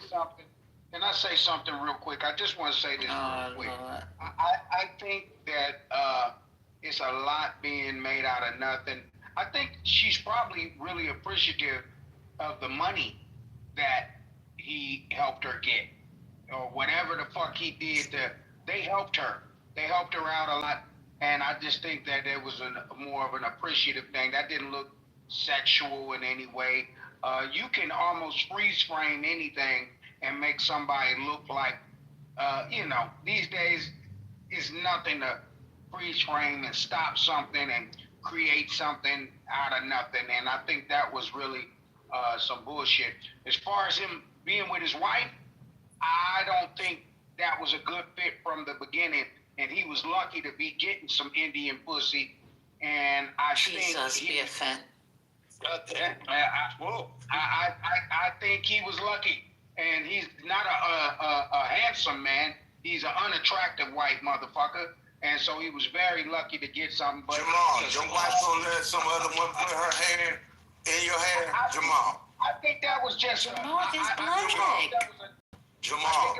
your wife gonna let another woman do that? I think it was a normal. You're not right. What? I don't think it was too much. Jamal, is your wife gonna let another woman get away with that and not say nothing to you? It was too much. I didn't ask you that. I asked you, is your wife going to let another woman rub her hands up your neck? It may have been a conversation at home between the two of us. Okay, she gonna say something, right? Yeah, it might be something. He might have to deal with something at home with his wife, but I don't think it was. I think it was no intent involved in it. I think people are just. I didn't say it was an intent. I just said your wife ain't gonna let that go down like that. I think that there would probably be a conversation between the two of us. I believe there would be because she would, especially because he's moving in all types of different directions, and he might not even want the woman that he's with now because she's black. Even though she's Indian, she's black, and so he's with a black woman. I don't give a damn if she's Indian or whatever. She's black. And so that, she's darker than most of the sisters on this stage. And so she's a black woman, as far as I'm concerned. And as far as they're concerned, she's black. What is happening? I mean, it is. I mean, she did not rub her fingers through his hair. She touched the back of his head. She's brown. Okay. Brown, but she definitely You had a hard time calling Kamala black, but you gonna call Usha black. That's insane. My God. That's to be black. It's crazy. She got an ethnic name. Oh my God. Oh, she's darker than Kamala. Divine, are you trying to say something? What's going on?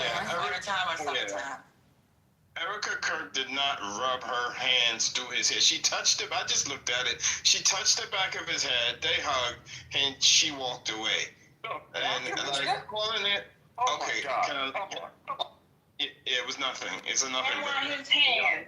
Where were his hands? On the hips. On the hips.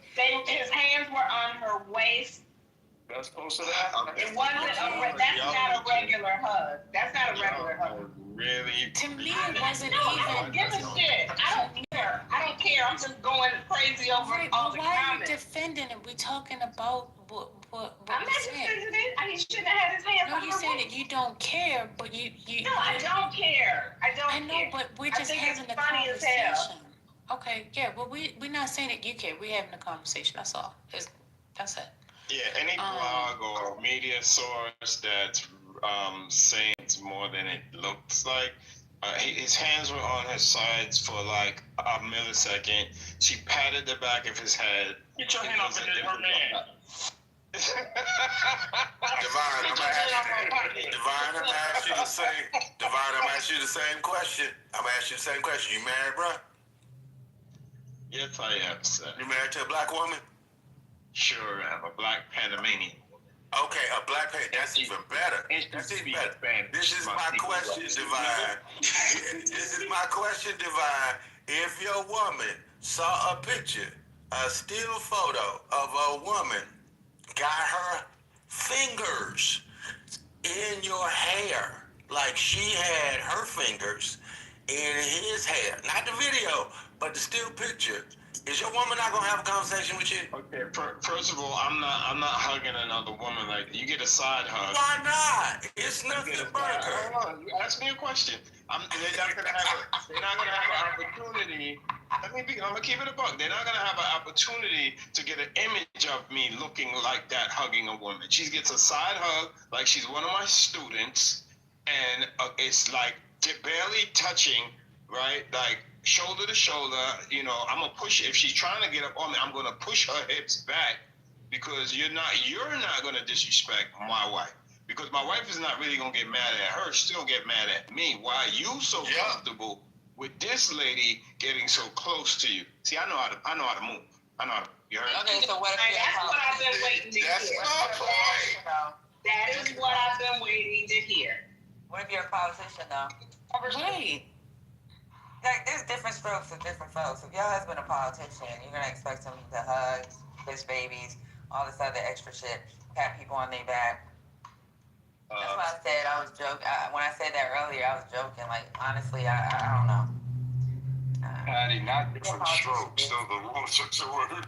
It's a different. I mean, again, y'all keep, GA keeps saying, "Do you got a black wife?" All these qualifiers. We're talking about a white woman and a brown woman. But honestly, I don't even think it's that for me. I think it's his job. Like, The job is one factor, yes. I work with a bunch of dudes, right? So if you see a bunch of dudes calling, it's usually about work. It's nothing else. It's just about work. But if I had a job, let's say, working the makeup counter at Sephora, a bunch of dudes calling my phone, that's a whole different story. You know what I'm saying? So, we gotta look at his job. I agree with you, Patty, and I agree with you, First Lady. The thing that I keep calling that out is, the reason why I keep saying that is because you hear people say, this is a nothing burger, but in their life, it'd be a huge burger. So I'm like, hold up, you ain't white, so you don't know what this is to them. Just like I said, I don't know whether Erica Kirk find that man attractive or not. I have no clue. I don't know nothing about her life, and I don't know nothing about J.D. Vance. It may not have, they may hug like this all the time. From what I understand, they were really close friends with them anyway. I don't know that.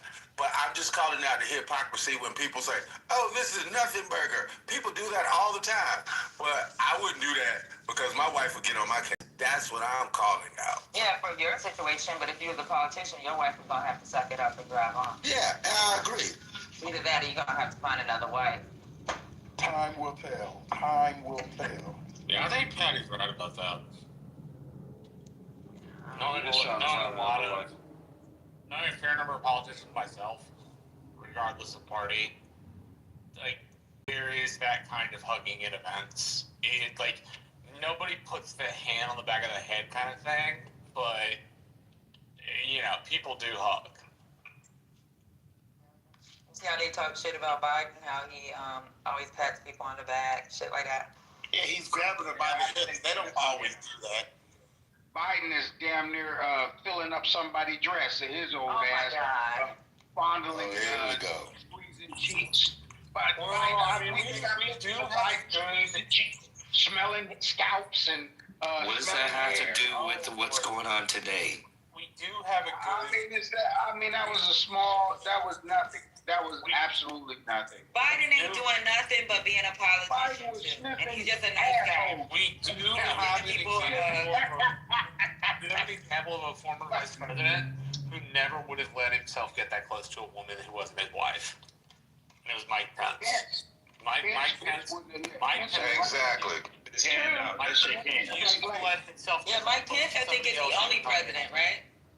Say again? I think Mike Pence is the only president that was really like that. Oh, the vice president that was like that? No, he wasn't the only one. But I don't know. He wouldn't be there without Mother. The exact same rule. Mike Pence has had the rule that he'll only be in close situations with his wife since he got into the House. Yeah, he's always been that way. 10, 15 years ago. But yeah, that's not normal for vice presidents. You don't usually have vice presidents that say that. Well, he's the one that said it. But a young guy. He's only 30-something years old. But Mike Pence has always been that way. He's been the most vocal about it. But there's historians that says there was other VPs that was notoriously like that as well. But I mean, of course, there's no reference. I literally have a file on my computer about that because I actually wrote a Substack about it. I wrote a Substack about it. I do. I wrote a Substack about it. Yeah, I'm gonna subscribe to your Substack. I want to read it.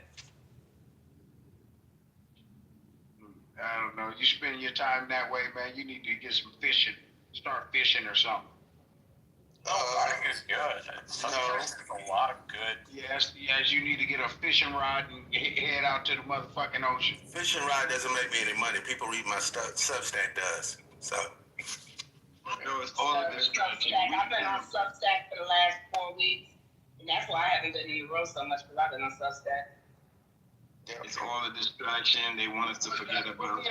What's Substack? What's that? Break that down for me. What's that? Substack is essentially like an app where you can go where people write short to semi-long form articles, and they're about every subject you could possibly think of. Like, I subscribe to a news one, but I also they wrote a Substack about troops in Chicago, or National Guard Chicago. And they pay for the articles? I also subscribe to a Substack in which they were writing about massacres during the Civil War, like the massacre of Fort Pillow. And so it's a widely varied site. Don't get me wrong, it's good. It's ilk just like every other app has. Right? All apps have their ilk, but it's a really good app for people who the article that you write. Is that what? No, you can have free subscriptions and you can have paid subscriptions. It's how you set up your Substack. So I have some that are free and I have some that are paid. So the paid articles are different to those subscribers than the free one. Interesting. Okay. All right. Jamal, you act like you just met me. You know I make money, whatever I'm doing. As far as that, I won't speak to that. I can't speak to your money. I'm concentrating on my own. If that's what you're doing, that's what you're doing. I know you got some time to be fishing. No, I don't. Yes, you do. No, no, I don't. Go get you some worms. No, I don't. You find me a way to make some money at it, I'll do it.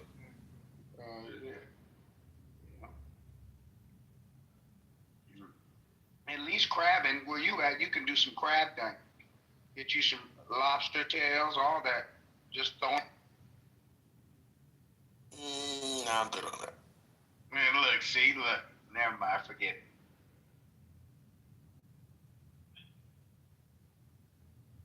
But Charlie Kirk would be turning over in his grave right now if he knew his wife was blowing off and fondling the vice president.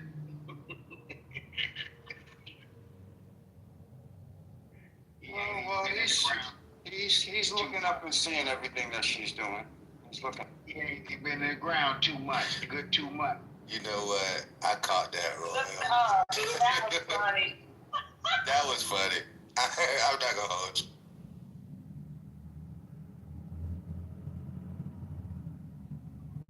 Nah, I feel sorry for Pence's. Not Pence. Vance's wife though. That's who I really feel sorry for. She should have never gave none of that good Indian up to that motherfucker. He's a slouch of a man. I already know.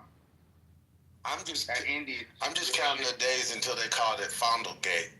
I'm just waiting. Somebody's gonna cover it. It's gonna be in the news. Call it Fondlegate. Fondlegate. Yeah, that's Now, the thing that would piss me off if I was his wife is the little snide remarks that are being said about her. Patty, have you seen all the different videos that are going viral with people acting like they're like, especially as Indian women that are doing this, and they're dressing up like trying to act like they're making themselves appealing for their husband again, but they're making it like a joke and they're going viral. Like, does this make me look like a couch? Have you seen those? Yeah. Wow. Yeah, it's crazy. No, I haven't seen those videos, but I'm saying, yeah, that's crazy. You haven't, or you have? Because I'll post a link if you haven't. Post a link. I haven't seen it, Jimmy. Oh man, that shit's going viral. I'll post a couple of links. Give me a second. I seen some video. I ain't never ran across no Indian. Never ran across none. What you mean? Where do you live? Scans. I'm talking about some scans. Some Indian scans. No Indian woman ever found you appealing. I got it. I mean, you don't hit some Indian. You hit some Indian. You had some.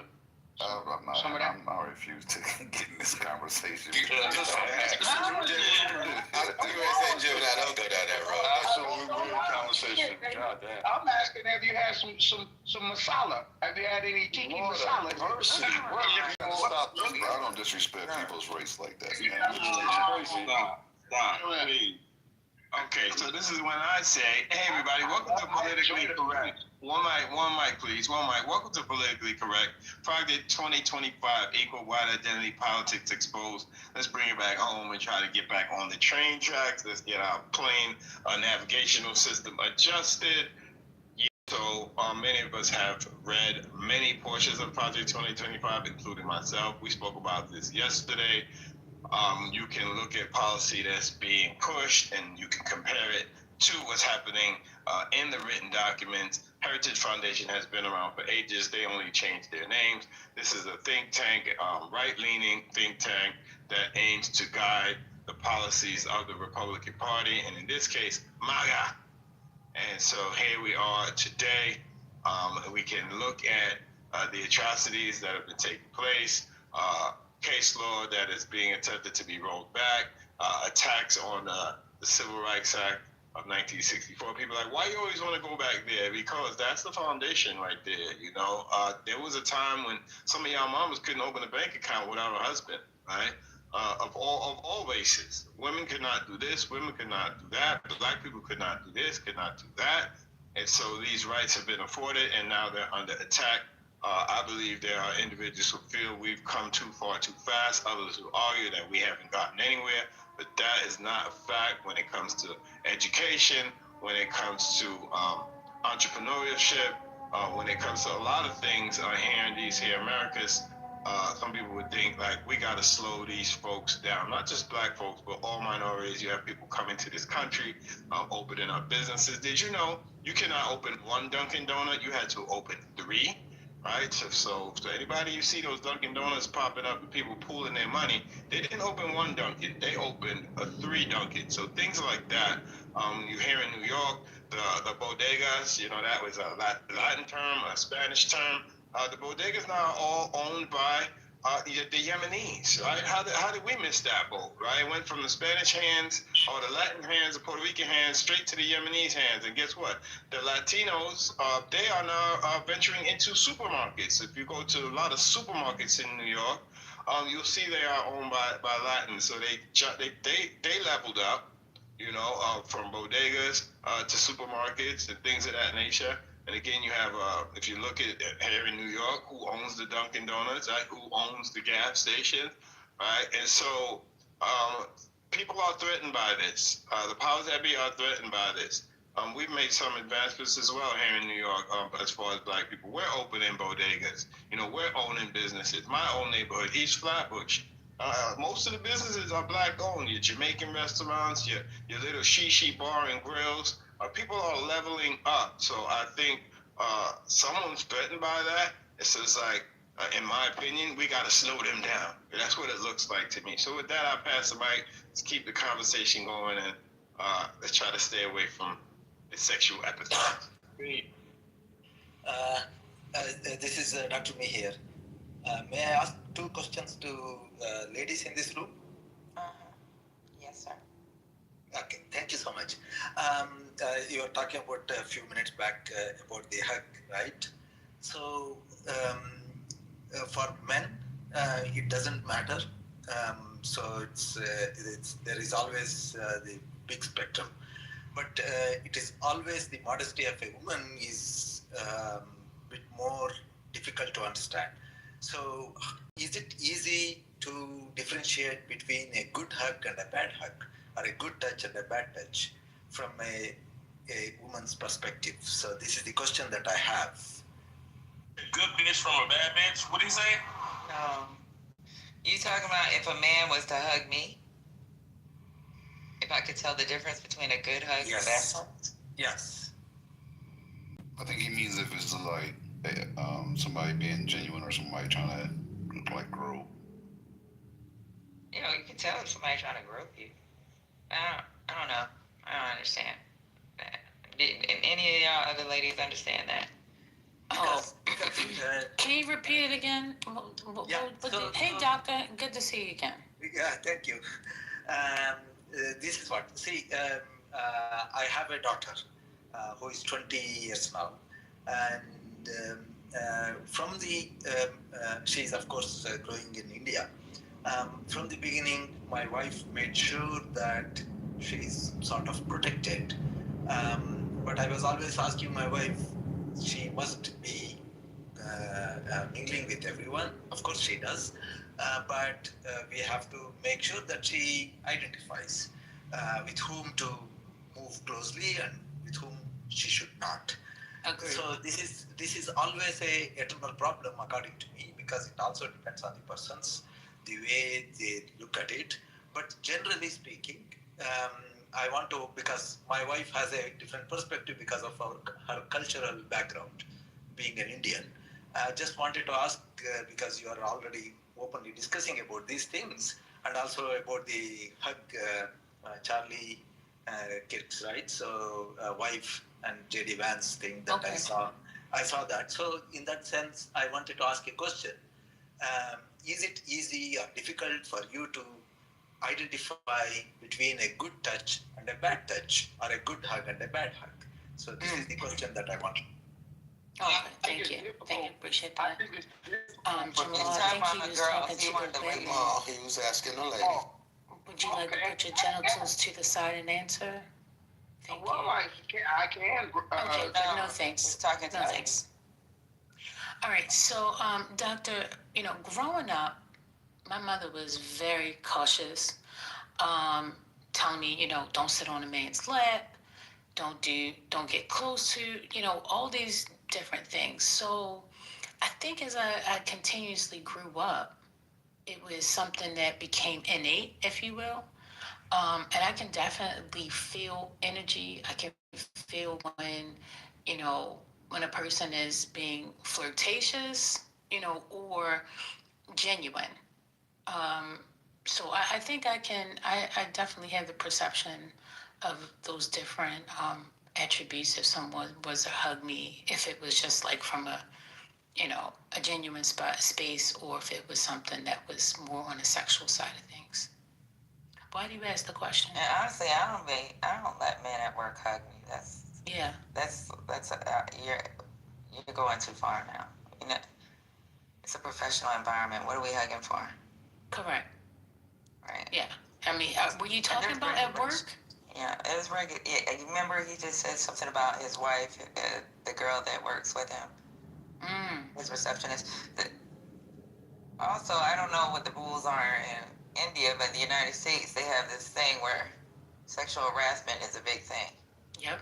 And you can hug somebody and not mean anything by it.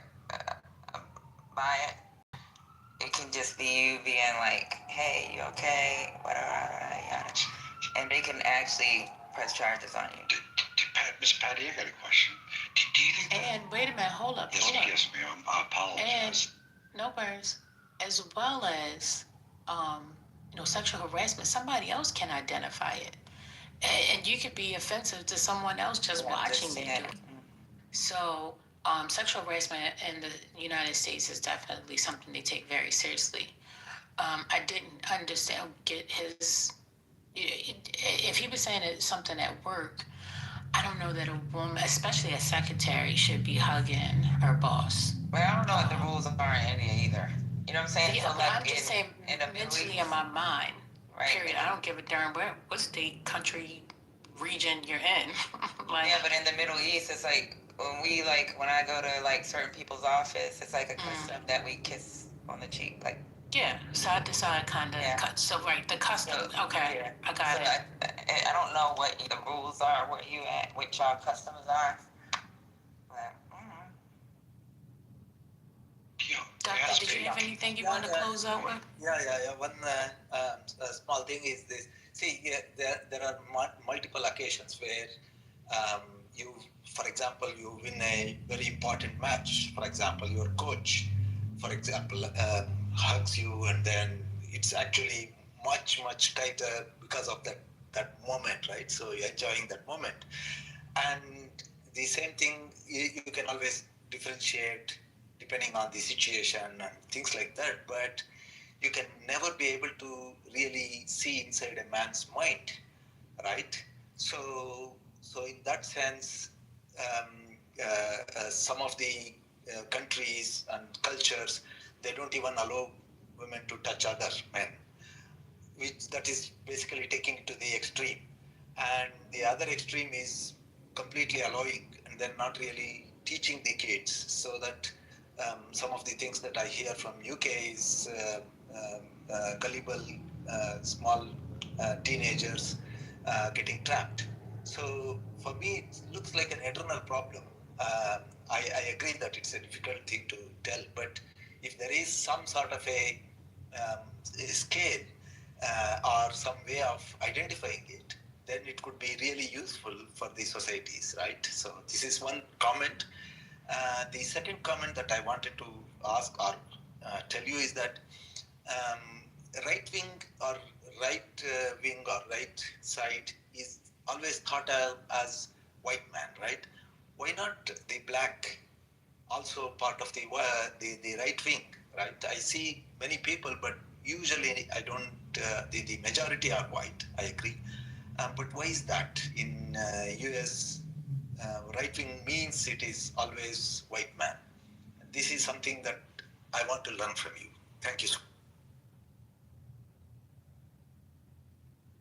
All right, go ahead, May I speak, please? You know, if I get in on Go ahead, Matt. No, I'll go and hold the young. I'll punt. I'll listen. Sorry. Can I go? Can I get in on this? Is it okay? Patty, what was the direction? So we were trying to let Matt in because he kept trying to come in conversation. I was just going to ask if. But I don't understand. What do you not understand about the right wing of government versus the left wing of government? That wasn't in the U.S. He said he didn't understand the white and the black thing. I was clear on his question. I wanted to say one or two things if I could. Wait a minute. Let us clarify. That's what he said. What can you clarify again, Doctor Me? Yeah. What is your confusion? Clarify. Did you say left wing, right wing, or did you say black or white? What did you say? Right. Okay. Let me. Sorry, because my accent may be a little. No, it's okay. Go ahead, babe. Yeah. So usually, what I see from U.S. politics and news, whatever that little that I see, is that whenever we say right-wing politics or politicians or the right-wing ideology, usually people connect right-wing with white men or white men and women, and left is always connected with or much more closely associated with black men and women. Why is that? Why such a thing happens? Or if my understanding is not correct, then that's also fine. So I will correct myself. I'd like to say something if I could. Okay. Yeah. Okay. Yeah, please. And don't go far. Please. Please allow me. Please. Please allow Jamal. And Doctor, I appreciate the question because it is a really good question as far as I'm concerned. Historically, we have to go back just a little bit. I think it's more not right and left, it's more conservative and liberal are the terms or the classifications here in the country, the way they view it. And historically, African Americans or black indigenous people to this area of the planet were very conservative. And we were right. And we were on the right side. I believe a transition happened in the 70s and 60s. We started to kind of transition more on the liberal side of things. And excuse me, can I speak my piece? Oh, wow. Please, just asking. We've had a conservative way of viewing things is God, man, woman, and child. And that was the way we historically viewed things. Over the past 50 or so years, there's been a shift to the left to a liberal way of thinking, but it looks like things are starting to move back to the right. African American men almost at a 20% to 25% clip have started to vote more conservative now, and we're kind of shifting that way. We've seen in Chicago that even some of the black women have started to shift towards the right because it aligns better with our family values. I'll land right there. So that's not true. For us, it's more of small government versus big government, right? So, like, when you look at what happened during Reconstruction, it was big government, and that gave us protections so that we can come out of slavery, we can have the little bit of rights that they were given. That's why we had black politicians back then. And then when it was small government, that's when Jim Crow laws. When they gave the power back to the states, that's when Jim Crow came around. So for us, it's more of like, we're not into this like preserving this like power structure where we're at the bottom of the food chain. Like, we're not doing slavery and segregation, Jim Crow. We're not doing none of that. And then what's going on right now with getting rid of Section 2 of voting rights at the VRA, we're not with that either. So we still rely on the government to make rules and laws that give us some type of place in society, right? So no, we may have conservative values in our home when you're talking about God and family, but then we also depend on the government heavily to make sure that things are in play. We've always been liberal. Just because you have conservative values at home where you believe in God doesn't mean that you're not able to say, like, where are my rights? And we need these rights. And we're not depending on these states to fucking give it to us. We have to have the federal government come up with rules of law that ensures our protections. And that's why we've always been liberal. Or left. No, you're right. The specific line is Andrew Johnston repealing Reconstruction. which led President Grant to have to reintroduce troops into the federal South in the 1870s, early 1870s, because of the birth of the Klan and other terrorist organizations who just went around lynching black people at the time. And so you're absolutely right. The position of having a stronger government means protection versus having to rely on states has historically, for most of the country's history, meant exploitation. And that's why we're usually left-leaning. Yeah, but so the idea of the Civil Rights Act, right, was supposed to bring equal rights to everyone. So that means you mean to say, because now it's almost more than 50 years now, so you mean to say the law was not, or all these years law is not properly implemented in US? Because why I'm asking this question is that if that divide is still there, so there is also a term called white man's burden, right? And that is also causing much of a problem because you need to help those who really need help. And helping someone who doesn't deserve will eventually spoil the environment, the societies, as well as the person who is trying to help. So in that sense, if this law was properly implemented, then most of the left white men wouldn't have been there, right? This is something that I'm thinking. I don't know whether my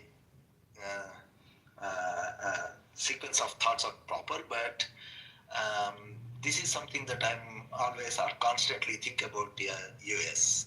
Okay, so we can have the rights on paper, but people roll it back in practice when you don't.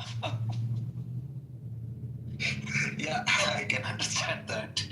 So we need that's why we rely heavily on the federal government. Getting some of the things that Project 2025 or even what Trump has put in executive orders or he's trying to make legal is really or using the office of the presidency to threaten companies or corporations. That shit affects us. It affects the minority. Yeah, he goes too far to the point of it's not just like talking about things. It's a lot of elected officials talk, right? But for the most part, they won't.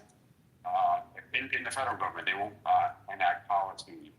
This guy is not only enacting policies, but he's threatening lawsuits on top of that to roll back protection. It's amazing the lawsuits like that. Okay. Some of the Project 2025, I think in the pages of the 870s and in the 800s, in that area, they start talking about men and custodial rights and also tax benefits of children and being able to file for benefit of their children and also parental rights. I think line up really good for black men. Some of the things that they have thought out are interesting because it seems like the Democrats would have thought more about some of these legal things as far as black family is concerned, as far as black children are concerned, and education and also custodial rights of the children. It's very interesting that they've made plans for these things specifically with black families in mind, and we haven't seen anything like this from the Democrats. And so it's very interesting, and I think this is why we're starting to kind of drift a little bit more to the right because of the high push on the LGBT thing and pushing that on the family versus some of the structural things that is coming out of that Project 2025. I'll land right there.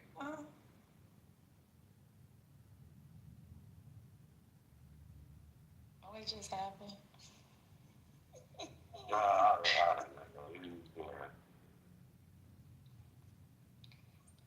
You do know who the party is made up of, right? Like what they look like. You do know that, right? I just want to point out that this fucking dumbass can't go 3 sentences without mentioning LGBT shit. So shut the fuck up, you dumbass. Hey, Spirit, let me just tell you that Jamal has been hyper-focused on other men's penis ever since I've met him. And in this very room, he's asked for us to PTR our penis so he can see who had the largest. And that's a fact.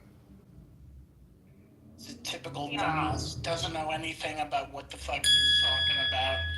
But, you know, it's nice to be able to listen to him talk about gay shit.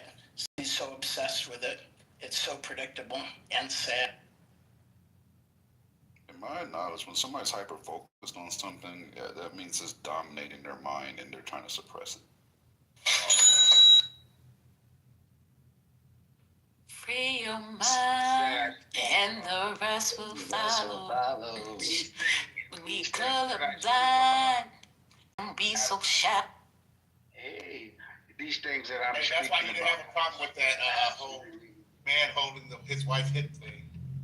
None of that stuff matters. But I do see a shift, and if we start to visit some of the documents in the 800s of Project 2025, the custodial stuff that I was speaking about, and the tax stuff that I was speaking about, that they were working through for the black families. It was chapters. It was a few chapters just focused totally on black families, and I haven't seen the Democrats put anything together on black families, not even put any thought into it. And I just found that very interesting. I think it was in the 800s, those pages in that area. Are you saying Democrats are not pro-family? Like, I'm confused.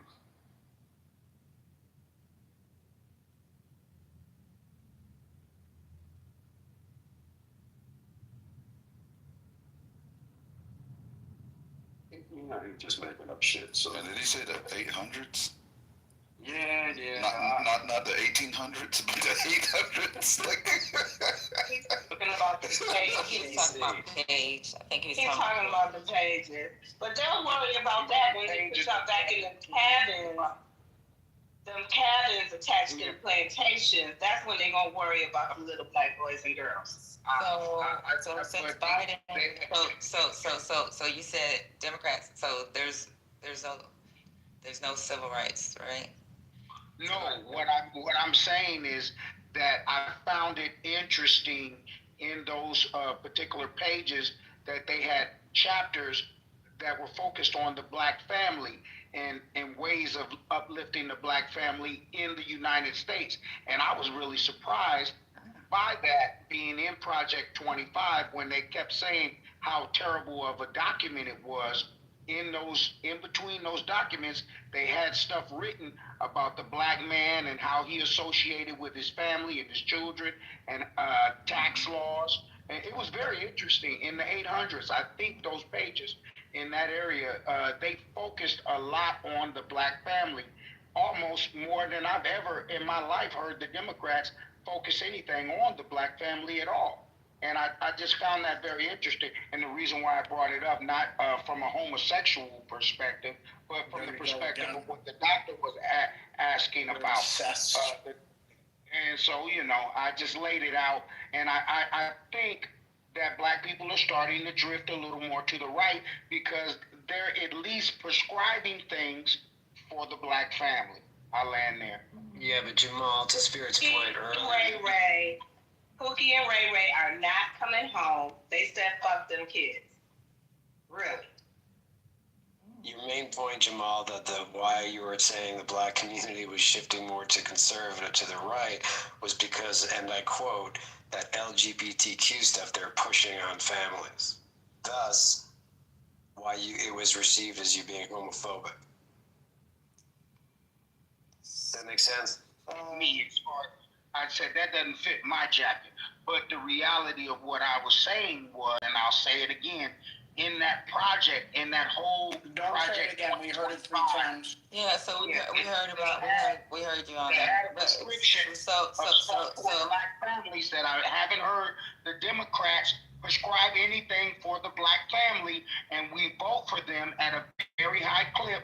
And I was speaking directly to what the doctor was asking, and I'm saying that Republican document spoke directly to the black family and specifically to black men and them being able to receive tax benefits and write-offs and custodial rights over their children.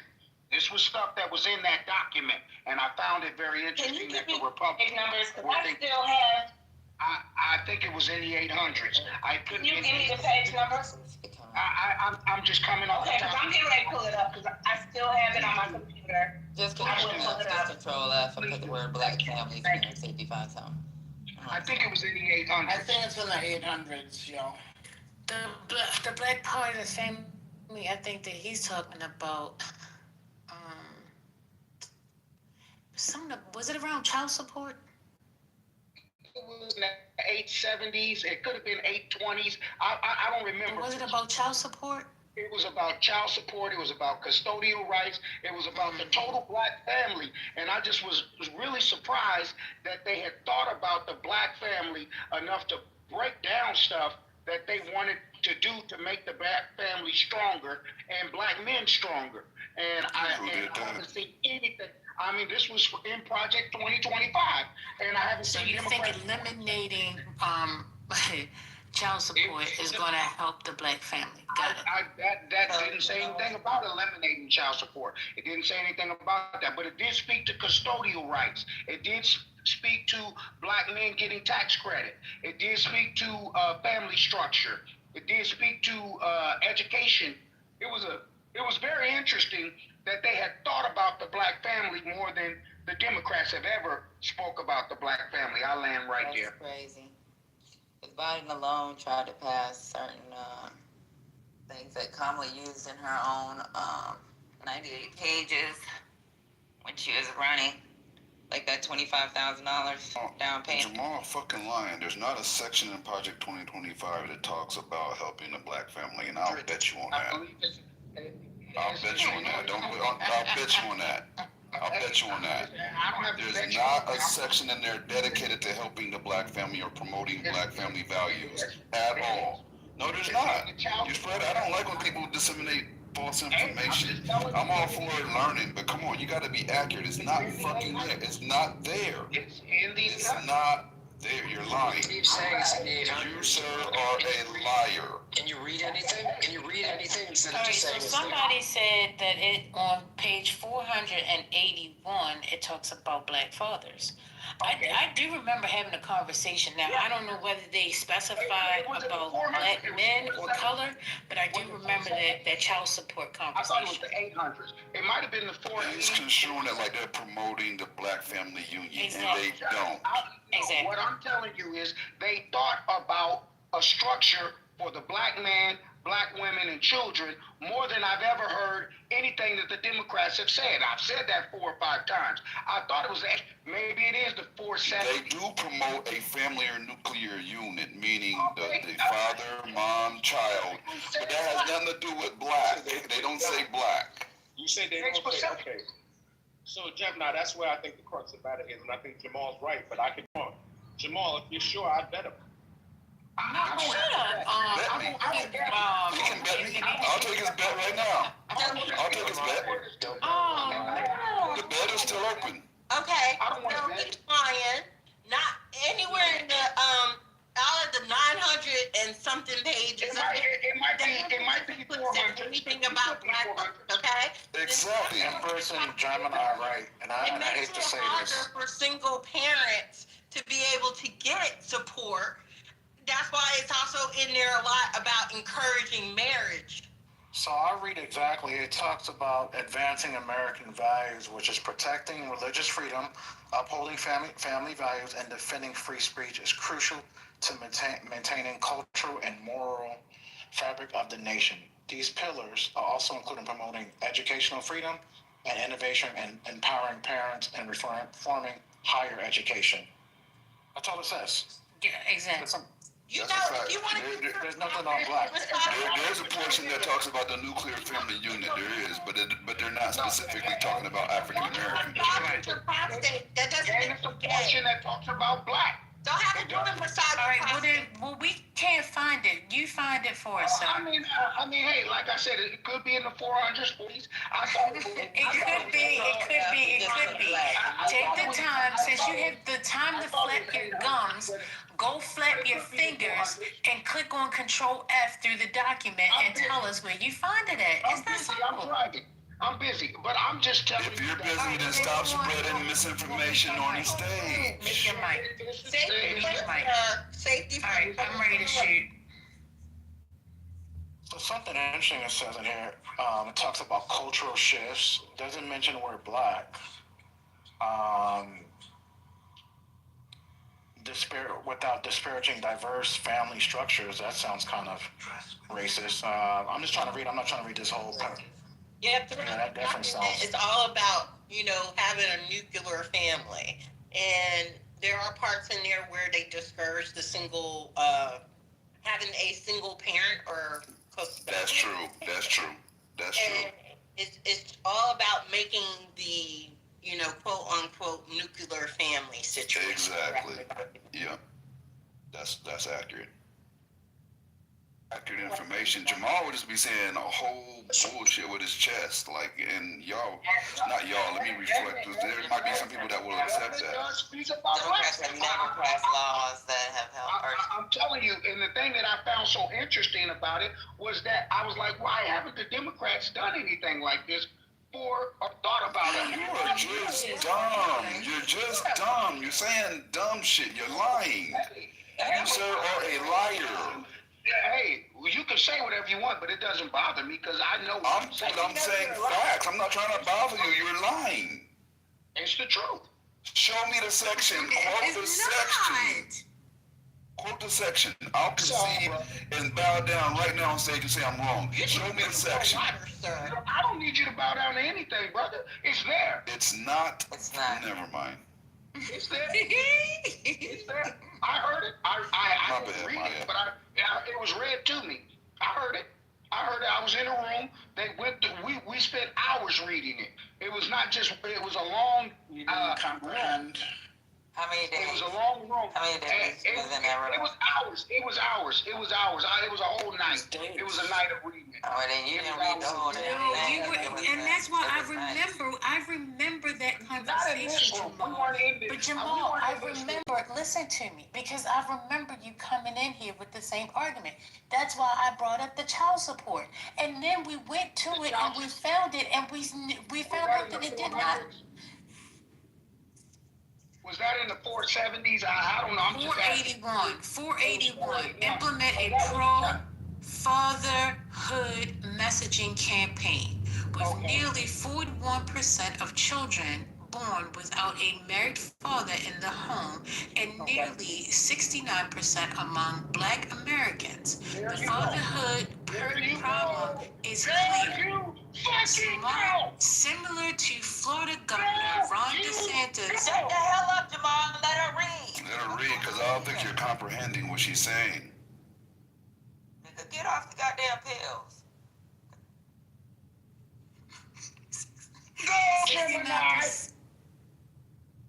Do you know what? Similar to Florida Governor Ron DeSantis' 2022 fatherhood bill, HMRF funds should be used to support national messaging campaigns that affirm the role fathers play in the lives of their children.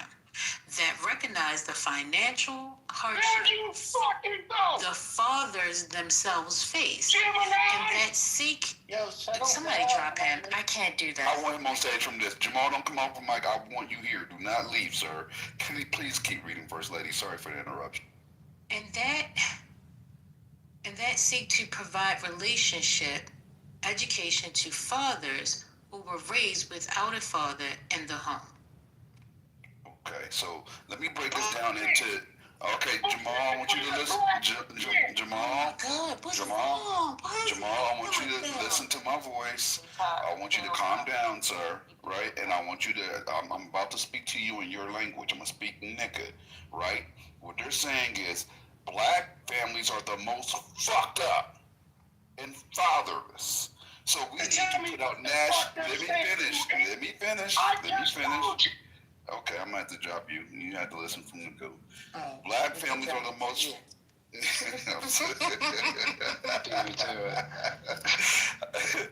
Black families are the most fatherless and fucked up, according to them, and that they have to put in work as far as raising awareness via campaigns about how the nuclear family is important in general. They're not exclusively trying to fund black families or make sure that black families have a nuclear family unit. They're trying to promote that nationally to the entire population, right? They're not hyper-focused on getting black fathers into black homes. They think the nuclear family is the nucleus of the American culture, and it needs to be reinstated and promoted. That's what they're saying. I don't know if I went too deep, but that's what they're saying. They're not promoting black family values. It was just quoting a percentage. Could you please allow me a chance to speak? Please, I'm asking nicely. Go ahead, Anthem. So here's what I have to say. What I just said is exactly what she just read. That they thought more about the black family than I ever have heard any Democrat say anything about a black father, about a black family structure, about anything that had to do with black family. What she just read right there is exactly what I heard. And Jamal, they used our stats to quote us as the problem. They highlighted us as the issue. Gemini, you don't. Does anybody else understand what I'm saying right now? That's why I was about to go back over the percentage. I was going to reread that. Maybe he didn't hear just because he heard black Americans. And that's the problem. I'm saying You that heard the the word. Democrats haven't done any of that. You have no. They didn't do anything. This isn't doing something. This is what it's doing. You don't think Democrat? You don't think that they do research and they look at? You don't think they do research and look at percentages when they come up with As much as you want. You can mute me as much as you want, and I guess that I'm gonna drop you then because I'm right. So you cannot talk. How about that? Should we ask him about didn't Obama have like my brother's keeper type initiative? Was that related in any way, or am I wrong?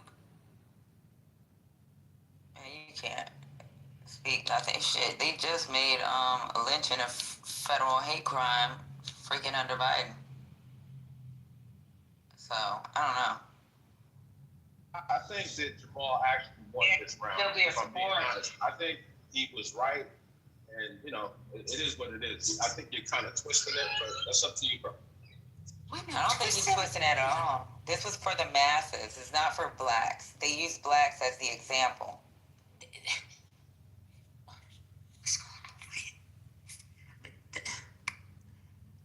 I think we're getting frustrated. But it's how So wait a minute. Here's the bold black letters. Implement a pro-fatherhood messaging campaign. For blacks. Exactly. If it would have said for blacks, then he would be absolutely 1,000% correct. Exactly. It does not say that. It says implement a pro-fatherhood messaging campaign.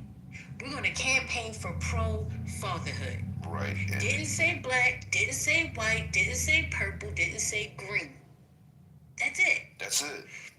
And then the stat that they used, what they did was reference us as the problem. Like, look, in this community, these niggas ain't coming home. They're going out for milk and not coming back. What we're going to do is we're going to try to offset that fucked up shit they're doing and promote fatherhood campaigns to the entire nation.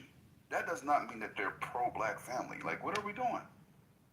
Yeah, and then it gives the stats. It says with nearly 40, it's on page 481, with nearly 41% of children born without a married father in the home, and nearly 69% among Black Americans. It's just giving the stats. They're talking about men. They're not separating and saying, okay, we're going to do this for the Black family. And we're going to make sure that they, get it right and be good fathers. That's not what this is saying. Not at all. But you know what's scary is when you put those kind of messages in front of remedial individuals, they don't comprehend and they'll take away whatever message you handed them, and then will come back and spew it on the stage as if it's facts to everybody and scream at the top of their lungs about how we're slow. It's crazy. Anthony, have you had a chance to review the work, the section that First Lady just clarified for everybody? I can't find it right now, but if anybody has a link directly to that page, I would appreciate it beyond words. I'm looking for it, but I haven't found it yet. Additionally, I think the context, the way I'm interpreting it, has to do with Black families specifically, the context of it. But listen, I would. That's why I wanted to read it myself and just draw my own conclusions. But that's the way I'm looking at it. So instead of you just saying, I want to draw my own conclusion, you doubled down and said that he won. You see what I'm saying? I said based on my perception of what had transpired. And what I wanted to, the ultimate arbitrator for me would have been me reading up. But based on my perception of what transpired on the stage, I think Jamal made a valid point. That's it. I think that, it comes down to one's interpretation.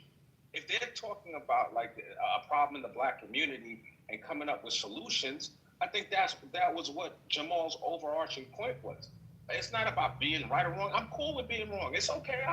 And what I'm saying is, what part of this part don't you understand?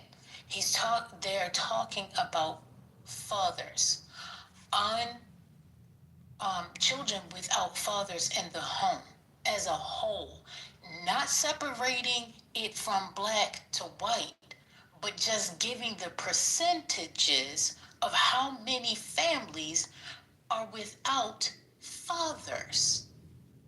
That's it. They're highlighting an issue. Yeah. First Lady, and using us as the example. Well, not just us as an example. They use 41 to 69%. Of reference. Right. If they're using Black people as an example, they're giving Black people as a frame of reference. I gave you two numbers. They didn't specify who the 41% was, but they politely specified the 69% as being Black. You don't see that being problematic? Oh, I'm going to tell you about the 41% that's without, but I'm not going to tell you the race of those people, but I'm going to tell you the race of the 69 people. Niggas. Those percentages don't make sense, though, because that adds up to 110%. Yeah, well, hey. No, you don't. You can't add on. It's men. Never mind. I just jumped in, but I see what you're saying. Right. So then, to answer you, it would be the 31% is what he's talking about. But overall, as a whole, 41% of families are without dads. 69% of that 41 is Black. There you go. Oh, okay. Exactly. That makes sense. And so, Anthony, if you couldn't find what their First Lady is referring to, if you scroll in the chat or look in the audience, Bella has taken a picture and has shared it with everybody on her PTR.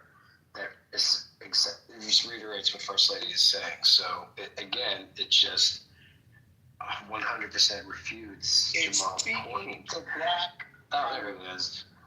But Jamal, did you read the whole paragraph? Read it all night. And what I'm saying to you, This is sad. without being interrupted, just getting some respect on the stage. If I can't get any respect on the stage, you've called me a faggot. You said I'm an undercover. Who called you a faggot? I haven't called you a faggot. Nobody called you a name. What are we talking about? You said I wanted to see men's dicks. You asked that. You asked that. I was in the room when you did that. That's true. That's true. You said everybody put a picture in your PTR of your dick. You did say that. PTR your dick. Is what you said. That is what he said. I never said I wanted to see another man's dick because I never said that. You said PTR. You asked us a PTR dick. What does PTR mean? Oh man. But here's the thing. But here's the reality of it. Here's the reality of it. You've disrespected me here on the stage tonight, and the point that I was making stands for what it is. I told you in the article or in the Project 2025, they referenced black men and black families, and they were concerned about fathers. I didn't read it verbatim. They referenced us in a negative light, Jamal. You have to read it verbatim. That's the key point. You're interrupting me, and are not allowing me to speak. You're disrespectful. And you're not allowing me to speak. Well, Trump ain't gonna allow you to speak either. Hold up, JD. Okay. Well, here's the reality of it. The reality of it is I've never heard any document that the Democrats have ever put together in concern about black fathers, black fatherhood, motherhood, or children. Hold on, excuse me. If they were speaking about the whole United States, and they specifically said black people, well, they had black people in mind. And I've never heard anything that the Democrats have put together where they had black people in mind to do anything for us. And so, hold on. Excuse me. Hold on. They also said that they wanted black men to retain custody of their kids. If you go deeper into it, they also said that they wanted men, fathers, to receive benefit for having the kids as a tax credit. This is shit that they have thought out. And so what I'm saying is, as a black man, I am, and a father, I am, even though my children are all old, graduated from college, and on with their lives, I'm still a black man and a father. I felt like that was a very respectable thing for them to even do. As far as the numbers, I'm not concerned about the numbers, whether they were disrespectful or not. Just the fact that you would even think to even put black people into an equation. Nigga, land your raggedy ass plane or I'm gonna shoot it down. Here's the reality of it, and this is how I see it. If you're in a room, and I'm in a room, and it's Democrats in the room, and you're in the room, and I bring this up, you should expect whatever you get. So I land here. You know, no matter who has, if you have custody of the child, no matter what, you're going to get tax credits if you're the primary caregiver. That's a fact. I got it from my daughter. So that's how I know you're not in your children's lives. Talking about non-custodial parent. Shots fired. That's a fact. JD, I'm glad you here. JD, hey, mute up, Jamal. We heard you already. I'm talking to JD. JD, let me bring you up to speed because I need you to understand what's going on here, bro. So, Jamal said in Project 2025 that they are very concerned about the black family and the black family unit, and they're promoting the black family unit, and he's read a portion where they're saying how much they would like to promote the black family unit. Now, we found the page, we found the portion where they're referencing black families, but what they said was that 69, was that the right percentage? 69% of yes, sir. black children are born. 41% fathers. Hold up, Jamal. Hold up. So we let you land your raggedy ass flag. So they quoted a stat about 69% of black families having children born without the father being in the household, right? And then they said they wanted to go out and utilize funding. Let me finish what I'm saying, Jamal. Thank you. I'm talking to JD, not you. That's why I chose JD, because I don't want to be interrupted. So we found the section, and they're saying they want to promote the family unit as a whole, and then they quoted the stat about blacks being the problem, having 69% of children being born without the father being in the household. Do you see that as promoting the black family, JD? No, it's pinpointing out the most fucked up group. Because we talked about this before. We've talked about this specifically before. Why doesn't it mention all of the groups? Why doesn't it mention all the races? Why is it pinpointing out one single group? Exactly. Okay, Jamal, it does mention all the races. It actually does. Ray, That's the 41%. Okay, one second. Hold up, let him finish what he's saying. Why y'all cutting him off? I'm not cutting them off. I'm just explaining. The percentage is 41%. So what's the percentage for Hispanics, according to that document? Okay. Or the percentage for Asians, or the percentage for Indians. Where's that at? One second. Can I respond to that? No, he wasn't finished. That's the problem. Still talking, we all just started, man. No problem. Yeah, so you came off Mike and said, Anthony, so you should be able to tell us in that document what percentages of Hispanic families are like that, what percentage of Asian families, according to the same section that it mentions about the black. You said, just stop for 1 second, man. Just chill for 1 second. So JD, according to what you said was, where does it give the overall percentage? That was the question you asked. You didn't say Hispanic. No. You said overall percentage. No, JD, you literally. Okay, you see, of course, hold on, Anthony. Of course, you conveniently heard it. Of course, you conveniently heard what I said to try to match your narrative. You came off mic and said it does mention other races and ethnicities. So I said the overall, not other. No, I didn't say overall. I did not say overall. I said it mentioned overall and black and black.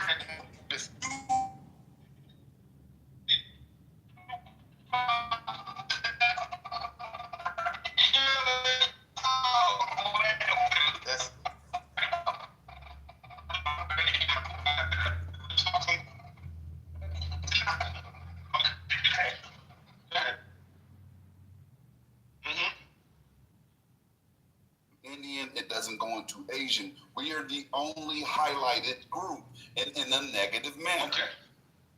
Okay. So Gemini, right? Without the totality of the document, it could make perfect sense why it does that, brother. If they mention blacks specifically in other portions, this further reinforces Jamal's point, and that in his assertion, he's not saying that this is the only place where they reference black people. So if there are other references to blacks, others. Okay, Gemini, this is not my argument. This is Jamal's argument. Then you should insert yourself, because this is where I know you're too intelligent to say this stupid shit that you're saying right now. You're defending the undefendable in this moment. He's Jamal's defense attorney. Cool, Moose, like, listen, man. You see, this is the thing, right? You got people that's addicted to being right. I don't care about that. I just want to effectively communicate. And I think that Jamal may actually have a point. If there are, you said there's no references in the document. That's what I heard you say. That's not what you heard me say. I'm gonna tell you what I said, because I don't want to be misquoted. Okay, go ahead. I found no location where they promoted the black family unit. Okay. That's what I said. Gemini, respectfully, you and I have different recollections. I could be wrong. Ask the rest of the stage then. Ask everybody else that's here. It's not just us. Gemini, listen, man. This is a cult of personality. They're gonna say whatever you say that you said. That's what's going on. It's not true. Patty don't have a problem disagreeing with me. Trust me. Fuck you talking about? Man, listen. Okay, no problem, man. Anyhow, right? What I'm saying is, if there are other references to black families, and then Jamal's point would be reinforced. If they're saying, yo, look, we need to help the black family, and they're citing a specific number that shows how dire the circumstances. Say that. It doesn't say that. The words aren't there. The operative word is if. The operative word is if.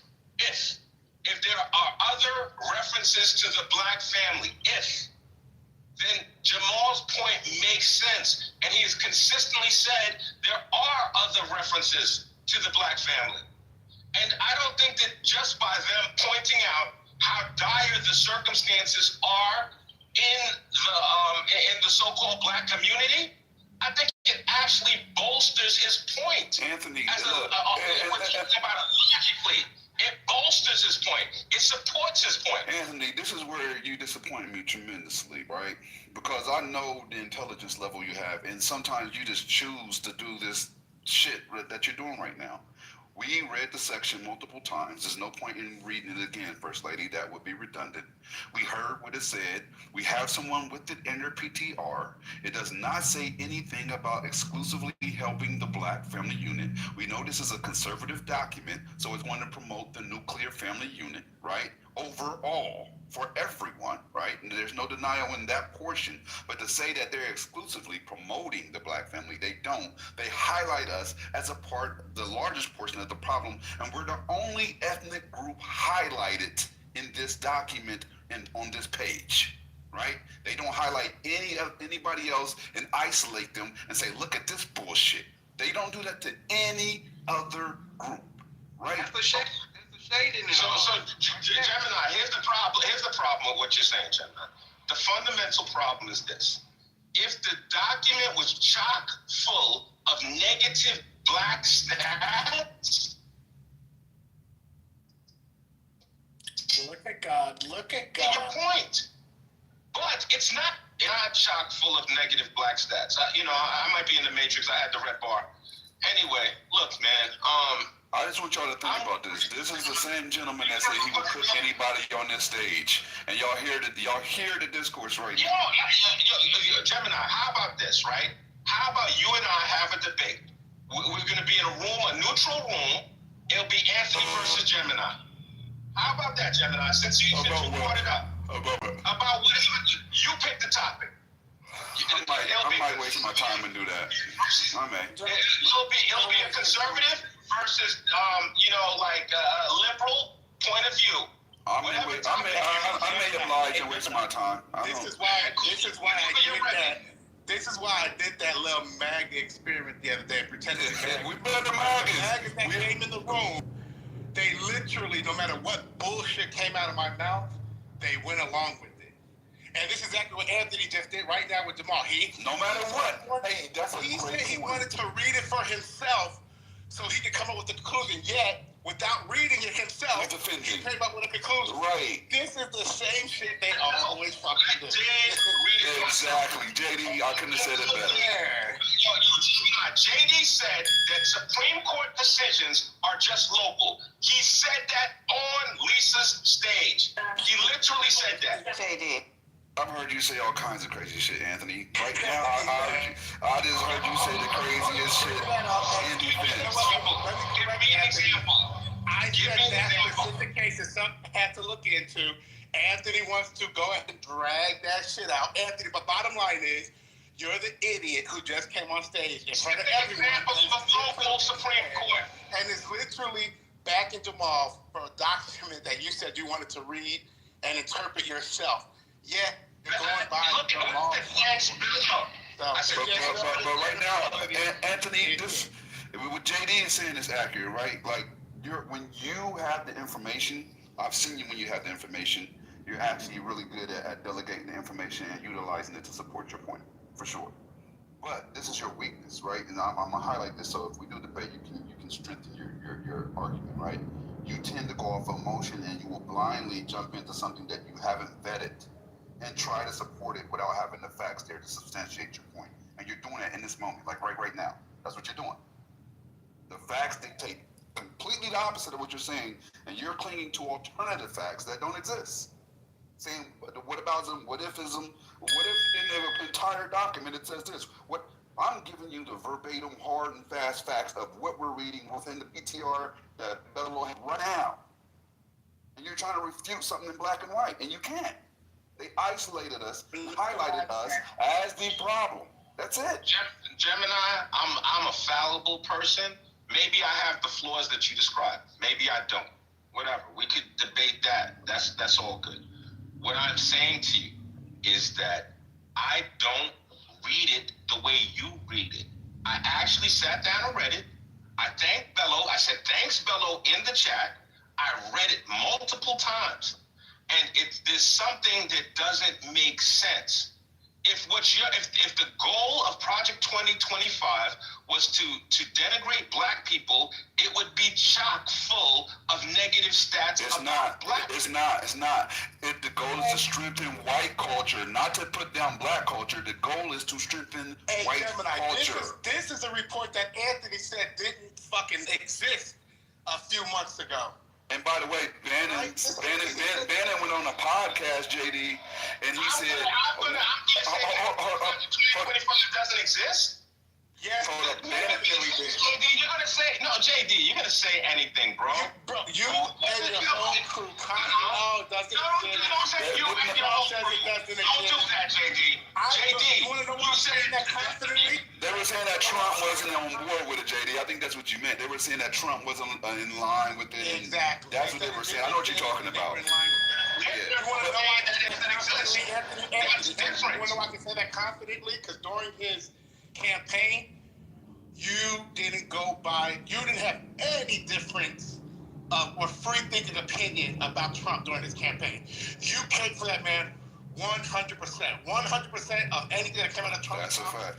You agree with it, even to the point of deportations, where you said you didn't even think he was going to this extreme, blah, blah, blah. You believed everything that came out of that man's mouth. But see, this is the one thing I know about Anthony, from us having our back and forth in our friendship, because I do consider him a friend, even though I don't agree with a lot of the shit he agrees with, right? He tends to downplay racist events or perceive, like what we might perceive in one way. He'll be like, no, there's no way that white person meant it that way. Like he tries to see it in a all-encompassing way no matter what, right? An example would be our biggest argument we had was about Elon, whether he gave the Nazi salute at the inauguration, right? That was our biggest debate we had back and forth, because to me, that was 100% a Nazi salute, and he did it twice, if I remember correctly. It wasn't one time, I know. It was either 2 or 3 times. The number I don't remember exactly. But he went hard about how it wasn't, until his commander-in-chief got into it with Elon and then admitted, well, you actually did the Nazi salute on my stage. Then he conceded, right? But until that point where Trump said it himself, had Trump not gotten to that argument with Elon, he would have stood by that not being a Nazi salute. And this is that moment reincarnated right now, right? It's very clear that they only indicated the disparity in black families as far as us having 69% of children without the father in the home. Right? He said nothing about black people. Hold up. Which one of y'all let him back on the stage? I don't know, but he's gone again. So it's clear that it doesn't indicate any other race. When you're highlighting one race as an issue, by default, you're making them the problem or the example of the problem.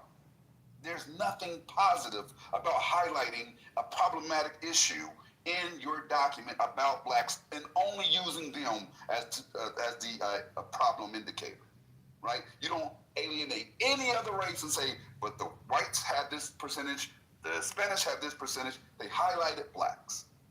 That by default is racist. Respond to what you said, bro. You said a lot. Please do. I yield. Sure. Very cool. Thank you. I appreciate it, man. So as it relates to the whole Elon situation, right? I said the ADL no less than the ADL said it wasn't a Nazi salute. All right? Yo, what I conceded to was that in the heat of Trump, Elon saying that Trump's on the Epstein files, and that, Trump being mad at Elon, him saying that, oh, that was a Nazi salute, I conceded that Trump said that. I gave that concession. That wasn't, so it doesn't change my mind. I think that the ADL, they are not scared of anybody. They're the most vehement supporters of Israel in the world. So, like, this idea that, they bow down to Elon would be nonsense. That's one thing, out the way. Now, as it relates to what we're talking about, Gemini, again, when Jamal just came up on stage, I agree with him. You said that this document doesn't say anything about black. All right? And lastly, to JD. That's not what I said. You keep misquoting me. I said it doesn't promote black families. Gemini, out of my respect for you, I'm not going to repeat it again. I'm going to take you at face value that that's what you said, and I misheard you. I won't repeat it. I'm done with that. Now, what JD said is that I denied the existence of Project 2025. That is a lie from the pit of hell. What JD also said was he was referring to a specific Supreme Court decision as being local. That is idiotic on the face of it, by itself. You can say the way that conversation happened, the way you referenced it, you made it appear that way. That's why I said I had to look into it. So you can keep bringing that shit back all you want. The bottom line is you will cape for any MAGA person that comes on the stage. You will side with them without any facts. You're just a typical Trump dick rider, and that's all there is to it, bro. There's no way around it. So we can go ahead and move on. You can keep my name out your motherfucking mouth. Because bottom line is, bro, you do this shit all the time. And you definitely deny Project 2025.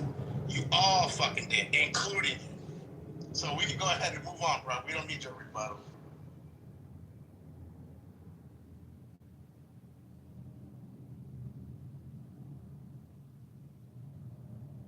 Just want to say, God specializes. God. You see how they try to silence you? You see how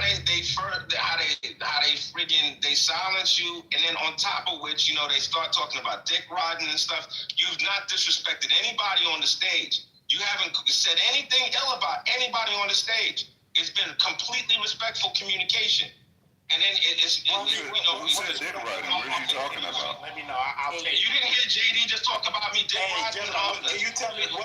No, I didn't hear it, but maybe I was not moving around. I'll take that version of dick riding. He just said it. I didn't hear it either. I didn't hear it. I got my MAGA ears on.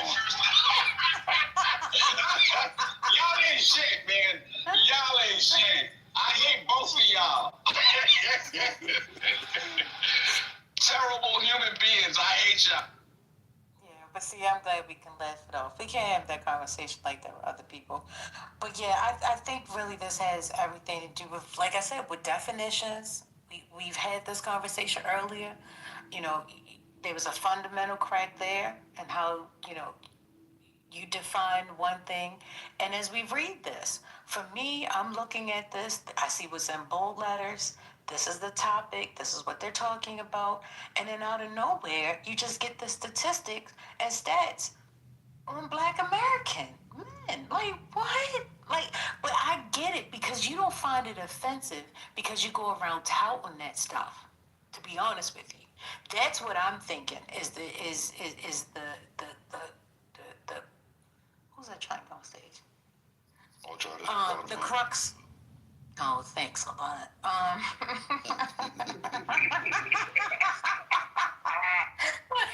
Inmates that are running the asylum. Go ahead.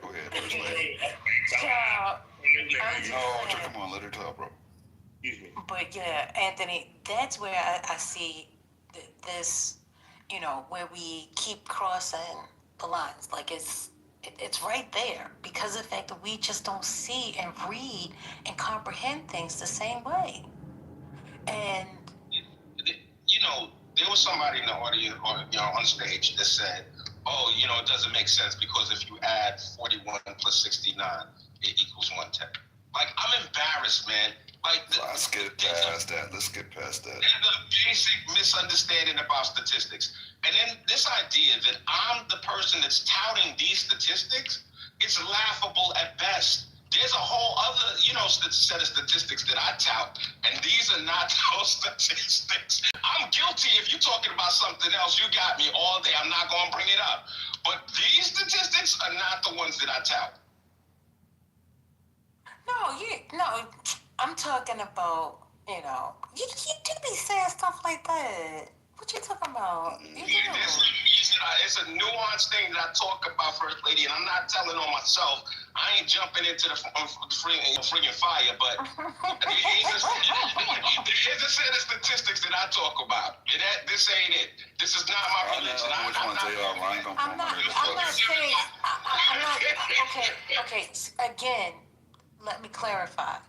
I'm saying that you go around speaking statistics that, go against the black community. The black community in a negative light. Yes, that's what I'm trying to say. If you want to make that general statement, that's a fair statement, First Lady. I quote, because I'm saying, right, we've been doing the same thing for the last 60 years, and there's a lot of statistics that are not in our favor. So I will quote statistics that paint it in a bad light, black people in a bad light, because I feel like we're capable of so much more. I don't think that we're well represented by today's statistics. I think we can do so much better. So yeah, I'll quote negative statistics. Well, and that's why I think when you read this, you see this as something being good. That's what I get from it. I think that you. I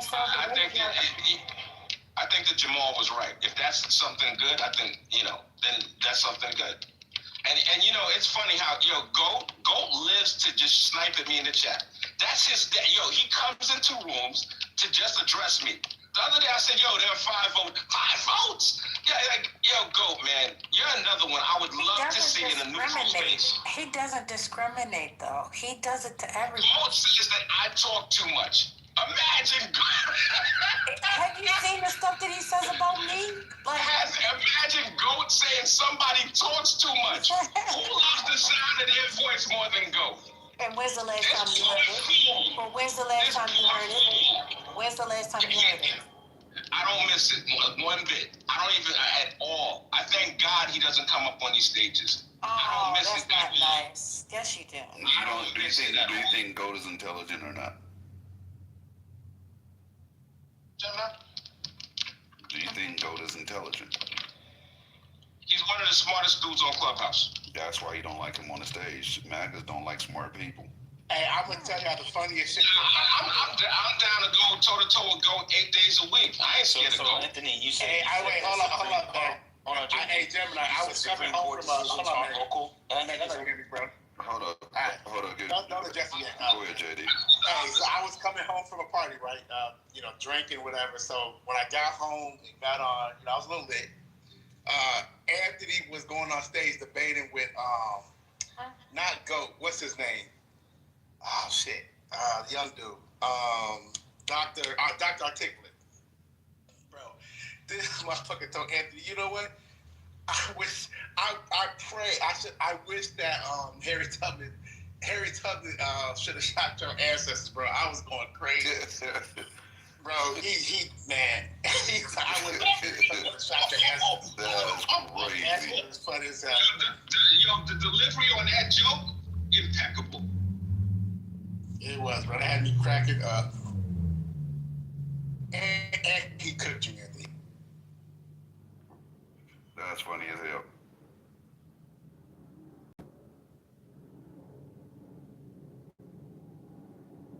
But Anthony, you phony, because you would be up here kicking with go to read you, and then you still be laughing at him.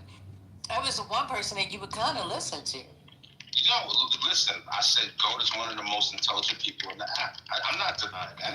If you said you don't want to hear his voice no more. I'm just talking shit, man. Right. Do you remember when Trump, first lady, you remember Trump actually literally said, smart people don't like me. He said that. That's a direct quote. I'm not making that up. I didn't mean it like in a literal sense, you know, like, yo, gold is a hell of a contributor. He didn't mean it like that. I know. The idea of goat saying that somebody talks too much. I want you to imagine goat saying somebody talks too much. Really? Make that stop. I'm just saying, listen, don't think you are special. He talks about everyone. He makes fun of everybody in the chat. Are you kidding me? Like, he doesn't discriminate. It's not just... There'll be like 4 people in a room and gold will come in there if I'm in there and start talking shit to me. Like, I'm talking about the most obscure rooms. The most obscure rooms. You'll see goat in there. Like, yo, literally, this is what I'm talking about. Yo, he's my clubhouse stalker, amongst some others, but he's one. Call him a stalker. It's crazy. Crazy word. Email type shit, yo. And MAGA me, so I'm gonna tell you, you shouldn't say you enjoy listening to idiots, because by proximity, you start to hear something enough that it actually starts to program you. So if you really feel that this stage is dumb, it wouldn't be a smart thing to sit around in the goo and digest this, because you're everything you do is you have a mental diet and you have a physical diet. This is a part of your mental diet right now. So if you don't feel like this is nourishing your intelligence, then I wouldn't be here, because that's what it's doing right now, one way or another. Leaders that thinks he's, you know, whatever. But, you know, he's just an academic type of dude. You listen to Goat talk. You know, like, he's one of those textbook dudes that ain't doing it in real life, Gemini. You know, I'm sure you compare your personal financial statement to Goat's personal financial statement, you know, you blow it out the water. But it is what it is. That reminds me of a debate, though. Let me ask the stage this. Let me ask this to the stage in general. I'm not going to specify a person, but do you think the more intelligent person generates a larger salary, for the most part, right? This is not an all-inclusive statement. Or you think there are a lot of intelligent people that just haven't been able to monetize? The latter. All right, before y'all start talking about money, hold on. I just got a real quick quote from Trump. Trump on ICE tactics. I think they haven't gone far enough. Go ahead, Harry. Yeah. You can import more often. But anyway, what do you think, Anthony? Like, do you think the person that's generating the highest salary is the most intelligent person? Or do you think that there's a lot of people that are underpaid and overeducated? I think that there's a high correlation between salary and income. I think that, you know, there's definitely a high correlation. Salary and income? Salary and income? Yeah, pardon me. Salary and education level. There's actually a direct correlation. That's a parallel. Like, that's association. Salary between salary and intelligence level. I think there's a high correlation. So Stephen Hawkins, Anthony, you think Stephen Hawkins is a smart individual? Yeah, I think he was. Do you think, correlatively speaking, how smart he was? Do you think the value, like, do you think monetarily he made the same as how smart he was? They compared to, like, Jeff Bezos? The correlation, brother. I think that, you know, Jeff Bezos is brilliant. I think that Elon Musk is brilliant. And are they the smartest people to ever live? I don't think so. But I think that there is definitely a correlation, not causation, but a correlation. Do you disagree with the statement, Arthur? Is there something that you, like, I don't even know if you disagree. You're asking me questions. Are you saying, well, no, I disagree, and this is why I disagree? Anthony, do you disagree? I agree with you on this level, right? I think the smartest people are generating the largest incomes, but that doesn't mean they're the smartest. And what I mean by that, I know that sounds kind of dumb, but they are surrounding themselves with people that are competent and capable, and probably more competent and capable than themselves in various areas, right? They're smart enough to know what areas they need supplementation in, and they supplement it with people that are of super high value, and that by default makes them the more intelligent person in the room, because they're hiring the person that's more intelligent than them to work for them. And to benefit their overall agenda, which leads to their salary. Does that make sense? It's a lot of sense, man.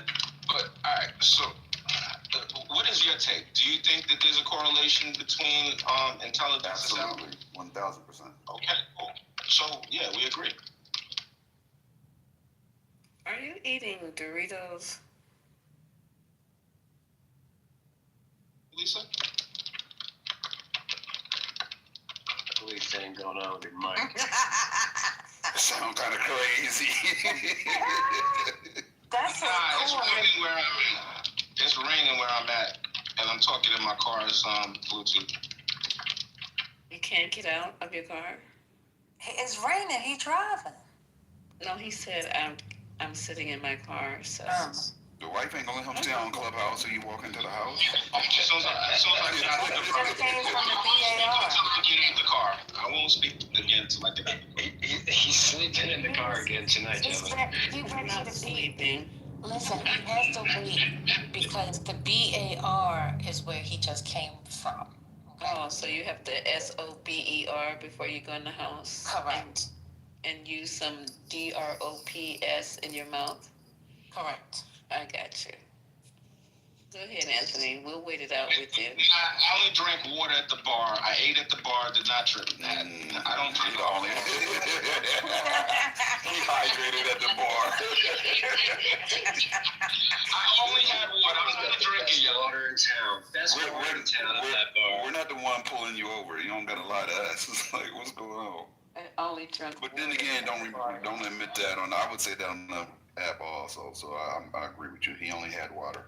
I mean, he might have only had water. He might have went to that bar that has a little bit extra there, you know, with the food. So. Oh, so. AKA strip club. He does live in Atlanta. Hello. And it's okay if he's supporting single mothers. It's okay. But my thing is, you know, why go to a bar to drink water when you can get water in so many other places? He ate food there. He went to eat food. Oh, the food. And if First Lady's after, they're not gonna have titties there. So. Okay.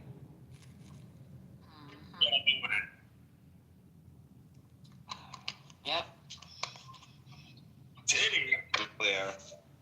I was at a restaurant that had a bar in it. Oh, now it's a restaurant with the bar attached.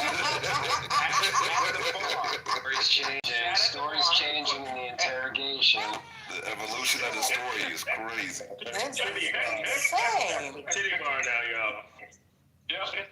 Because remember, I asked him, I said, are you at a problem with the titty bars? Listen, remember, I asked you, I said, are you at, like, getting a happy ending? What's going on? I said, you're at the massage parlor? And you said, no, I'm at the bar. You didn't say I was at the bar. I'm sitting at the bar. That's what I meant. But there was wasn't clear. You said there were no I'm at the there. bar. Okay. Okay, so not a single titty. No. I don't believe you. Not a single titty. You didn't have a waitress? You had a waiter? You didn't have a waitress? Yeah. Waiters have titties. They had a bartender. So the bartenders that are women, you think that's an only male space, or? But men have titties. Y'all is too much. Jesus, man. Y'all are hilarious. It's the interrogation crew.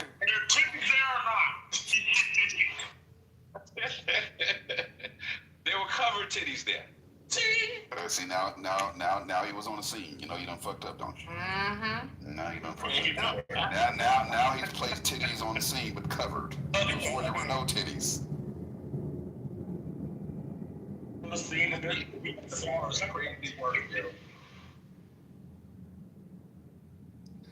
Well. So we have the candidates, Madoni and Cuomo. They're going back and forth. Tuesday is the final day. I guess we'll find out what happens there. Lisa, did you have any topics that you want to talk about today at 7? Oh, I'm sorry, 7-11. Look at that. Yes, sweetie, I wanted to. 7-11. No, I'm gonna open up my room later. I'm eating right now. Okay. I gotta eat. So the chicken didn't turn out correctly the way I thought it was gonna turn out. I wasn't gonna laugh on. Okay, what happened? I don't know if I'm understanding how this chicken El Pollo stuff is supposed to go. So the recipe called for the chicken to be baked or stewed, and then the last 15 minutes you put the chicken on the bed of rice with the juices, and you cover it up in the pot, and you let it cook till it's completely done. But that didn't work out right. Well, what happened? I don't know if I did not. First of all, it was way too dry. Way too dry. What did you cover it with? The actual fitted top. No, I mean, did you put it in aluminum foil? No, I did not put it in aluminum foil. Did you cook it in a crock pot? No, the chicken itself I baked in a rotisserie, not a rotisserie, what's the blue pan? I baked it in that, and then I made the rice separately. So then I put the rice, I layered the bottom of the pan, of the LaCroix pan, whatever that thing is. I layered the bottom with the rice, and then the chicken only needed like another like 20, 25 minutes, right? And I put it on top. And that's what the recipe said. But then it was, maybe I should have put the juices from the chicken that was cooking in the other pot inside. I don't know, but it, nah. Way too dry. So I'll try another tomorrow. But I kept asking for recipes in 420, and somebody coming back with some dumb shit. Just, how do you do that? Roast the chicken, let it cook slow. Should I cook it in a roaster? And then you can't add the rice to the roaster because there's not enough water, so I made it separately. Didn't that sound right, everybody? That sound good? Because it didn't turn out right. Somebody said crock pot is the best. But crock pot, okay, so if you cook it in the crock pot, and when am I putting in the rice? At what point? You could just cook your rice separately and then put the rice on the plate and put the chicken over top. You don't have to cook the rice. Erica's saying crock pot is the best. So, because the thing about the rice, you don't want to overcook rice because then rice will get mushy. Mushy, right? And that's what I was thinking of. So yeah, so you don't have to cook it in there with it, not unless you're gonna, mince it together to create, like a whole dish. But if you just want the chicken to have like a rotisserie kind of thing and the rice, you just cook the rice separately and then take the juices and pour it over top of the rice. And then put the sorry. Yeah, I think that's where I went. That's where I went wrong. Because I went to a Cuban restaurant and they served it like this. Shredded chicken, not baked chicken. They got it. Okay, I know this is going to be good. What, Ultra? Be shredded chicken, not like full shredded chicken, not minced chicken like you minced some onions. You know what I'm saying? No, it wasn't shredded. It was parts. It was like the breast connected. Hi, guys. Oh, okay. You know that place called Marcel? What's that place on La Cienega and what's the name of that Cuban place? Versailles. I don't know, Gemini go. He's there. Gemini. No, she actually said Lisa. Oh, okay, go ahead, babe. I'm sorry. Oh, she got placed on the Google. Damn. You want me to help you find her? Yeah, just want to ask her what is she Oh, I'm not helping her. No, I'm talking to Ultra. Oh. You want to help find her? No, you know, she found herself. Go send the search party. Ultra's going to be the search party for Slade. Thank you, Jesus. Okay. Look out for that 3-1 athlete. Is it 310 athlete? Same one? Anyways, that's that's another topic. Anyways, back to y'all. Oh, Jesus. Okay, so Kathy wanted to talk to you about a different kind of rice.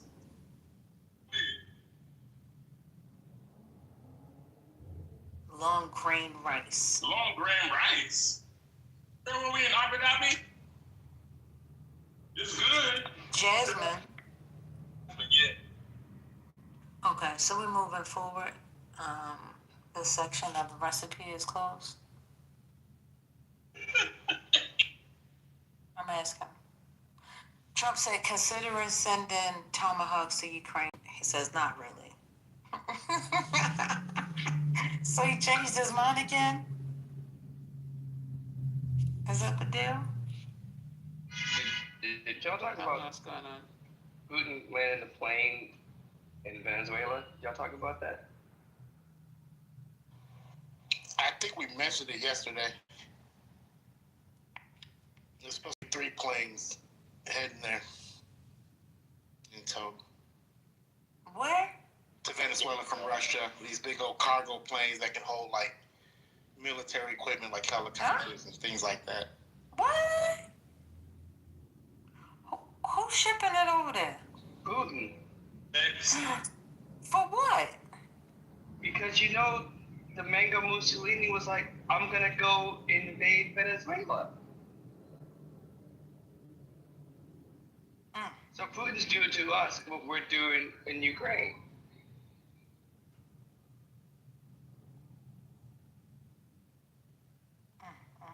I thought they were invading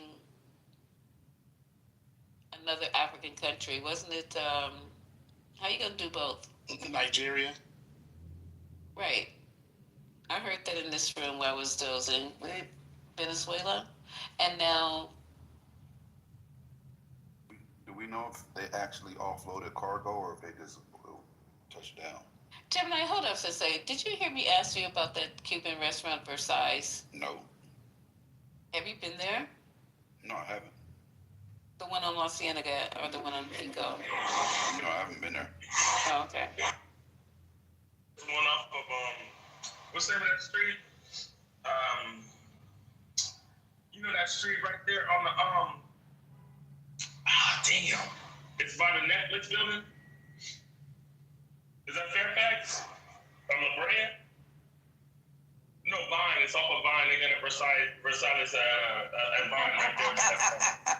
I don't know it that well. That's why I was asking you guys. Ultra be lit. He be lit. Ultra be ultra lit. That was normal. That was normal. Ultra be, yeah. Now you had to cover your ears first, lady. Let me know when you covered your ears. Your ears covered? Okay, I'm assuming they're covered. Lisa, Ultra, y'all need to check out this place called Destination Smokehouse. Like it's been going super viral. It's a barbecue spot out here that is going like you're gonna be in line forever. It's just. I'll post a link. It's just south of LA, but everybody from LA is going there, even though it's not technically in LA. Like it's south of LA. Mm-hmm. So what freeway are we talking about that I have to get on? All right, let me look real quick. Give me 1 second. South of LA, the 10. Probably. The 107, the 105. Where you from, yeah. Damn, that area I really don't know that well. Man, just MapQuest it. Throw it into your GPS. Yeah, I'll do it. I'll throw it into the GPS. I'll post a link in the chat. I just saw the he was pulling. They said, "Is it bone? Skin off the bone?" Tenderism. That's the word. He said the tenderisms. The oxtail bone didn't fall up out that bitch. Hey, that old man got that place so like now all the food critics got it lit, but he's the OG that got it lit. Destination Smokehouse. Destination Smokehouse. Ultra just dropped it in the chat. Okay. Okay, I want to go. Is there food? That sounds good. There's food there. Where's that at? Click it and look at it real quick. You can get there from Click Texas. the link in the chat. damn. Wait a minute. It looked like something you would get in Texas, honestly. I know, right? Oh my God. This is for 2 or 3 people for one platter. Oh, that's just way too much food for me, but it looks good. Jesus will be eating, me and Jesus and the angels. Take me home. Ah, Destination Smokehouse. The only thing is the line is the worst. The food is bomb, but their line is crazy. Ooh, I don't do line. You're going to be waiting in line. Can you pre-order? Yeah, you can. For me, at this point, I'd rather just pre-order and pick up and bounce, because that line. Exactly. And pulled pork. Oh, God, Jesus. That looks really good. The oxtail is good. Their food is good. It's really good. Is this a black owner? You know what? Like, it's no, it's not. The hard and fast. But the face is, which is he utilizes him to promote his product because he's really good and charismatic and he has that old black soul to him. So he's like, he's doing viral. Because of him, all the food critics, like his videos have been duplicated by the food critics that come here because his format is just, he's got a dope format. But the owner is not black, no. Okay, I just want to see what city they're considering this in. Directions.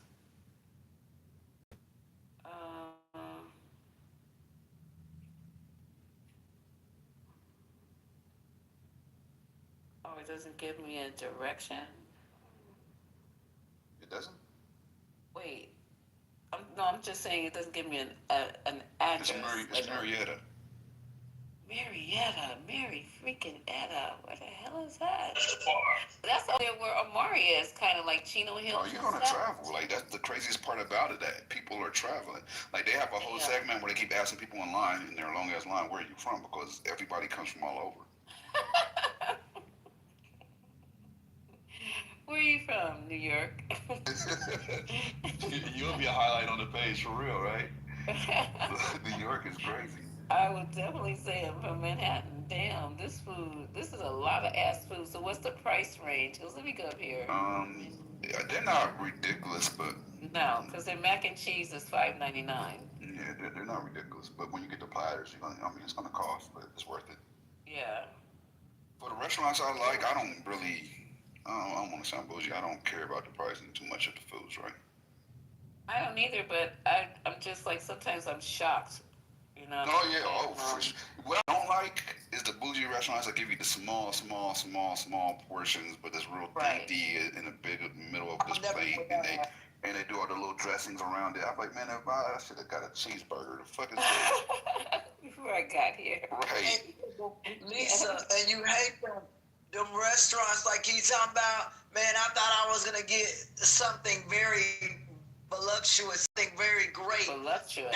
And so, well, I think like that all the time. Voluptuous is a shame to me when I hear voluptuous. I don't know. Well, the grapes on the plate. That's where we're headed. I'm thinking I'm gonna get something really nice. No, the plate was small.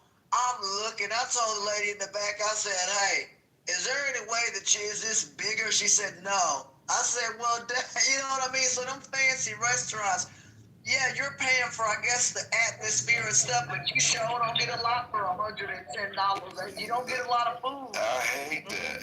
It's not even the money I'm spending. I'll just be mad at the portions. Right? Like, this is the exquisite. I'm like, I don't care how exquisite it is. I can cut that into 4 pieces. Like, what is we doing? Like, I said in one restaurant, I said, who played is this for Barbie?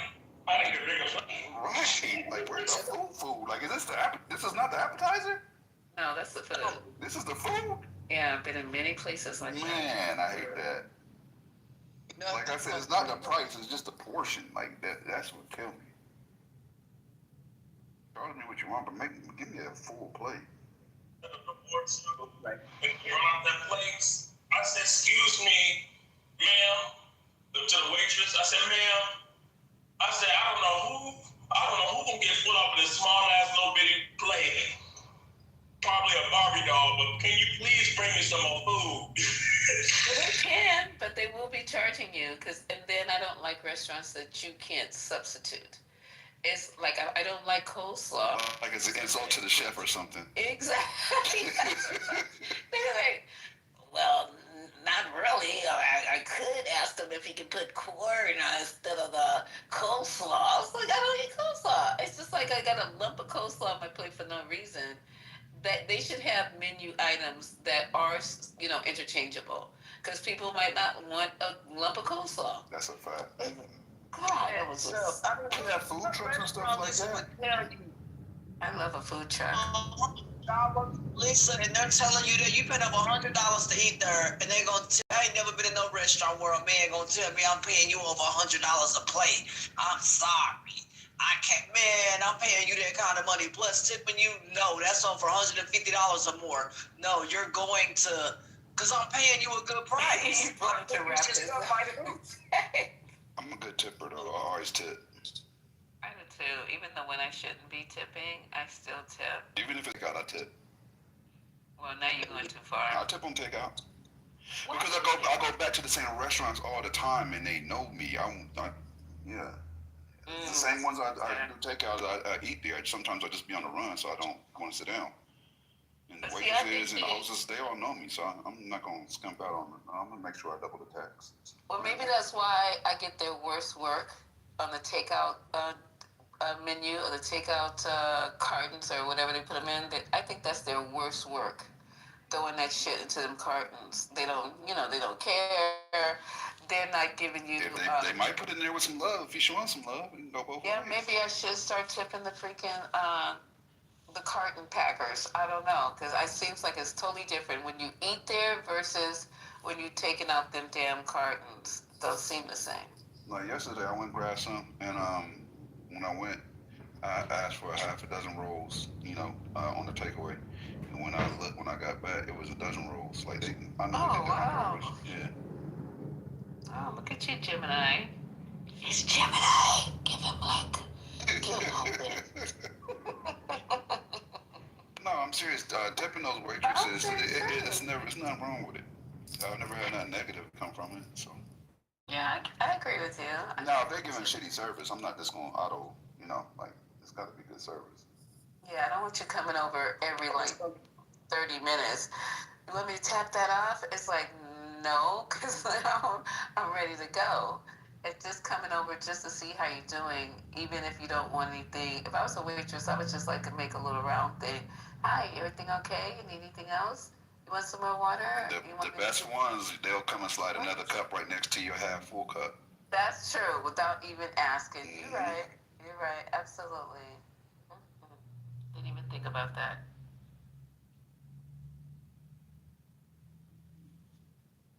Ones that can bring me the most food. I told one lady, I said, hey, if you can bring me a good amount of food, I handed her a $50 bill under the table, man. She gave me, she said, don't tell nobody, but I'll give you the rest of the stuff the folks didn't order in the bag. That lady hooked me up. I said, hey, here's $50 under the table. That lady came back with so much food. I said, thank you, ma'am. She said, no, thank you. So yeah, if you tip people, man, they may let you have the rest of the food, man. I get a lot of food when I tip or do it like that. I swear, y'all do it like that, hey, you'll be able to clean them out. There you go. Tip them well, they'll give you a lot of. Yeah, and one of my exes was a waitress, and she started turning me on to how it worked, and that's probably one of the reasons why I tip so good, because she always explained the stuff to me and how it worked. She used to have me call up and order whatever she wanted for lunch, right? So let's say she wanted a certain pasta or something, calling me, order it, and it's never come, and they give it to them. If the person don't show that calls up for the food, then they give it to the staff, because they already made the plate.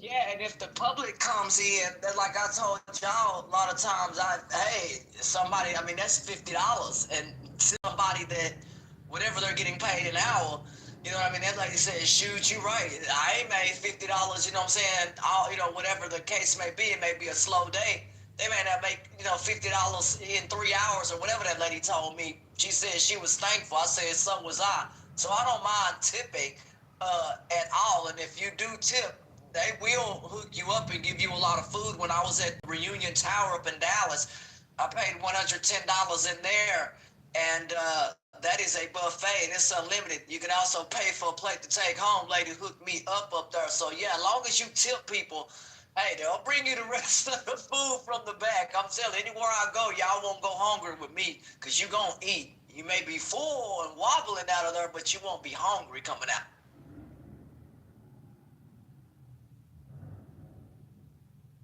That's where food is Ashton's favorite topic.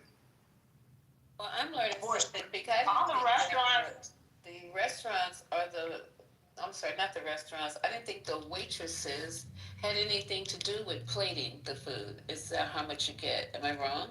Because I'll be slipping money under there too if they have something to do with plating. Most waitresses do not plate the food. No, I don't think they do. It's really crazy here because all the restaurants are closing here. All the restaurants. Ever and ever and ever? They're shutting down. They are shutting down. Because ain't nobody going out to eat.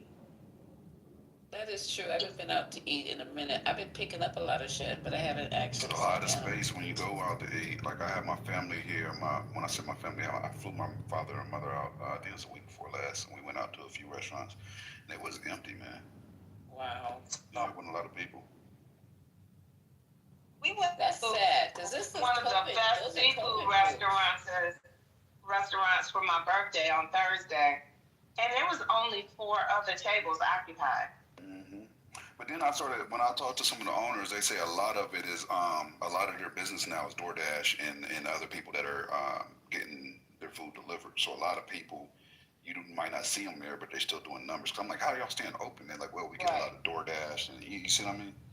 Right. So that's what I was saying. Maybe it's COVID moves. People are just not. Well, why are people not going out?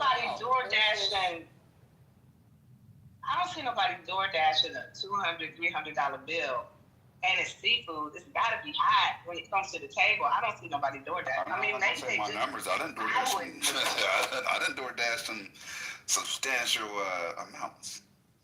I'm talking about seafood, because seafood is supposed to be hot. Nah, you want that? Yeah, that's gonna get soft. Like you lose your crunch. Right. Seafood, no. At the restaurant. So why do you guys think people are not going out? I'm not understanding. If they door dashing it, what takes the step away from you just actually putting on some fresh clothes and going out and sitting in the restaurant? I think COVID changed a lot of things for a lot of people as far as the way that they moved and interacted, and I don't blame them. If it hadn't been my birthday, I wouldn't have went either. And my son made me go. My son forced me to go. Wow. So I wouldn't have went either, because I'm just over it. I don't know, you guys. I was thinking about this 2 days ago, how we are not just I'm just saying we, I mean as a populace, but I think we need to start going back at some point and being more outside, because my house is like, it's nice and everything, but damn, every day, all day, I want to go outside and interact with people, talk, meet people at the coffee shop. Gentleman talked to me at the coffee shop the other day, and I didn't know how to act, because first of all, why are you talking to me? It's the first thing my brain went, and he was an older gentleman. And first thing I did was catch, what are you talking to me? And then it turned out to be a very delightful conversation, so I don't know. We gotta get back out and enjoy these 70, 80 degree temperatures right now, by the pool right now. It ain't too bad swimming up through Halloween and throwing candy out. I told one dude, hey, they running on the deck of a pool. They had so much candy around that pool, man. 70 degrees. It was nice Halloween out here. We had a bunch of floaties and stuff in the water and a bunch of candy and stuff for the kids afterwards. Yeah, went swimming, so it really wasn't a bad experience for Halloween in the 70s. Texas is at 70 degrees too. Yeah, it's nice out here. 4 degrees. It was 31 here this morning. That shit keeps your face from cracking.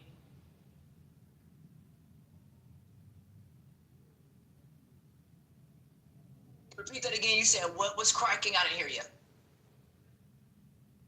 31 this morning at 6:30 this morning here. I said it keeps your face from cracking. It was nice and toasty here. Plus it was heated. There were heaters and all that out there, but still, folks still wanted to swim and have a good time. And long as the temperatures were able to do it, the water's heated, so you're not, freezing in there or anything. But it's a good time to, have a swim party around Halloween. How often you get to do that? Never again, unless you're inside. But I don't even have my house 70-something degrees. That's too hot for me.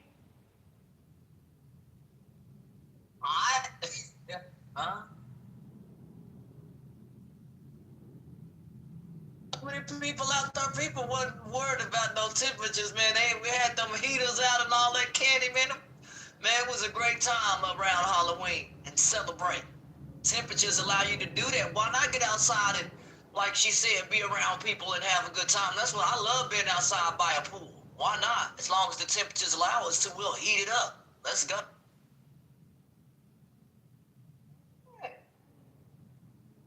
That's good.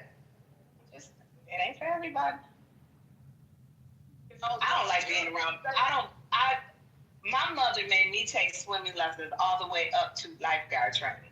So I don't like being around a pool with a bunch of people acting stupid. It makes me very nervous. So I just, that's not my thing. But it sounds like fun for other people. Well, I feel you. The kids and stuff that was in there mainly some adults mainly, but kids for the most part wanted to have a good time. The adults, they was up there where the food was at. They really wasn't trying to do no swimming, but we just wanted to have something for the kids to do, and they wanted to swim, and so we, why not? Who has been in a public pool? That's one thing I don't do. Is public pools, all the urination and shit going on in there, and I just don't. I mean, that's funny, Lisa. Come on, Sonia, be real, because you know what I'm saying? The same people that filled them in with concrete when they didn't want the black people swimming in the pools, and they covered the pools over with concrete. They're the same ones that didn't fill. Yeah, I see you. It's just that it took me one time to see somebody, release themselves in a pool, and that was just it for me. So I said, if that one person do it, and there's like about 50, 60 people in the pool, at some point, there's just not enough of that chloride, whatever they put in there for me. Urine and urine. Go to a private pool, Lisa. Those public pools aren't the best. Go to a private saltwater pool. It's better for your parents. DNA up in that pool. Some pools require you to shower before you even get in the pool. Other people, no, you can come sweaty, musty, just, dive in there with the clothes you probably got there, drove there. No, you need to take a shower, at least a water down, and then jump in the pool. A lot of places used to mandate that. I don't know if you do that shower before you got in the pool. That's so nasty. Oh my God. Yeah, and my hot tub is salt water. Oh, Lord. My hot tub is salt water. But it's a lot of work. It's way more difficult than when I had a chlorine hot tub. So. Yeah, that's another place that people go and pee. But don't nobody get my hot tub but me, honey. I don't share. Private places are a lot better than public places, let me tell you. And some of them private facilities, they hook you up, man, for real. But a lot of public places, they don't maintain a lot of the maintenance like they should. Here in Arlington, a woman got sick from a brain-eating amoeba over in Arlington that they found over in the water a couple of summers ago. So it's a very serious thing, and for that reason, you just really have to be careful dealing with public areas and what do they call those splash pads and things like that, and making sure the maintenance is taken care of on those and getting the maintenance reports. And a lot of the public doesn't get or either look up pool maintenance reports or water reports. And if the water report is bad, I'm not going to swim in a pool. I told the dude, I said, hey man, I don't think so. I didn't swim in that pool because they had horrible state failures for maintenance and other issues with the pool. So yeah, no, you got to be careful when dealing with public stuff. No, I can't take that chance.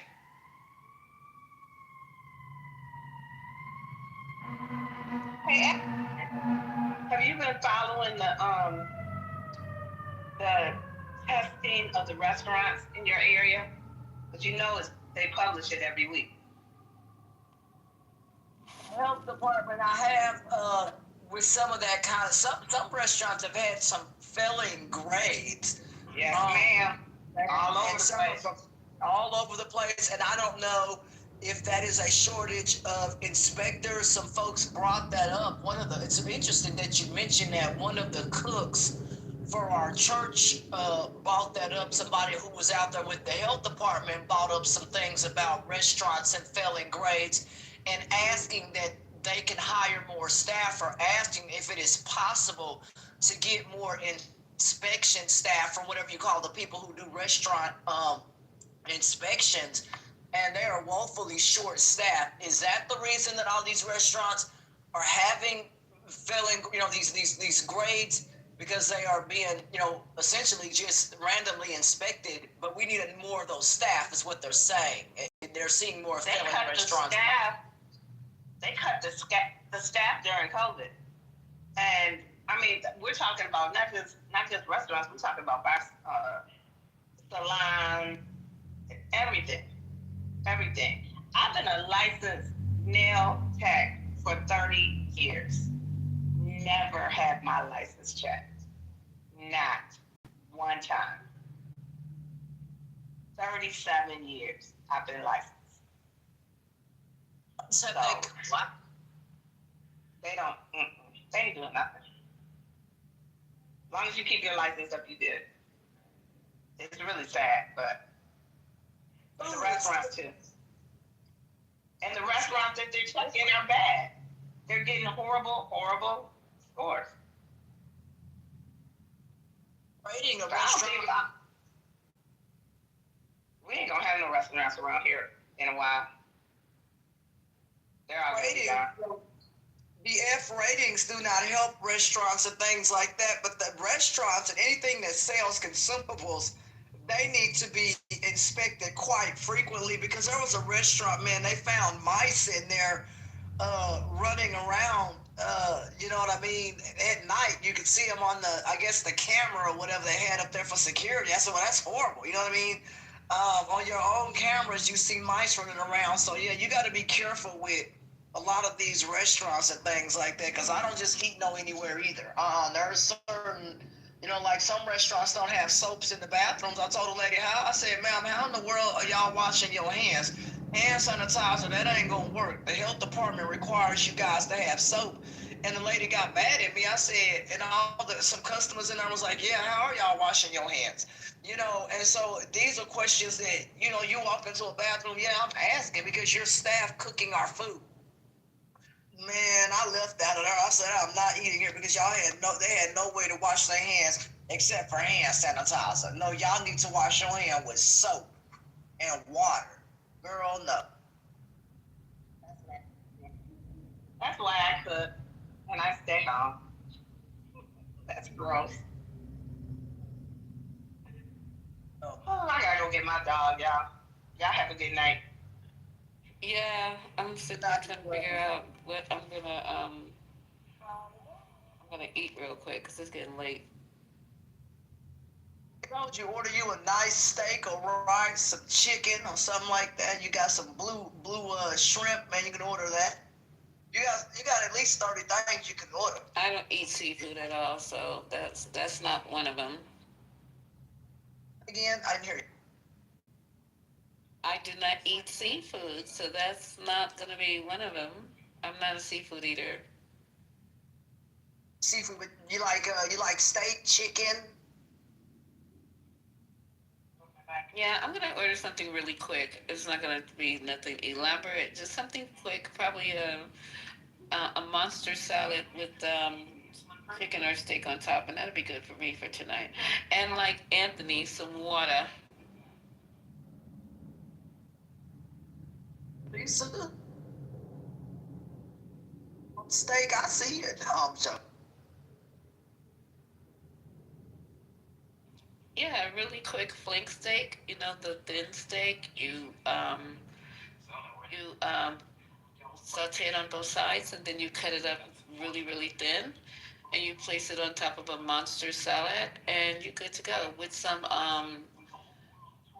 what is that salad dressing? Parmesan salad dressing. I'm good. I'll be good for the night. It's gonna take me a long time to chew it, but it's gonna be good. And some water, courtesy of Anthony.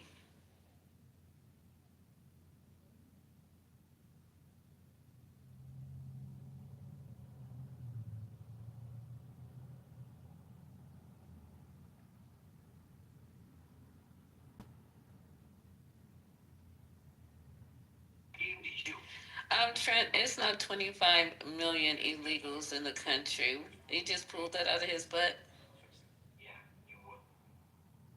that's a high number, man. It was something else, and he's supposedly. Wait. Yeah, Maya, I'm trying to get something to eat first because I haven't eaten all day. Literally have not eaten all day. So I'm trying to get something in my body. And first of all, I just saw on somewhere that he got rid of 500,000 illegals. Let me turn my turn the LG down.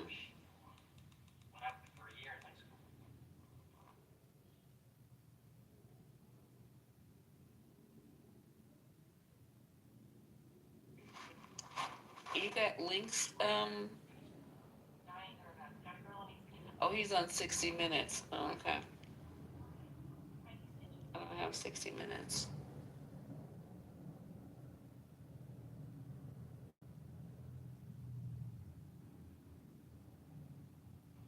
Who's on 60 Minutes?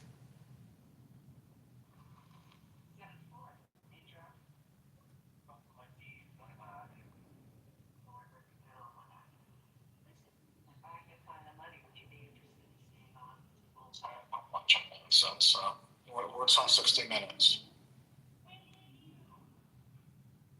Trent, I'm not gonna keep trying to bring you up. Every time I bring you up, it says I brought you up, and you can't come up.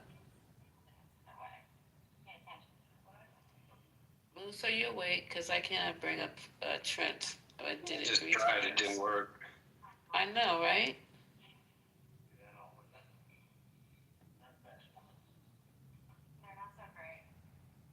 I think he said he could come up on that now. There's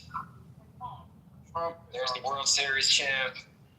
Thank you, my man. We appreciate that. We appreciate that. It was a beautiful game. But Trump is on 60 Minutes right now, and he just said that he thinks that there's 25 million illegals in the country, and it's not 10 million. And his intention is to deport a majority of those people. And they have just hired 10,000 more ICE agents. It's while the number I think it's probably between 15 and 20, whatever. But if the intention is to deport that amount of people, anywhere close to that amount of people, it will completely wreck the economy. And I mean, it's for me. I don't know. I don't understand what the intention here, because I think this will be detrimental to the Republican Party. I think they will lose in 2026 if they continue on at this rate.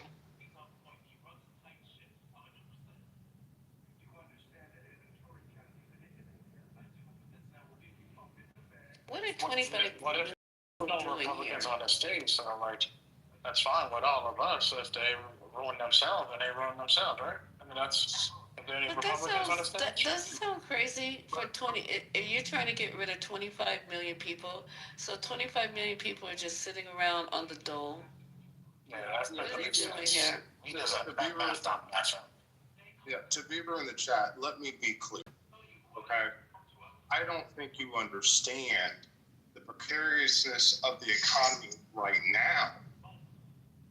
So if you're talking about in predicting the reason why so many of these subprime banks are having problems is because we're deporting people that were paying loans with ETI numbers.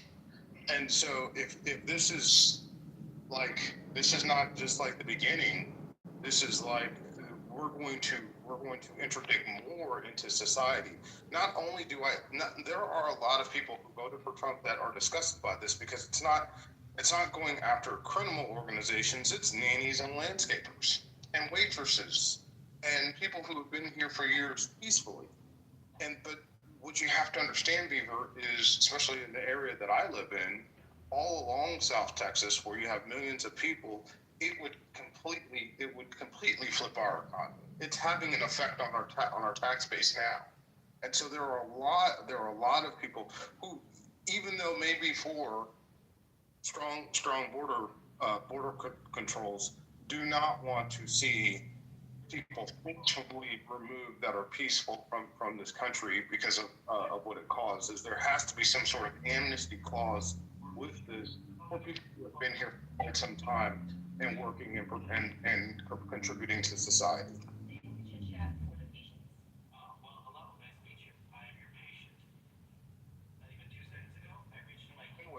I hear you. I hear you, Trump.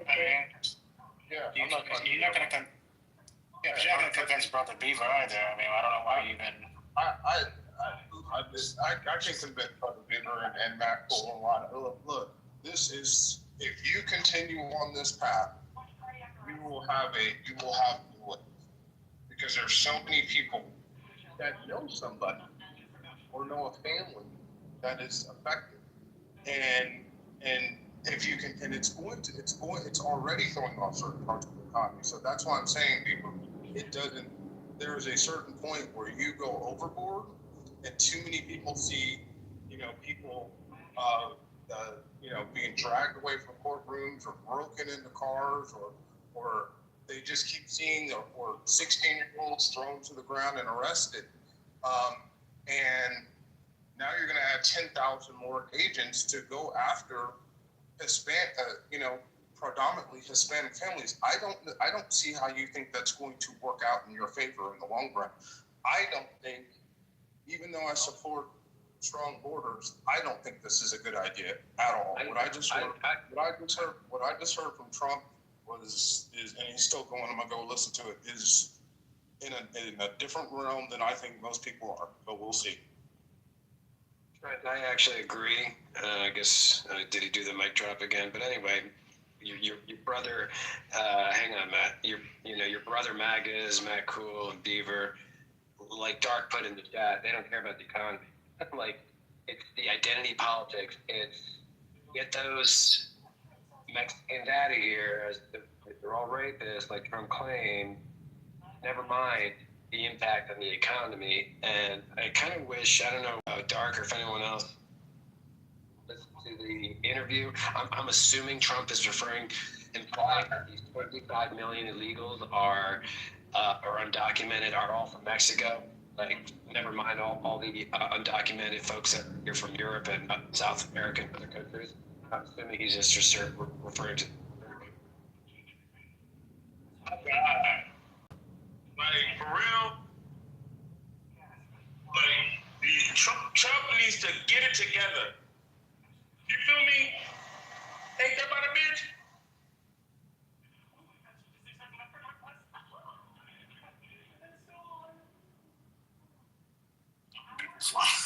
Y'all performative today. I've been listening. Y'all been super performative today. Margarita's been performative today. Excuse me, Lord.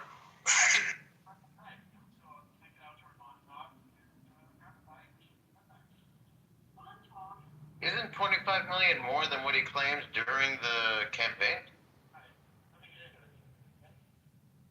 Yeah. So somehow, Nothing that he said. so somehow illegal immigration has actually increased while Trump's been in office?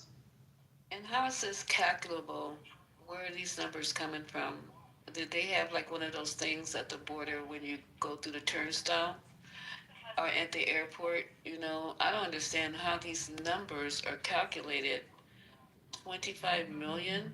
He says so far he is caught and exported, or whatever you guys are calling it, 500,000. So you guys got a long way to go. No, it's no, so here's the interesting thing. I just looked it up there. So using AI, Trump repeatedly claimed that 21 million people had crossed the U.S. border illegally under Biden-Harris administration, which means that under the Trump administration, if these numbers are to be believed, 3 million more illegal immigrants have come. 4 million more illegal immigrants have come into this country since Trump has taken office. So those are additional people he was talking about.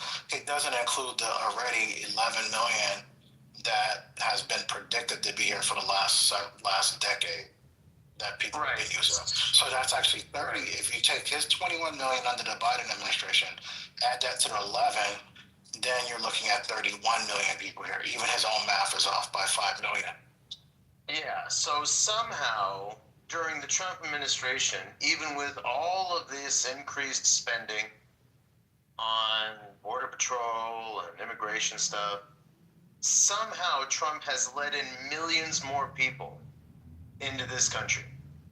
That's not what he's saying. No, that's definitely not what he's saying. That's not what he's saying, but based on, that's not what he's saying, but based on the number he claimed before, based on the number he claimed while he was campaigning, and the number he's claiming now, there's been millions more people coming in. Oh, I just want to make sure I get that again on what you stated, that Trump indicated that Biden, which was only president for 4 years, allowed 21 million people to cross the border, which is a lie. They say anywhere between 10 million people crossed under the Biden administration.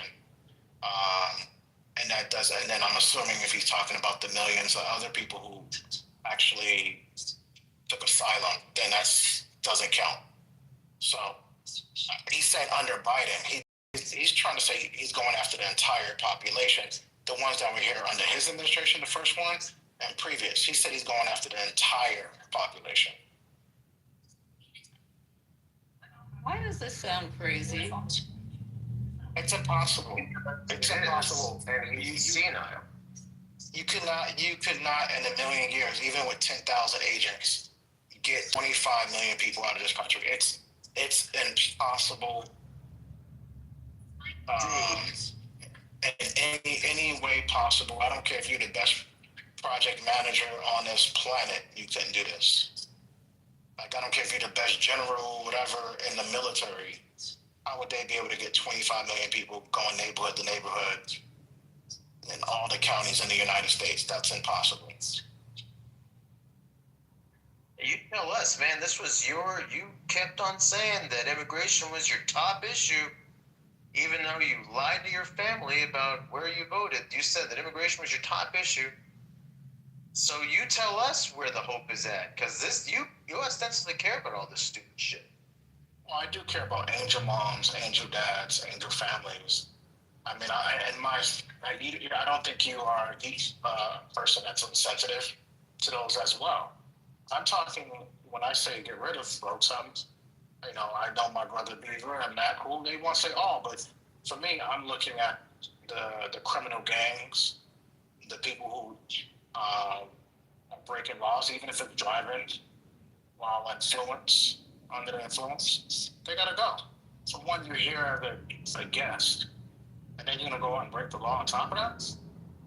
I mean, an uninvited guest at that. That's all. Make our community safe. I mean, shit, we have enough criminals in our own ranks as Americans that we don't need to fucking focus on other people criminals. Like, that's just not cool.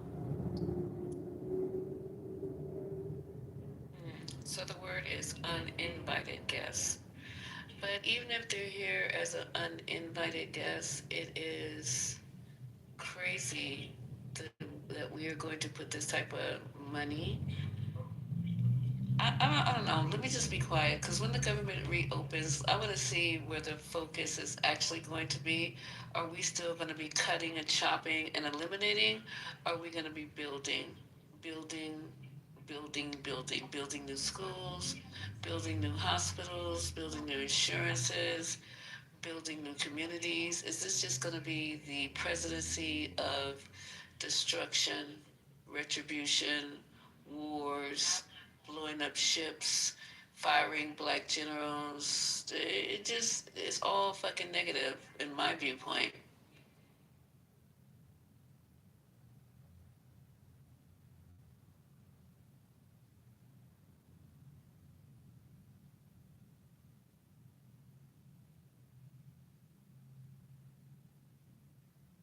Man, Maya's not hard. Like, what?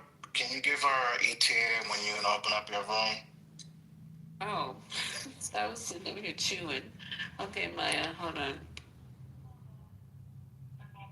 Can you make? Can Maya come up for once on the stage and model you? Anyway she wants to. Maya's always welcome up on the stage, anytime, any place, any day, any hour, anytime. I'm missing mods, Maya, so it's gonna be hard for me to open up without mods because I can't run a room without mods. I mean, you have Moose. My fave, yes. So it'd be me. Once you get Moose, yeah, but once you get Moose, others will follow. They just are, right Look now. Look at you. It's a person who won't open up you open up a room and we follow you.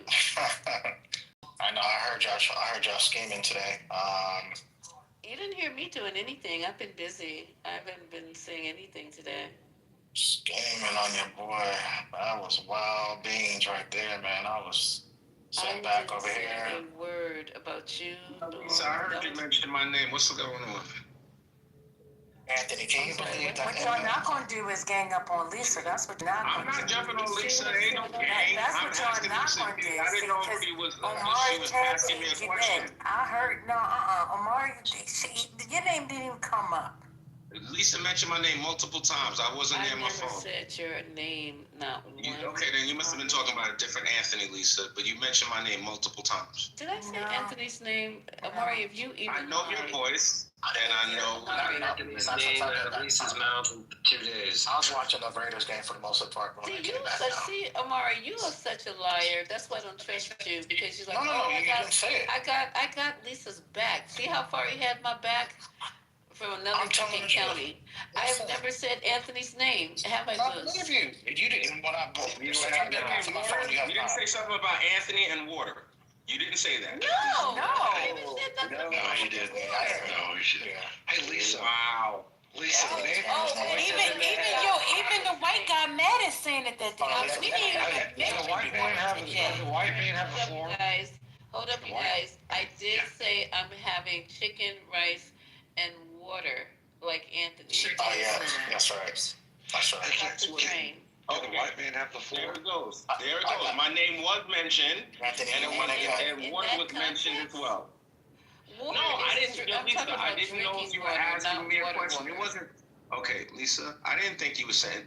You and I get along well, Lisa. We never have any issues. I didn't know what you were talking about because you like. I heard my name.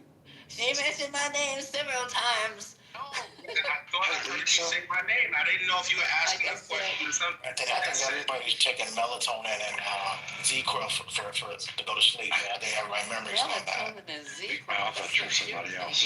Hey, who's taking Z-Quil? What's going on? Can I have Matt. Go ahead, Matt. Get in there. The white man have the floor. I said go ahead. Go ahead. Y'all, Lisa, will you be our first guest on the Black and White podcast for Anthony and I? Why me? God.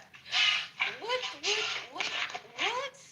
Okay, I'd be honored to be the black in between the black and the white. Yeah, be like, we call it the Oreo podcast, Anthony. That's perfect. Podcast. God, what's going on? I'm scared. This is fucking brilliant. The Oreo podcast. Crazy. I think yes, and they wonder why they don't have friends. Okay, go ahead. So when we first have our first room, you're all welcome. Just you see how you know, like what CNN used to be called fair and balanced, right? Mm-hmm. That's what you're getting, right? You see the true definition of fair and balanced. Okay. I'll take that. All right, I'm gonna go open my room. I don't know what you guys. Or it could be called Ebony and Ivory, and that could be our theme song, our intro theme song. We're living in a colorless society in 2025. Have you not been following the Trump administration goals? She laughing. See, First Lady, I did that again. See, that time I did that one time, I knew that would kind of bring a rabbit hole in. So that wasn't an instant that I did that on purpose. Yeah, I think we do it on purpose all the First time. Lady. We just don't recognize you're doing it on purpose. Yes, Anthony. What kind of trainer are you? I was actually, funny you should ask, for the state of, for the Affordable Care Act. I trained the people to be able to, Okay. Nice job. Thank you. Do you speak sign language? Sherman, do you do sign language? I'm sorry, do I not? Do you do sign language? No. I mean, I know sign language, but that wasn't what I was teaching them. What are you talking about? You ever know, imagine Anthony. But I work on systems to make sure that they're 508 compliant testing. Ooh, okay. You do SOX controls too? Mm-hmm. Oh, nizzle, my nizzle. No, but we're not going to have that conversation because I don't talk about what I did. Okay? No, not me either. Yeah, let's make Only reason why I had that conversation earlier today was because, I was just saying about how much of a, what's going on with the left? You never pay attention to a left. You have to close your eyes when a left biting a dog's butt. Do you understand me? You have to close your eyes and don't look at the left. Remind me of dogs. And now I'm looking at it because you told me to look at it. And everybody else is probably looking at it. He's crazy. Yeah, that's that booty line I was talking about Darky doing. See, that's how you get the booty line. It's the alternative facts for me. Yeah, you said that earlier, man, and we didn't get a chance to dive into it because everybody was being hella emotional. I got a good example. I'm glad you asked. Okay, go ahead. And this was just a few seconds ago when Anthony said, "You mentioned my name, Anthony and Water." Now, immediately, we all thought that he was talking about two people, but not in the context of Anthony drinking water. You understand? Because he was saying it was like, he made it, again, this is assumption, he made it seem as though it was something negative that she was saying, because you had just said, yeah, they got my boy. Who was you talking about when you said they got my boy? Who was you talking about? What was you talking about, Omar, when you first said it? You was talking about clear, First Lady. I never have any negative interactions with Lisa. I didn't think it wasn't negative. No, okay. So I thought No, you said she was talking about me. Talk about me. That's what I'm saying. I thought you were saying but I didn't think that Lisa was way. talking about me in a negative light. I was just wondering if she was asking me a question. She wanted to know something. Lisa and I get along swell, I know you did. No, so here's the thing. This is what I heard. This is how I'm rewinding in my mind. Omari was talking about somebody getting jumped. Next thing I know, you coming off like I still haven't understood what exactly or clarified what he was talking about. Only to then have you come off mic and then say, "Hey, Lisa, you said my name." Okay, I remember. I was talking about when ML and Gemini was talking, and GA was saying they want to get a space. I was like, yo, that was to get rid of us, in essence. That's what I was talking about. And then that's when Anthony came on. I was trying to tell Anthony, ML, you got to remember that this Anthony. ML said we go in rooms. He swore by it. I've never been in a private room with you, Anthony. Ever. That's absolutely true, man. And ML said that 52% of black people arrested are exonerated. I'm not even sure if ML knows what the word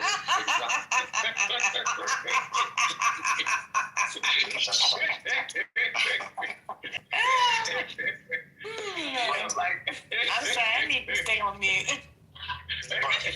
But check it out. I'm not sure if ML knows what the word exonerated means, yo. Like, this is like, like, I just don't understand these, Supreme Court decisions are local. Like, and then you got people in the chat, I'll never forget, her name is Johnny's. Johnny is, agreeing Supreme Court decisions are local. We do have local Supreme Court decisions. No, we're talking about the U.S. Supreme Court. Yeah, but that's what I'm saying. So you just made a qualifier. No, the context was we were talking about the U.S. Supreme Court. We were talking about what happened in California. It had something to do with immigration, and JD was trying to suggest that the Supreme Court's ruling only dealt with California. But Aaron, just to bring it back, what you missed in that whole conversation was about our intentions, right? Our intentions in the spaces. I was just like tripping out because it was just me in here, and so that's what I was saying. Like, I heard that too. I was trying to say like you were trying to come up with game plans to take over something like that. So wait a minute. So is Anthony admitting that he got a burner right now? No. I came in the room. Anthony was not on stage when that happened. You see that plus sign next to my name? I could come in the room anonymous. I wasn't in the room anonymous.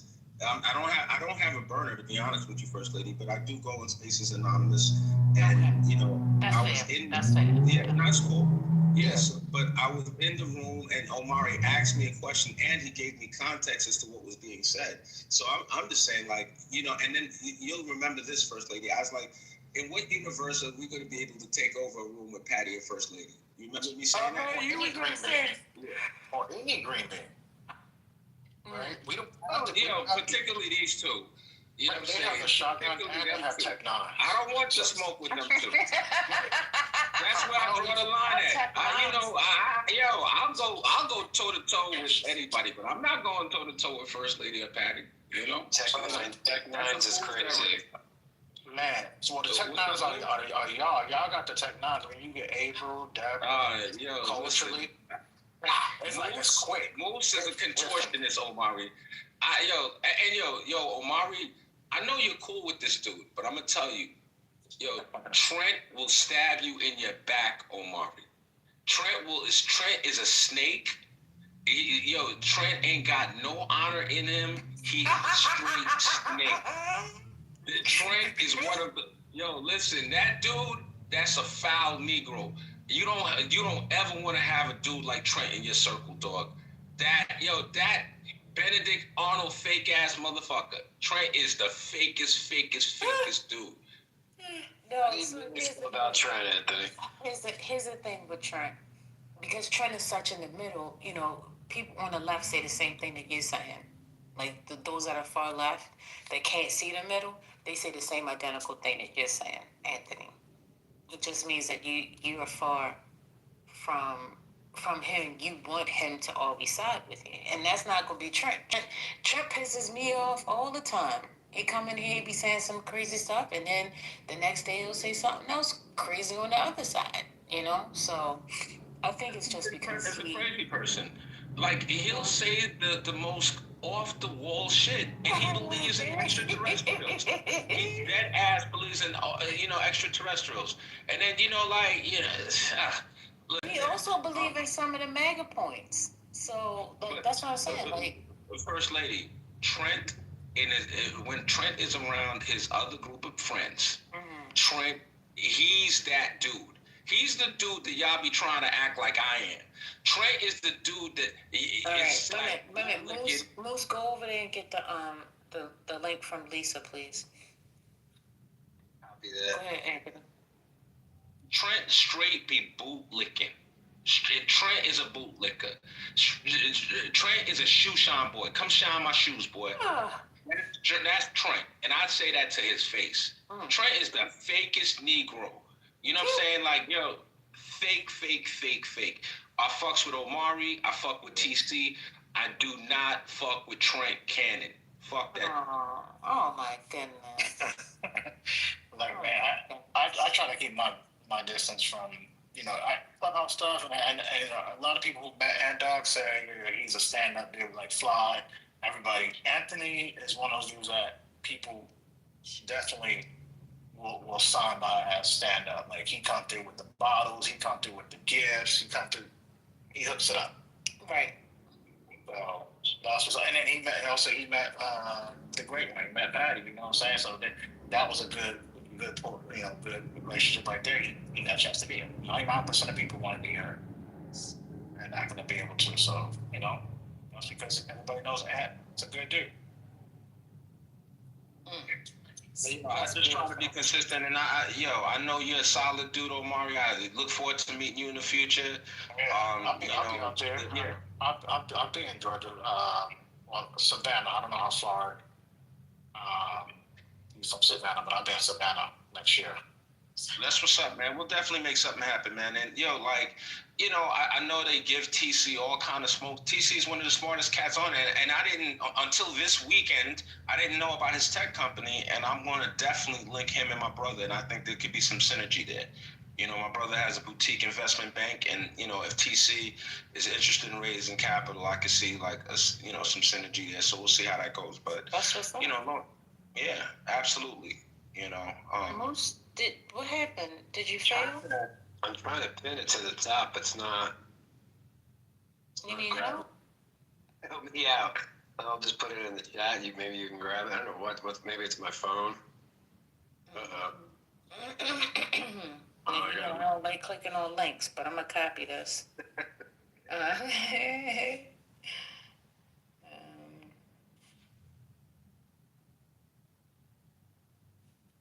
What having issues with my phones? Oh, there you go. You got first lady got the touch. Look, they gone. They said Lisa open. All right, ladies and gentlemen, this is the hour. This is the time where we say goodbye to all our friends and family. MIC, I'll see you later. KY, because I love you. MOUSC. Thank you for flying with Politically Skies. See you next time. Bye.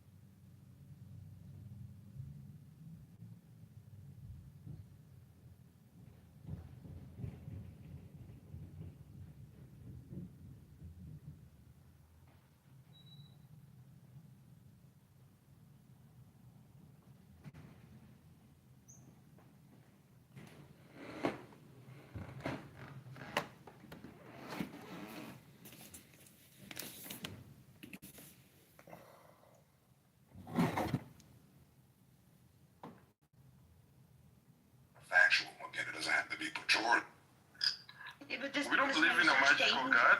It's We science. don't It's know all of it. everything. All of it is science. You just call it magic because you don't understand it. We don't know everything. Obviously, if someone says, "Oh my God," like.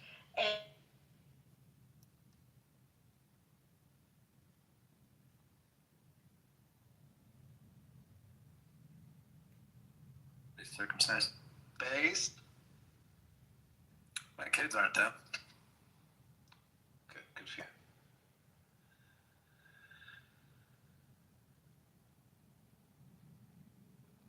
So, who's this the top Muslim in here in the the green? Like, you're not. I love jam. That's crazy.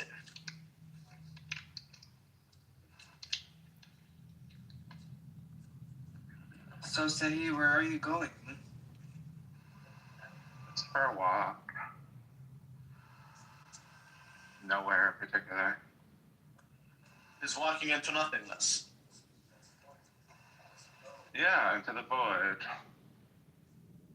And with great compassion, as if you were attending a funeral. 32.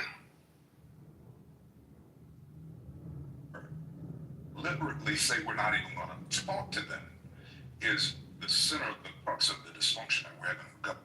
It's all within nature and science. Okay, if something.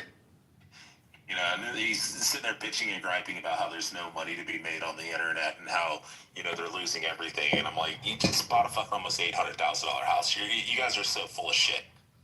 Yeah, I mean, I would even say my evolution was like weird. So I